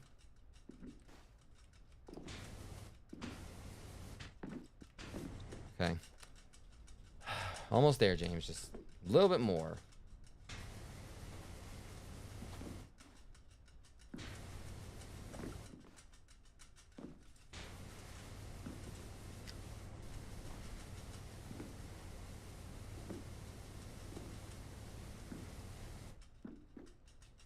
Okay, we can get the scaffolding around to this side. I can hopefully finish it up.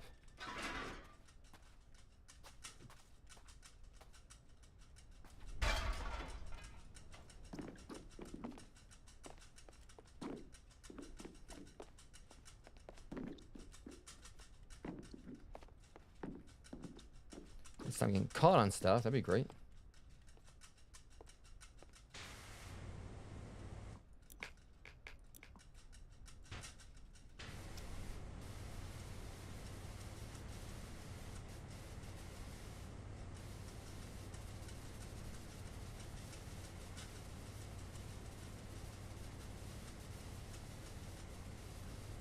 Oh god dang! Now we gotta get like these reflector on the side small panels. Well, no, the trim ring. Hang on, no. Guess the trim ring's all the same thing.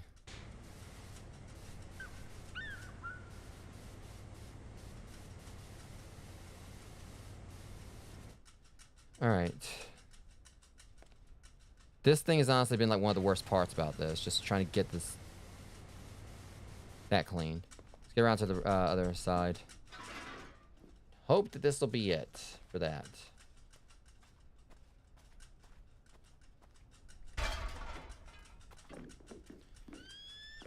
Okay. Get on up here. I think I might have a good angle on it.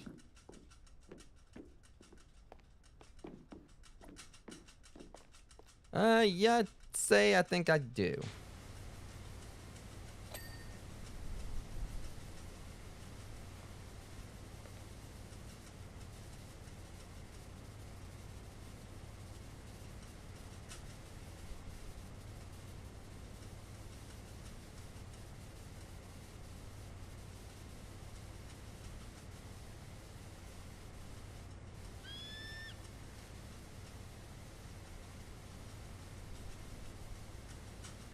Not quite there yet, though. Hold on. Hopefully, if I'm lucky, I can... Nope.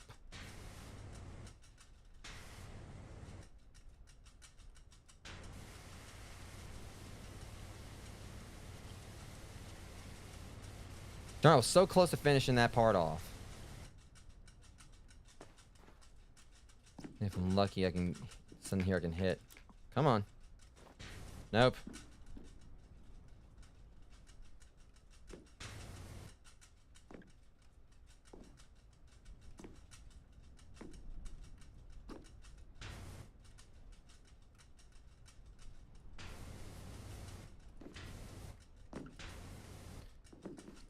Yeah, there it is.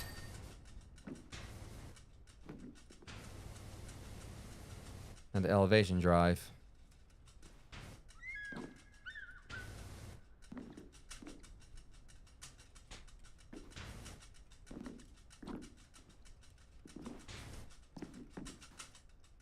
Yeah, there. How? Okay, of course.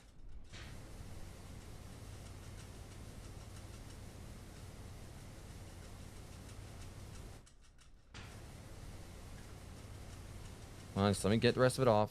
Of course I fell. I don't know how... Yeah, at least I managed to kind of get up there, and if I can just fit...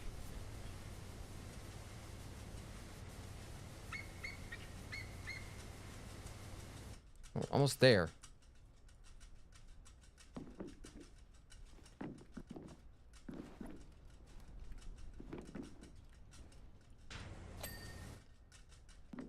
It's not the elevation drive, though. Darn it. I was trying to see if I can, like, just get myself back up in there.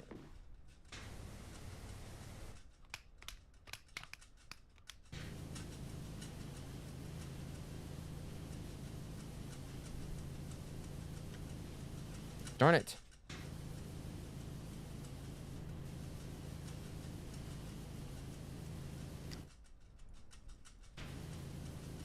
We're so close, man.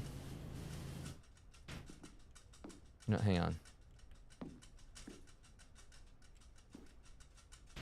Yeah, of course the ladder won't get me over that side, but if I'm lucky, maybe I can kind of catch it from right here. There we go.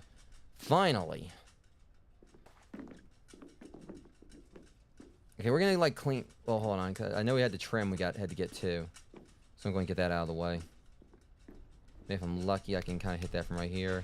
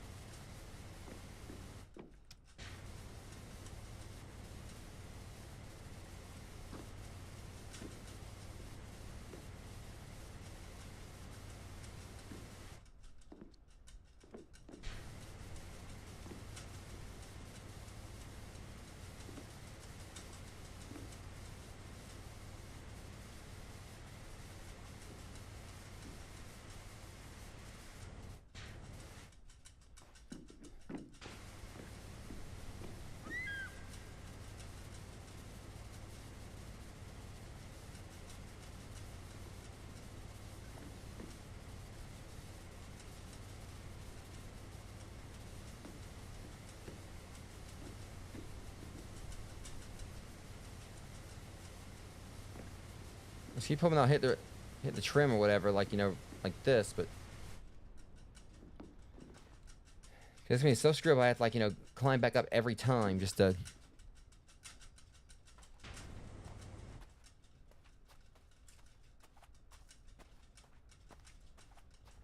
It could be the trim ring on the inside.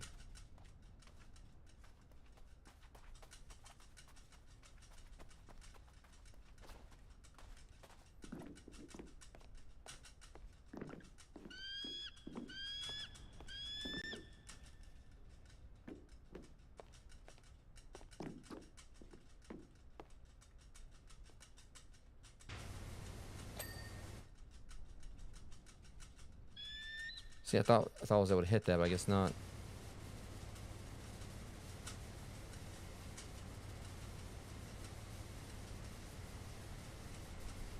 Okay, let's pull this around over here. Hopefully it ain't gonna be that... We gotta do it all the way around, you know.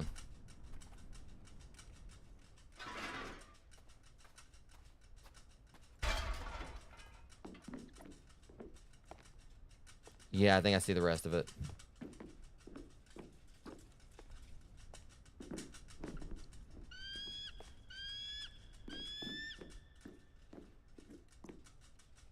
Yeah, this should hopefully be it.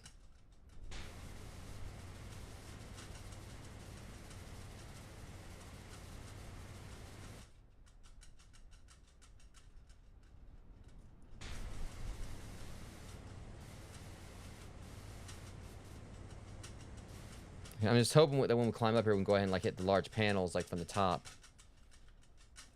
Alright. Either way. Home stretch. I think.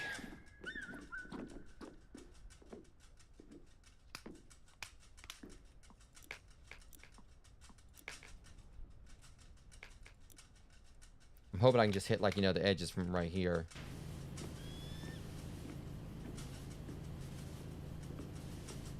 I don't think it's gonna work.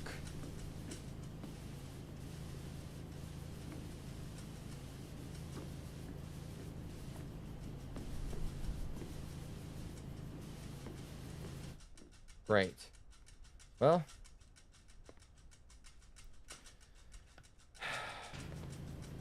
Awesome. Now we got, like, you know, hit. All right. Let's get this over with. Okay, now throw me down. That's great.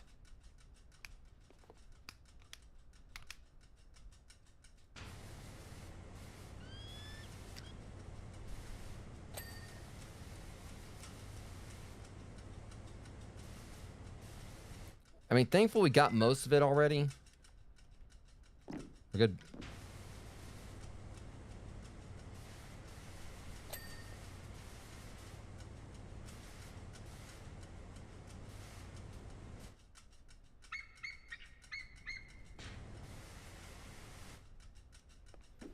All right. I just think it's messed up that we have to, like, you know, go take this thing all the way around multiple times just to be able to. I can't hit it from here. Thankfully, we don't have to do it too many times because, you know, it's because we can hit like multiple. Oh, this might be the last one. I don't know.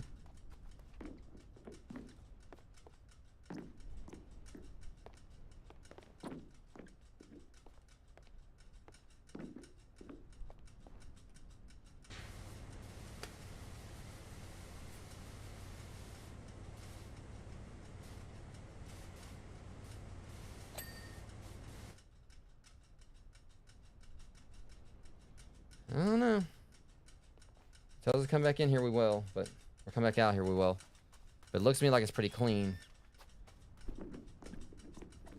Let's go on up here and clean these top panels.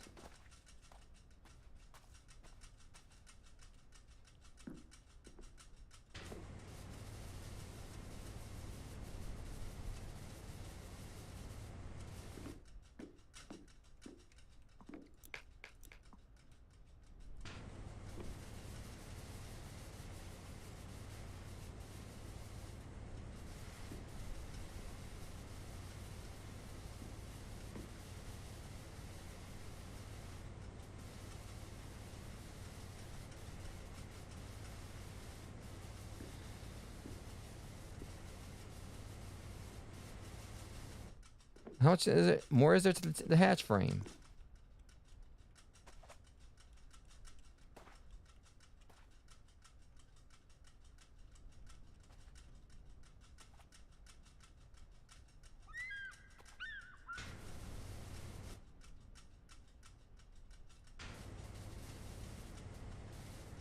Unless it's basically like this spot right here.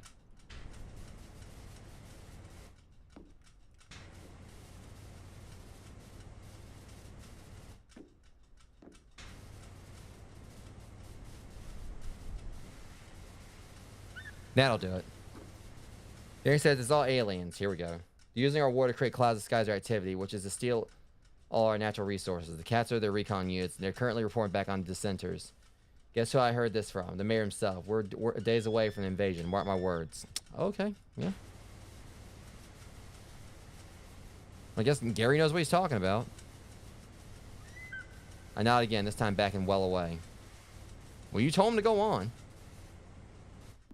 Can't blame Gary for that.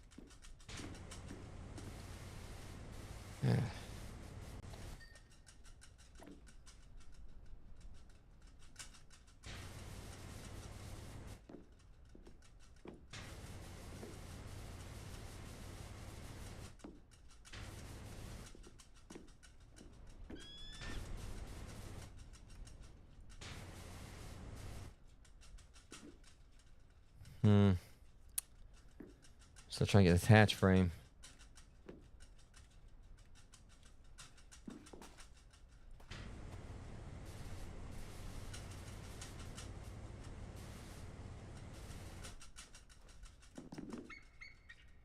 Darn it. Really?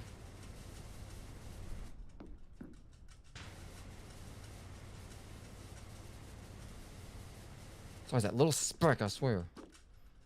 Alright, let's finish this up. Take care of this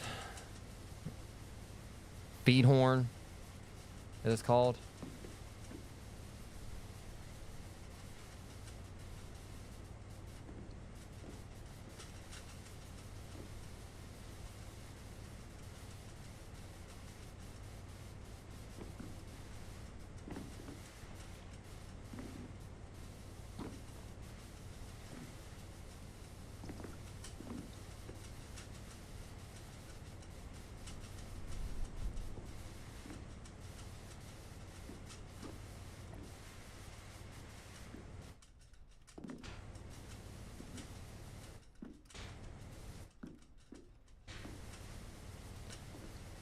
Alright, yeah, it feels like, yeah, see, now this is coming like a lot clean, a lot quicker.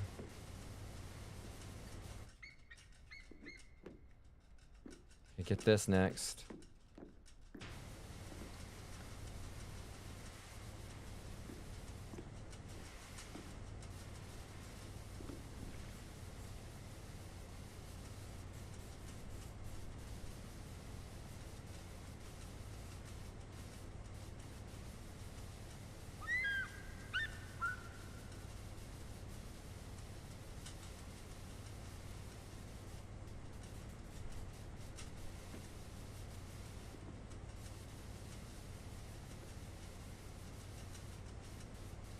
Alright, once we get this, just gotta get the wings down there, or the panels, and should be about it.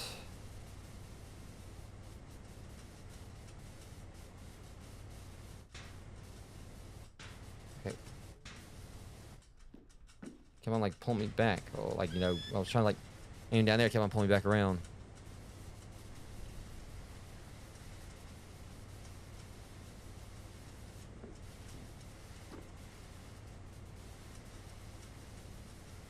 Alright. The sub-reflector out of the way. Get the top and bottom of it. We did get that. No, we didn't. Not quite.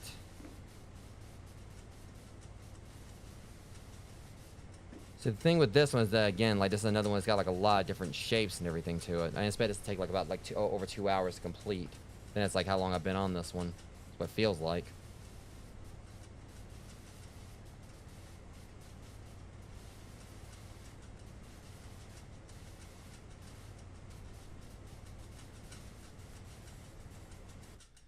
Okay.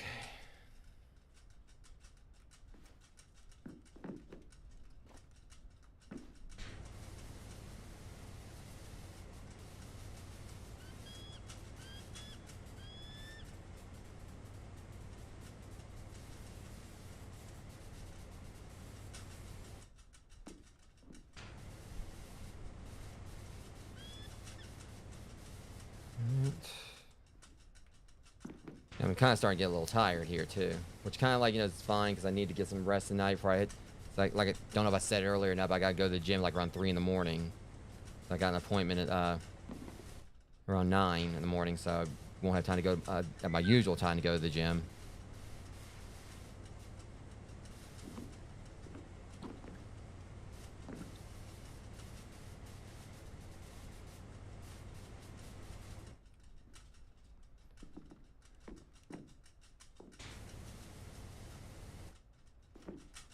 How much more of this stupid receiver is there? Oh, does this count as part of the receiver, I guess?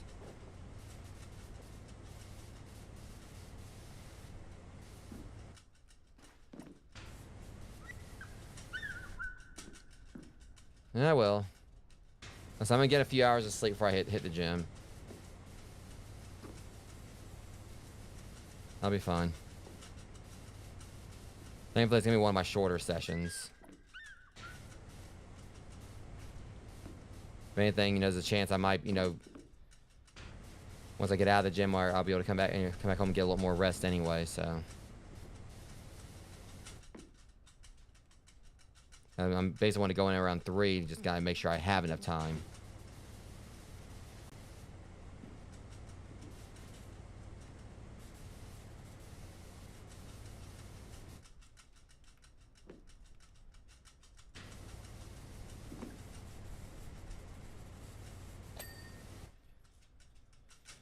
All right. Now the sub reflector. Yeah.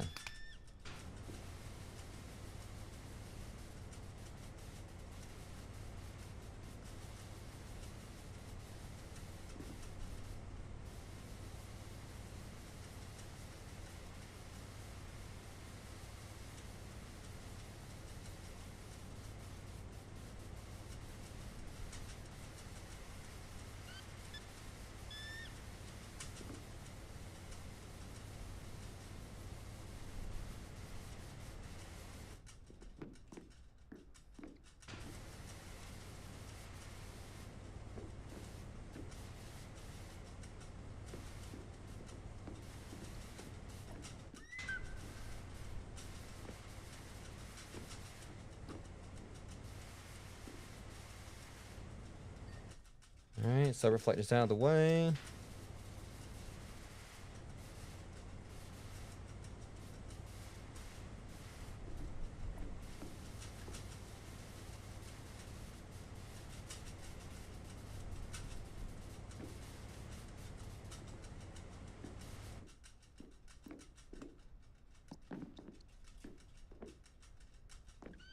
Yeah, Def.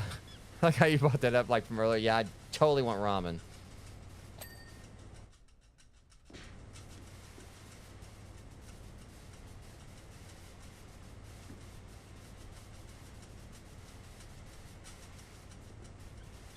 Another thing I read, like, you know, like I was checking like the YouTube downside earlier, you know, to see if like anyone else was having problems like I had earlier with the you know, when my stream crashed, and some people were like saying they were having issues like, you know, with their uploads taking way too long for some reason.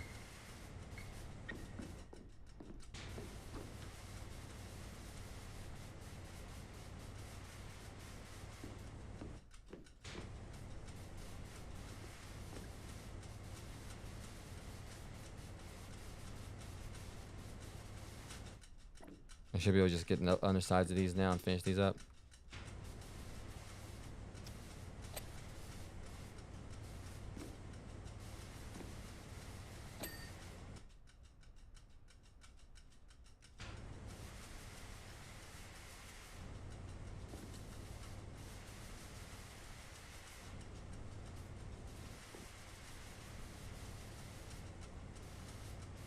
What part of the Oh, hell no. You gotta go.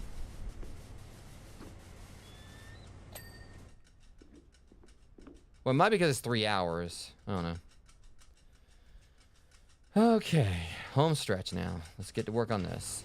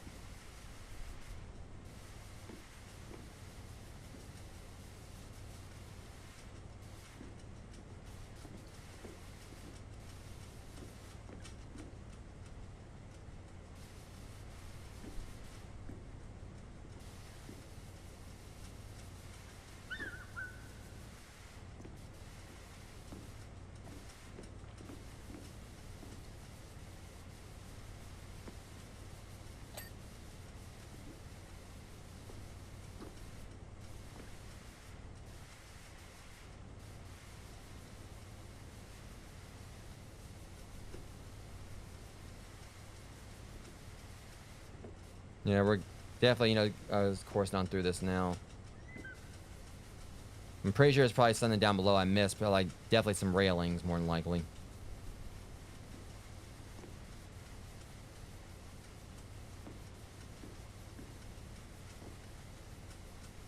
I knew like this part right here wasn't gonna take too long. We're just getting to it.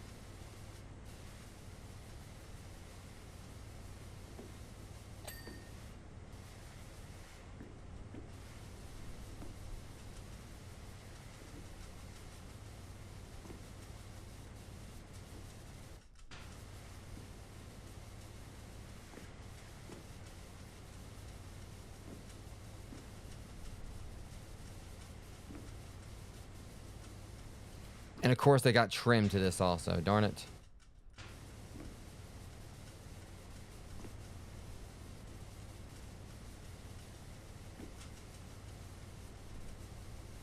Trim and a... Oh, they are like just...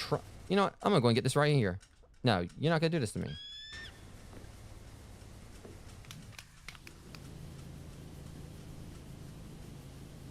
Yeah, trim, chim, salabim on somewhere else.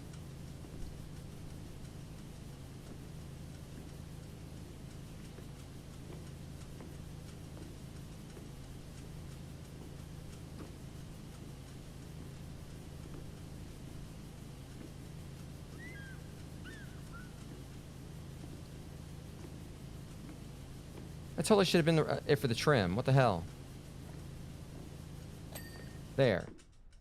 I want to get that out of the way because I knew otherwise that was going to piss me off. Basically, you're not wrong there. Freaking send a smelly. Not Cinderella, send a smelly. I don't know why.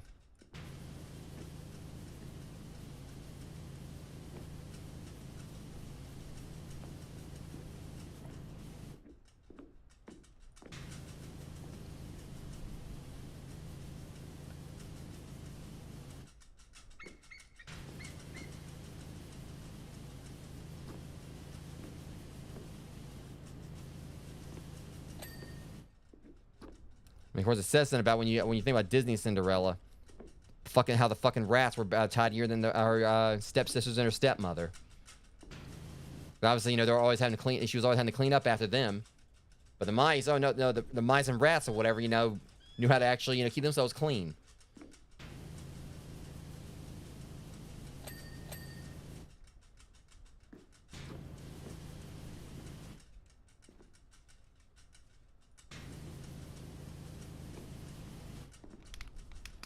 Anyways.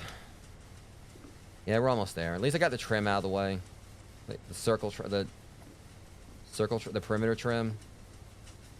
Circle or whatever.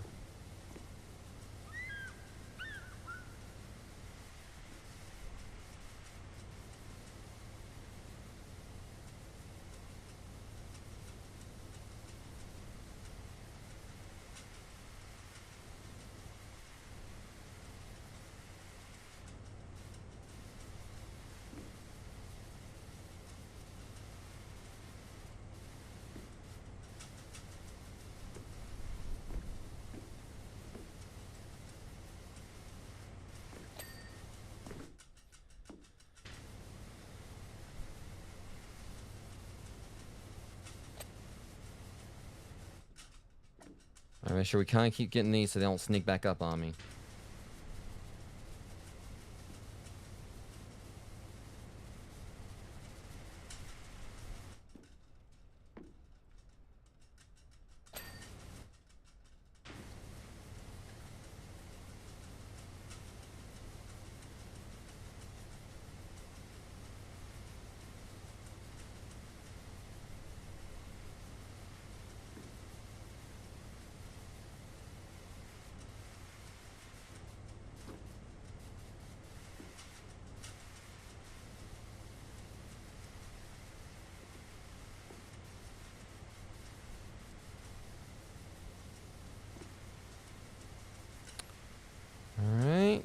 How much more is... Probably about halfway. Yeah, about halfway.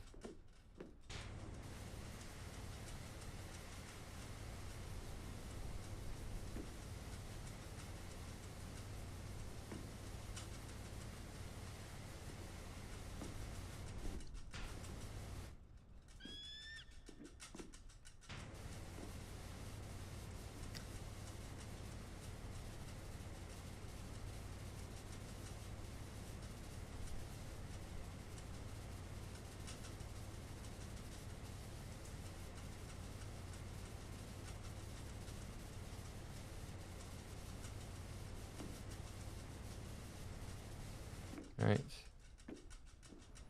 Whew. I'm tired. We're almost there, though.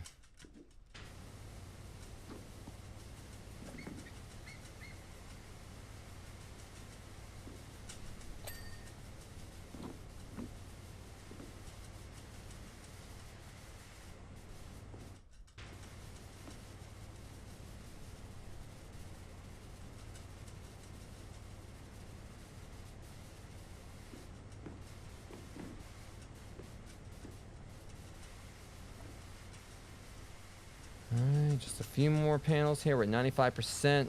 Home stretch. Oh, watch, they're going to tell me afterwards I got like something I missed down below.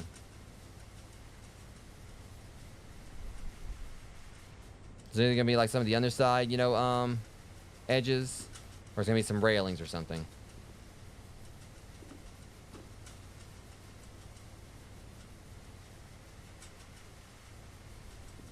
No, it's gonna be definite.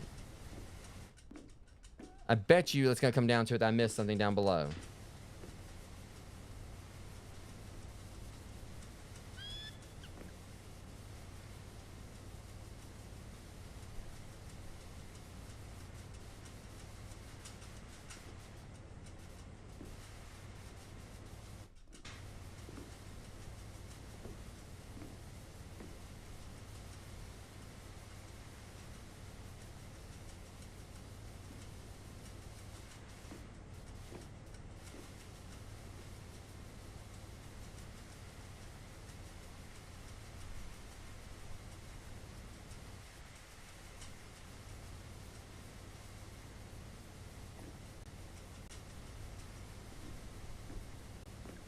Should we get like a countdown and like a checklist in a bit.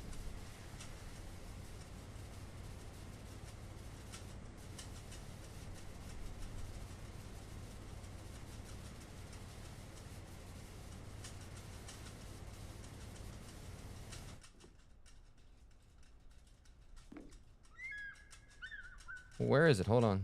Wait. I think it's another little speck, right?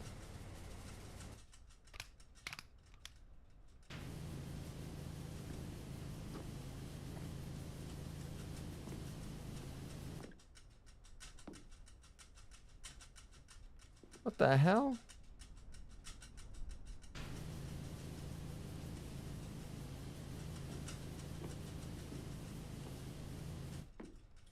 Are you kidding me?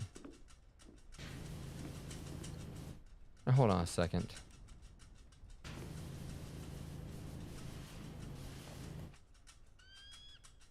Son of a bitch. I knew it.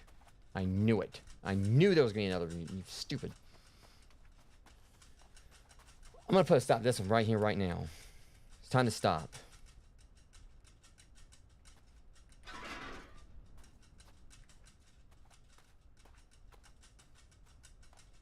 When I told you about being here.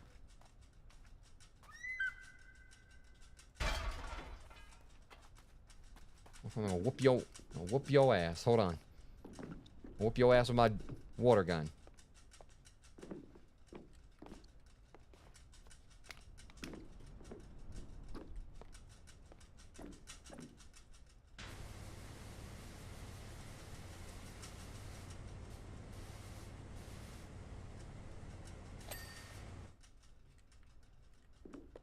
Oh, that's the trim I was trying to, hit though.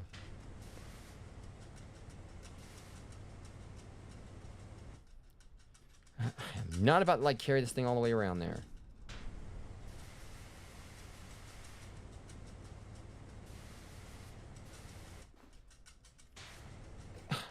Really in there? Oh my god. I thought I got all. No, all right, I've had enough of this. Tired of this.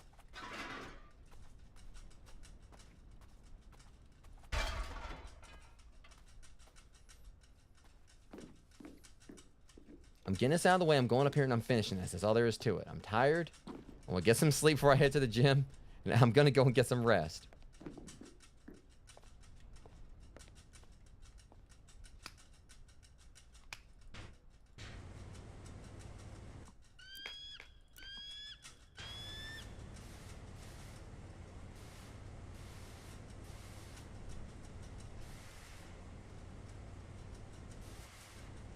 I bet you they want me to like take it around one more time.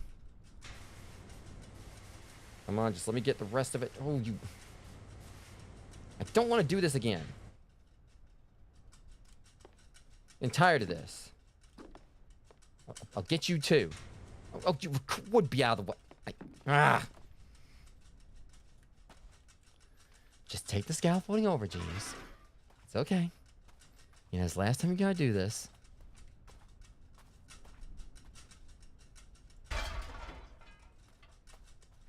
There's that one little mustache up there. Oh, it looks like a mustache for some reason. Bird, you can come down here like... I swear, I will use you as a sponge. I will use you to clean this thing off here so you can watch your sass. I will use you as a sponge.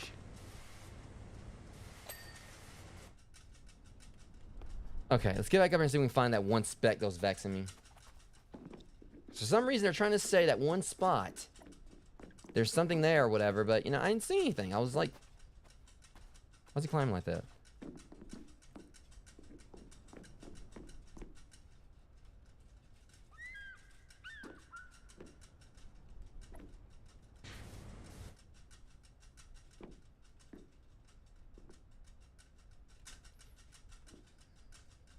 Says there's a reflector surface trim thing. I ain't seeing it though.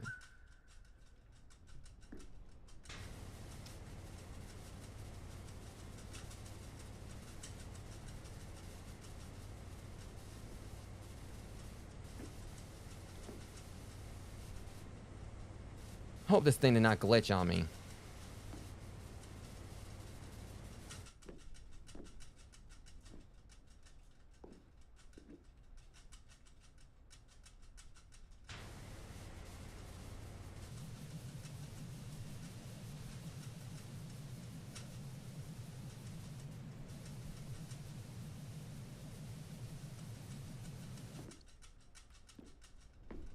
Oh.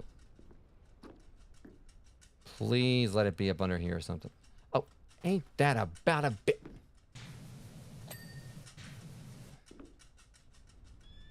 Oh, horror game. I was like, oh, James, guess what? Well, this one's a little, you know, it's kind of cut in half. You might want to come check. Oh, you stupid hatch. You just being the bane of my existence right there. Of course, that one, because it was cut in half, you know, so segmented. Should have counted as a complete separate one. How dare you?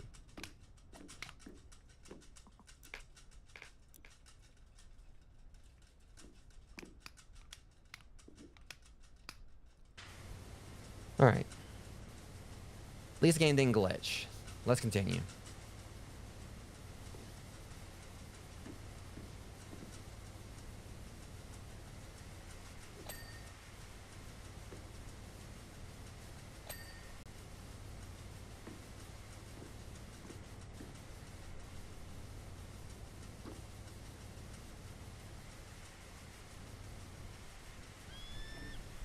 Alright.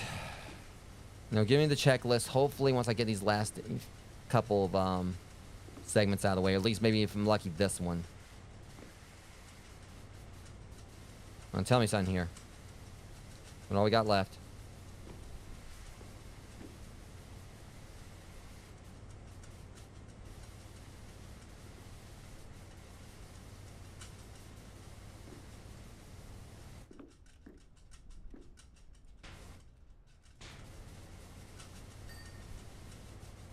They ain't telling me anything yet.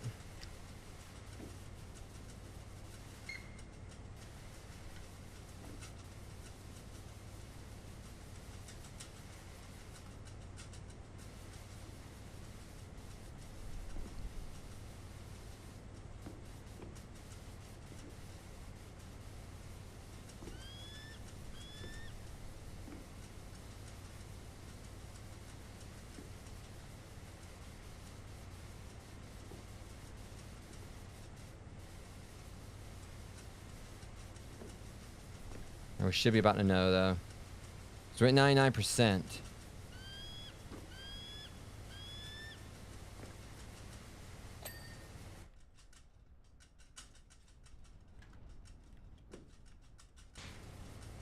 there's definitely got to be something down below. Oh, you've got to be kidding me. I cleaned the entirety of this stuff and you're trying to say... Oh, you sons of bitches. You meddling sons of bitches. Okay. It's probably the railings.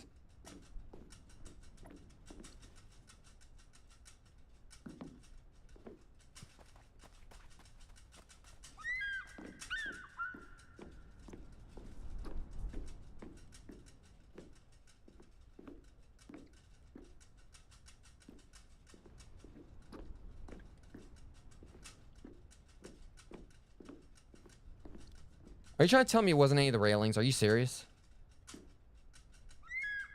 Wait a minute. I saw a smudge. You know, I thought I was done with these, but apparently I'm not. I see you look. Oh, that one little smudge up there. You son of a bitch. I see you.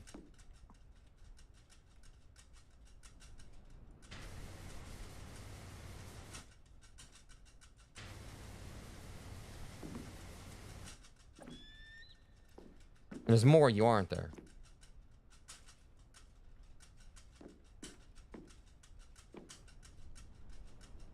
Really?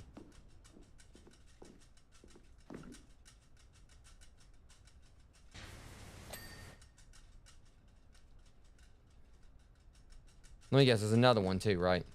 I bet you there's another one of these.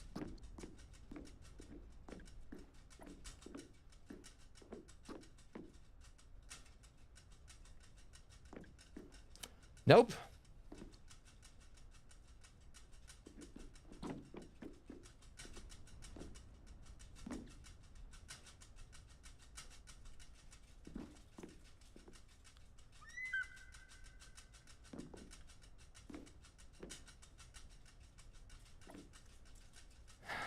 That's something to do with this thing out here. I swear, there's something else out here that I missed. That I don't even know about. Okay. Humor me.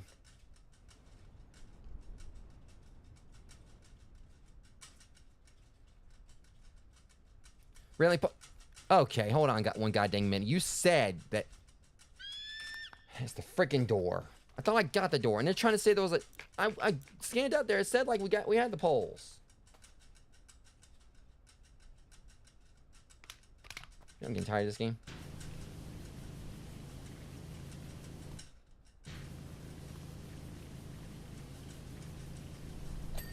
Oh, now it wants to give me a...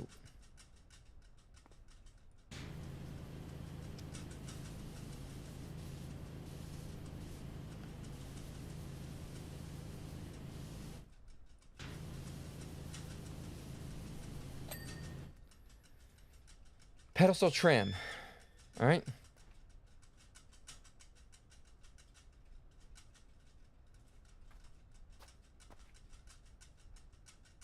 Son of a...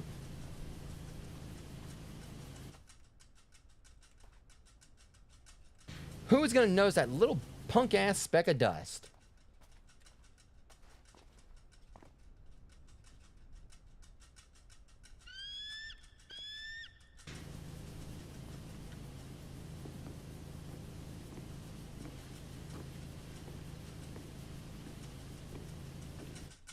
I believe in this. Me ain't got the Jolly Green Giant coming through here. Railing poles, okay. I swear, it's the very first one, which is exactly what it is. I was just saying, if it's the very first one, right when I was speaking, see, look at this. Get lost. That's like the least amount of water I've spent, like, you know, probably ever shot something with. That one little tiny little boop. Okay, guys.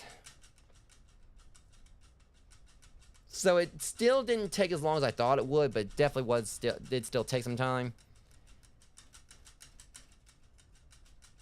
Great work, Doc. Satellite dish looks out of this world clean. I don't know if it's going to help whoever it is pick up a signal from wherever it is they're pointed at, but at least my job is done. All the best, bud. Keep it flowing out there. All right, guys. So we're pretty much done with this for tonight. Next stream for this will be like, if I do decide to stream this Wednesday instead of like doing trying out Arcade Paradise, that's when we'll do this. We'll probably, like, if we do play this next Wednesday, I'll probably start on the paintball course. Or I might just go ahead and just try to get a mini golf course out of the way just to go ahead and get it over with. You know, I'm kind of dreading it because I won't have like as powerful of a washer again. But I may just go with the mini golf course. We'll see. But again, I may just go ahead and just try to jump in on Arcade Paradise. I'm not sure. But yeah, as I said, I'm kind of tired now, guys, because I went in, did 4 hours of this, almost 5 hours. It's 4 hours 39 minutes actually I did of this, and at least I guess in a way I kind of made up for the Yoshi's Island stream. You know, kind of crashing and burning earlier, even though it wasn't necessarily a full crash and burn. At least we got past World 1. I just wish that, you know, I could have went longer with that. But, you know, what can you do when it comes down to it? The tech issues happen. Or more specifically, ones you can't really do anything about because it's not your end. But anyways, like I said, I'm gonna be getting me some rest, like probably like right after I finish up this stream, because I'm gonna be going to the gym like around 3 a.m. because normally I try to like go around like 6 or 8 a.m. But I've got an appointment, you know, out of town at 9, so I'm gonna like, you know, go in early. And with any luck, you know, because I feel like, you know, it's probably gonna take me about like an hour to get through my gym session, so that means it'll probably be around maybe 4 or 5 when I get done, and then like, you know, me taking like a 4-mile walk is like another hour there. So I'm estimating I probably should be done with all that like probably maybe around possibly 5 or 6, give or take. So that may give me like a little bit of time to, I mean, I don't know if it'll probably be safe for me to like fall back asleep or get like another nap in before like, you know, I had to go out of town. But at the very least, once I do get back from the appointment, I can get like a few hours of rest before I do my next stream for JoJo's Bizarre Adventure Eyes of Heaven. So yeah, more JoJo tomorrow, and then as well as Friday. Saturday, we're going to be jumping in on some more multiplayer for No Man's Sky, and then Sunday, I'm going to try to pick up, you know, where I left off on Super Mario World 2 Yoshi's Island, and hopefully not have the stream cause any problems this time. Like, I know, like, I've been very, in regards to, like, my content, like, I feel like a lot of it's been pretty hit and miss lately, you know, considering the fact I haven't had my webcam on, and also with, like, with being so hot, I feel like that's maybe affected the quality of my streams. Not to mention, I've been kind of stressed out by everything I've had going on off stream, and also wanting to, like, having so much I want to do with this channel that I'm, you know, wanting to work on, such as, you know, getting back to, like, you know, getting chapters ready for my book, so I can, you know, read those to you guys, you know, getting, like, the next chapters ready on Wattpad, so I can, you know, read those off, as well as, like, you know, trying to get ready for haunt season, you know, getting my new masks painted and everything, so I can have those ready in time. There's like a lot that I've got on my plate, and this stream tonight was definitely something I needed. Just, you know, just having a good time, just chatting with some of my viewers about, you know, fighting games, Kingdom Hearts, and, you know, just random stuff. So, like I said, hopefully with the next couple of weeks, I'll, you know, I'll start like using my webcam again. So hopefully maybe I'll start feeling like more connected with you guys. I feel like, you know, me having the webcam off is kind of caused some disconnection. You guys just hear like disembodied voice, so you can't really see my emotions when I'm reacting to stuff and all that. But, you know, hopefully, you know, things will start picking up and, like, you know, start, like, you know, easing off some in regards to what I've got going on, you know, sometime soon. I'm still trying my best to, like, you know, deliver, you know, what I hope is good content for you guys, or at least good enough for you. Like I said, I know, like, my content's hit or miss. But as long as it's, you know, still good enough for you guys, that's the main thing that matters to me. And I do thank you to those who come in and hang out with me. So, yeah. Like that being said, I'm going to go ahead and try to give me some rest, Rogues. I am tired. And I do need to be up in a few hours, you know, to go to the gym, which thankfully, I should be able, as long as I go and get some rest, I'll be able to get at least hopefully like, around maybe like 4 or so hours in. But at least it's not going to be like one of my more strenuous gym sessions. You know, it's not going to be a leg day. It's just going to be like, you know, one of my typical, you know, 6 or so workout, you know, routines. It's not really, it's actually my favorite one that I do during the week. So I'm just going to make sure I got my pre-workout going in my system. You know, have me like a little small meal before I head in. And yeah, just go ahead and just, you know, hit the gym the best I can. And hopefully, you know, definitely try to get some more rest before I, you know, my next stream. But anyways, I want you guys to be safe. Thank you to those who came out and hung out with me tonight. I really do appreciate your faces. Even though you haven't really seen mine lately. And I'll see you guys in the next stream. Thanks so much for watching. Thanks so much for watching my stream. If you like my content and want to see more, be sure to follow me and hit that notification bell. You can also find me on Instagram and join my Guilded server to hang out and join in on occasional movie nights. If you're an aspiring streamer, my website contains a collection of over a dozen completely free text guides with advice to help you get started. The section is dedicated to proper networking, the importance of channel panels, handling dead air, and many other topics. You can find a link to my website on my channel. See you guys next time.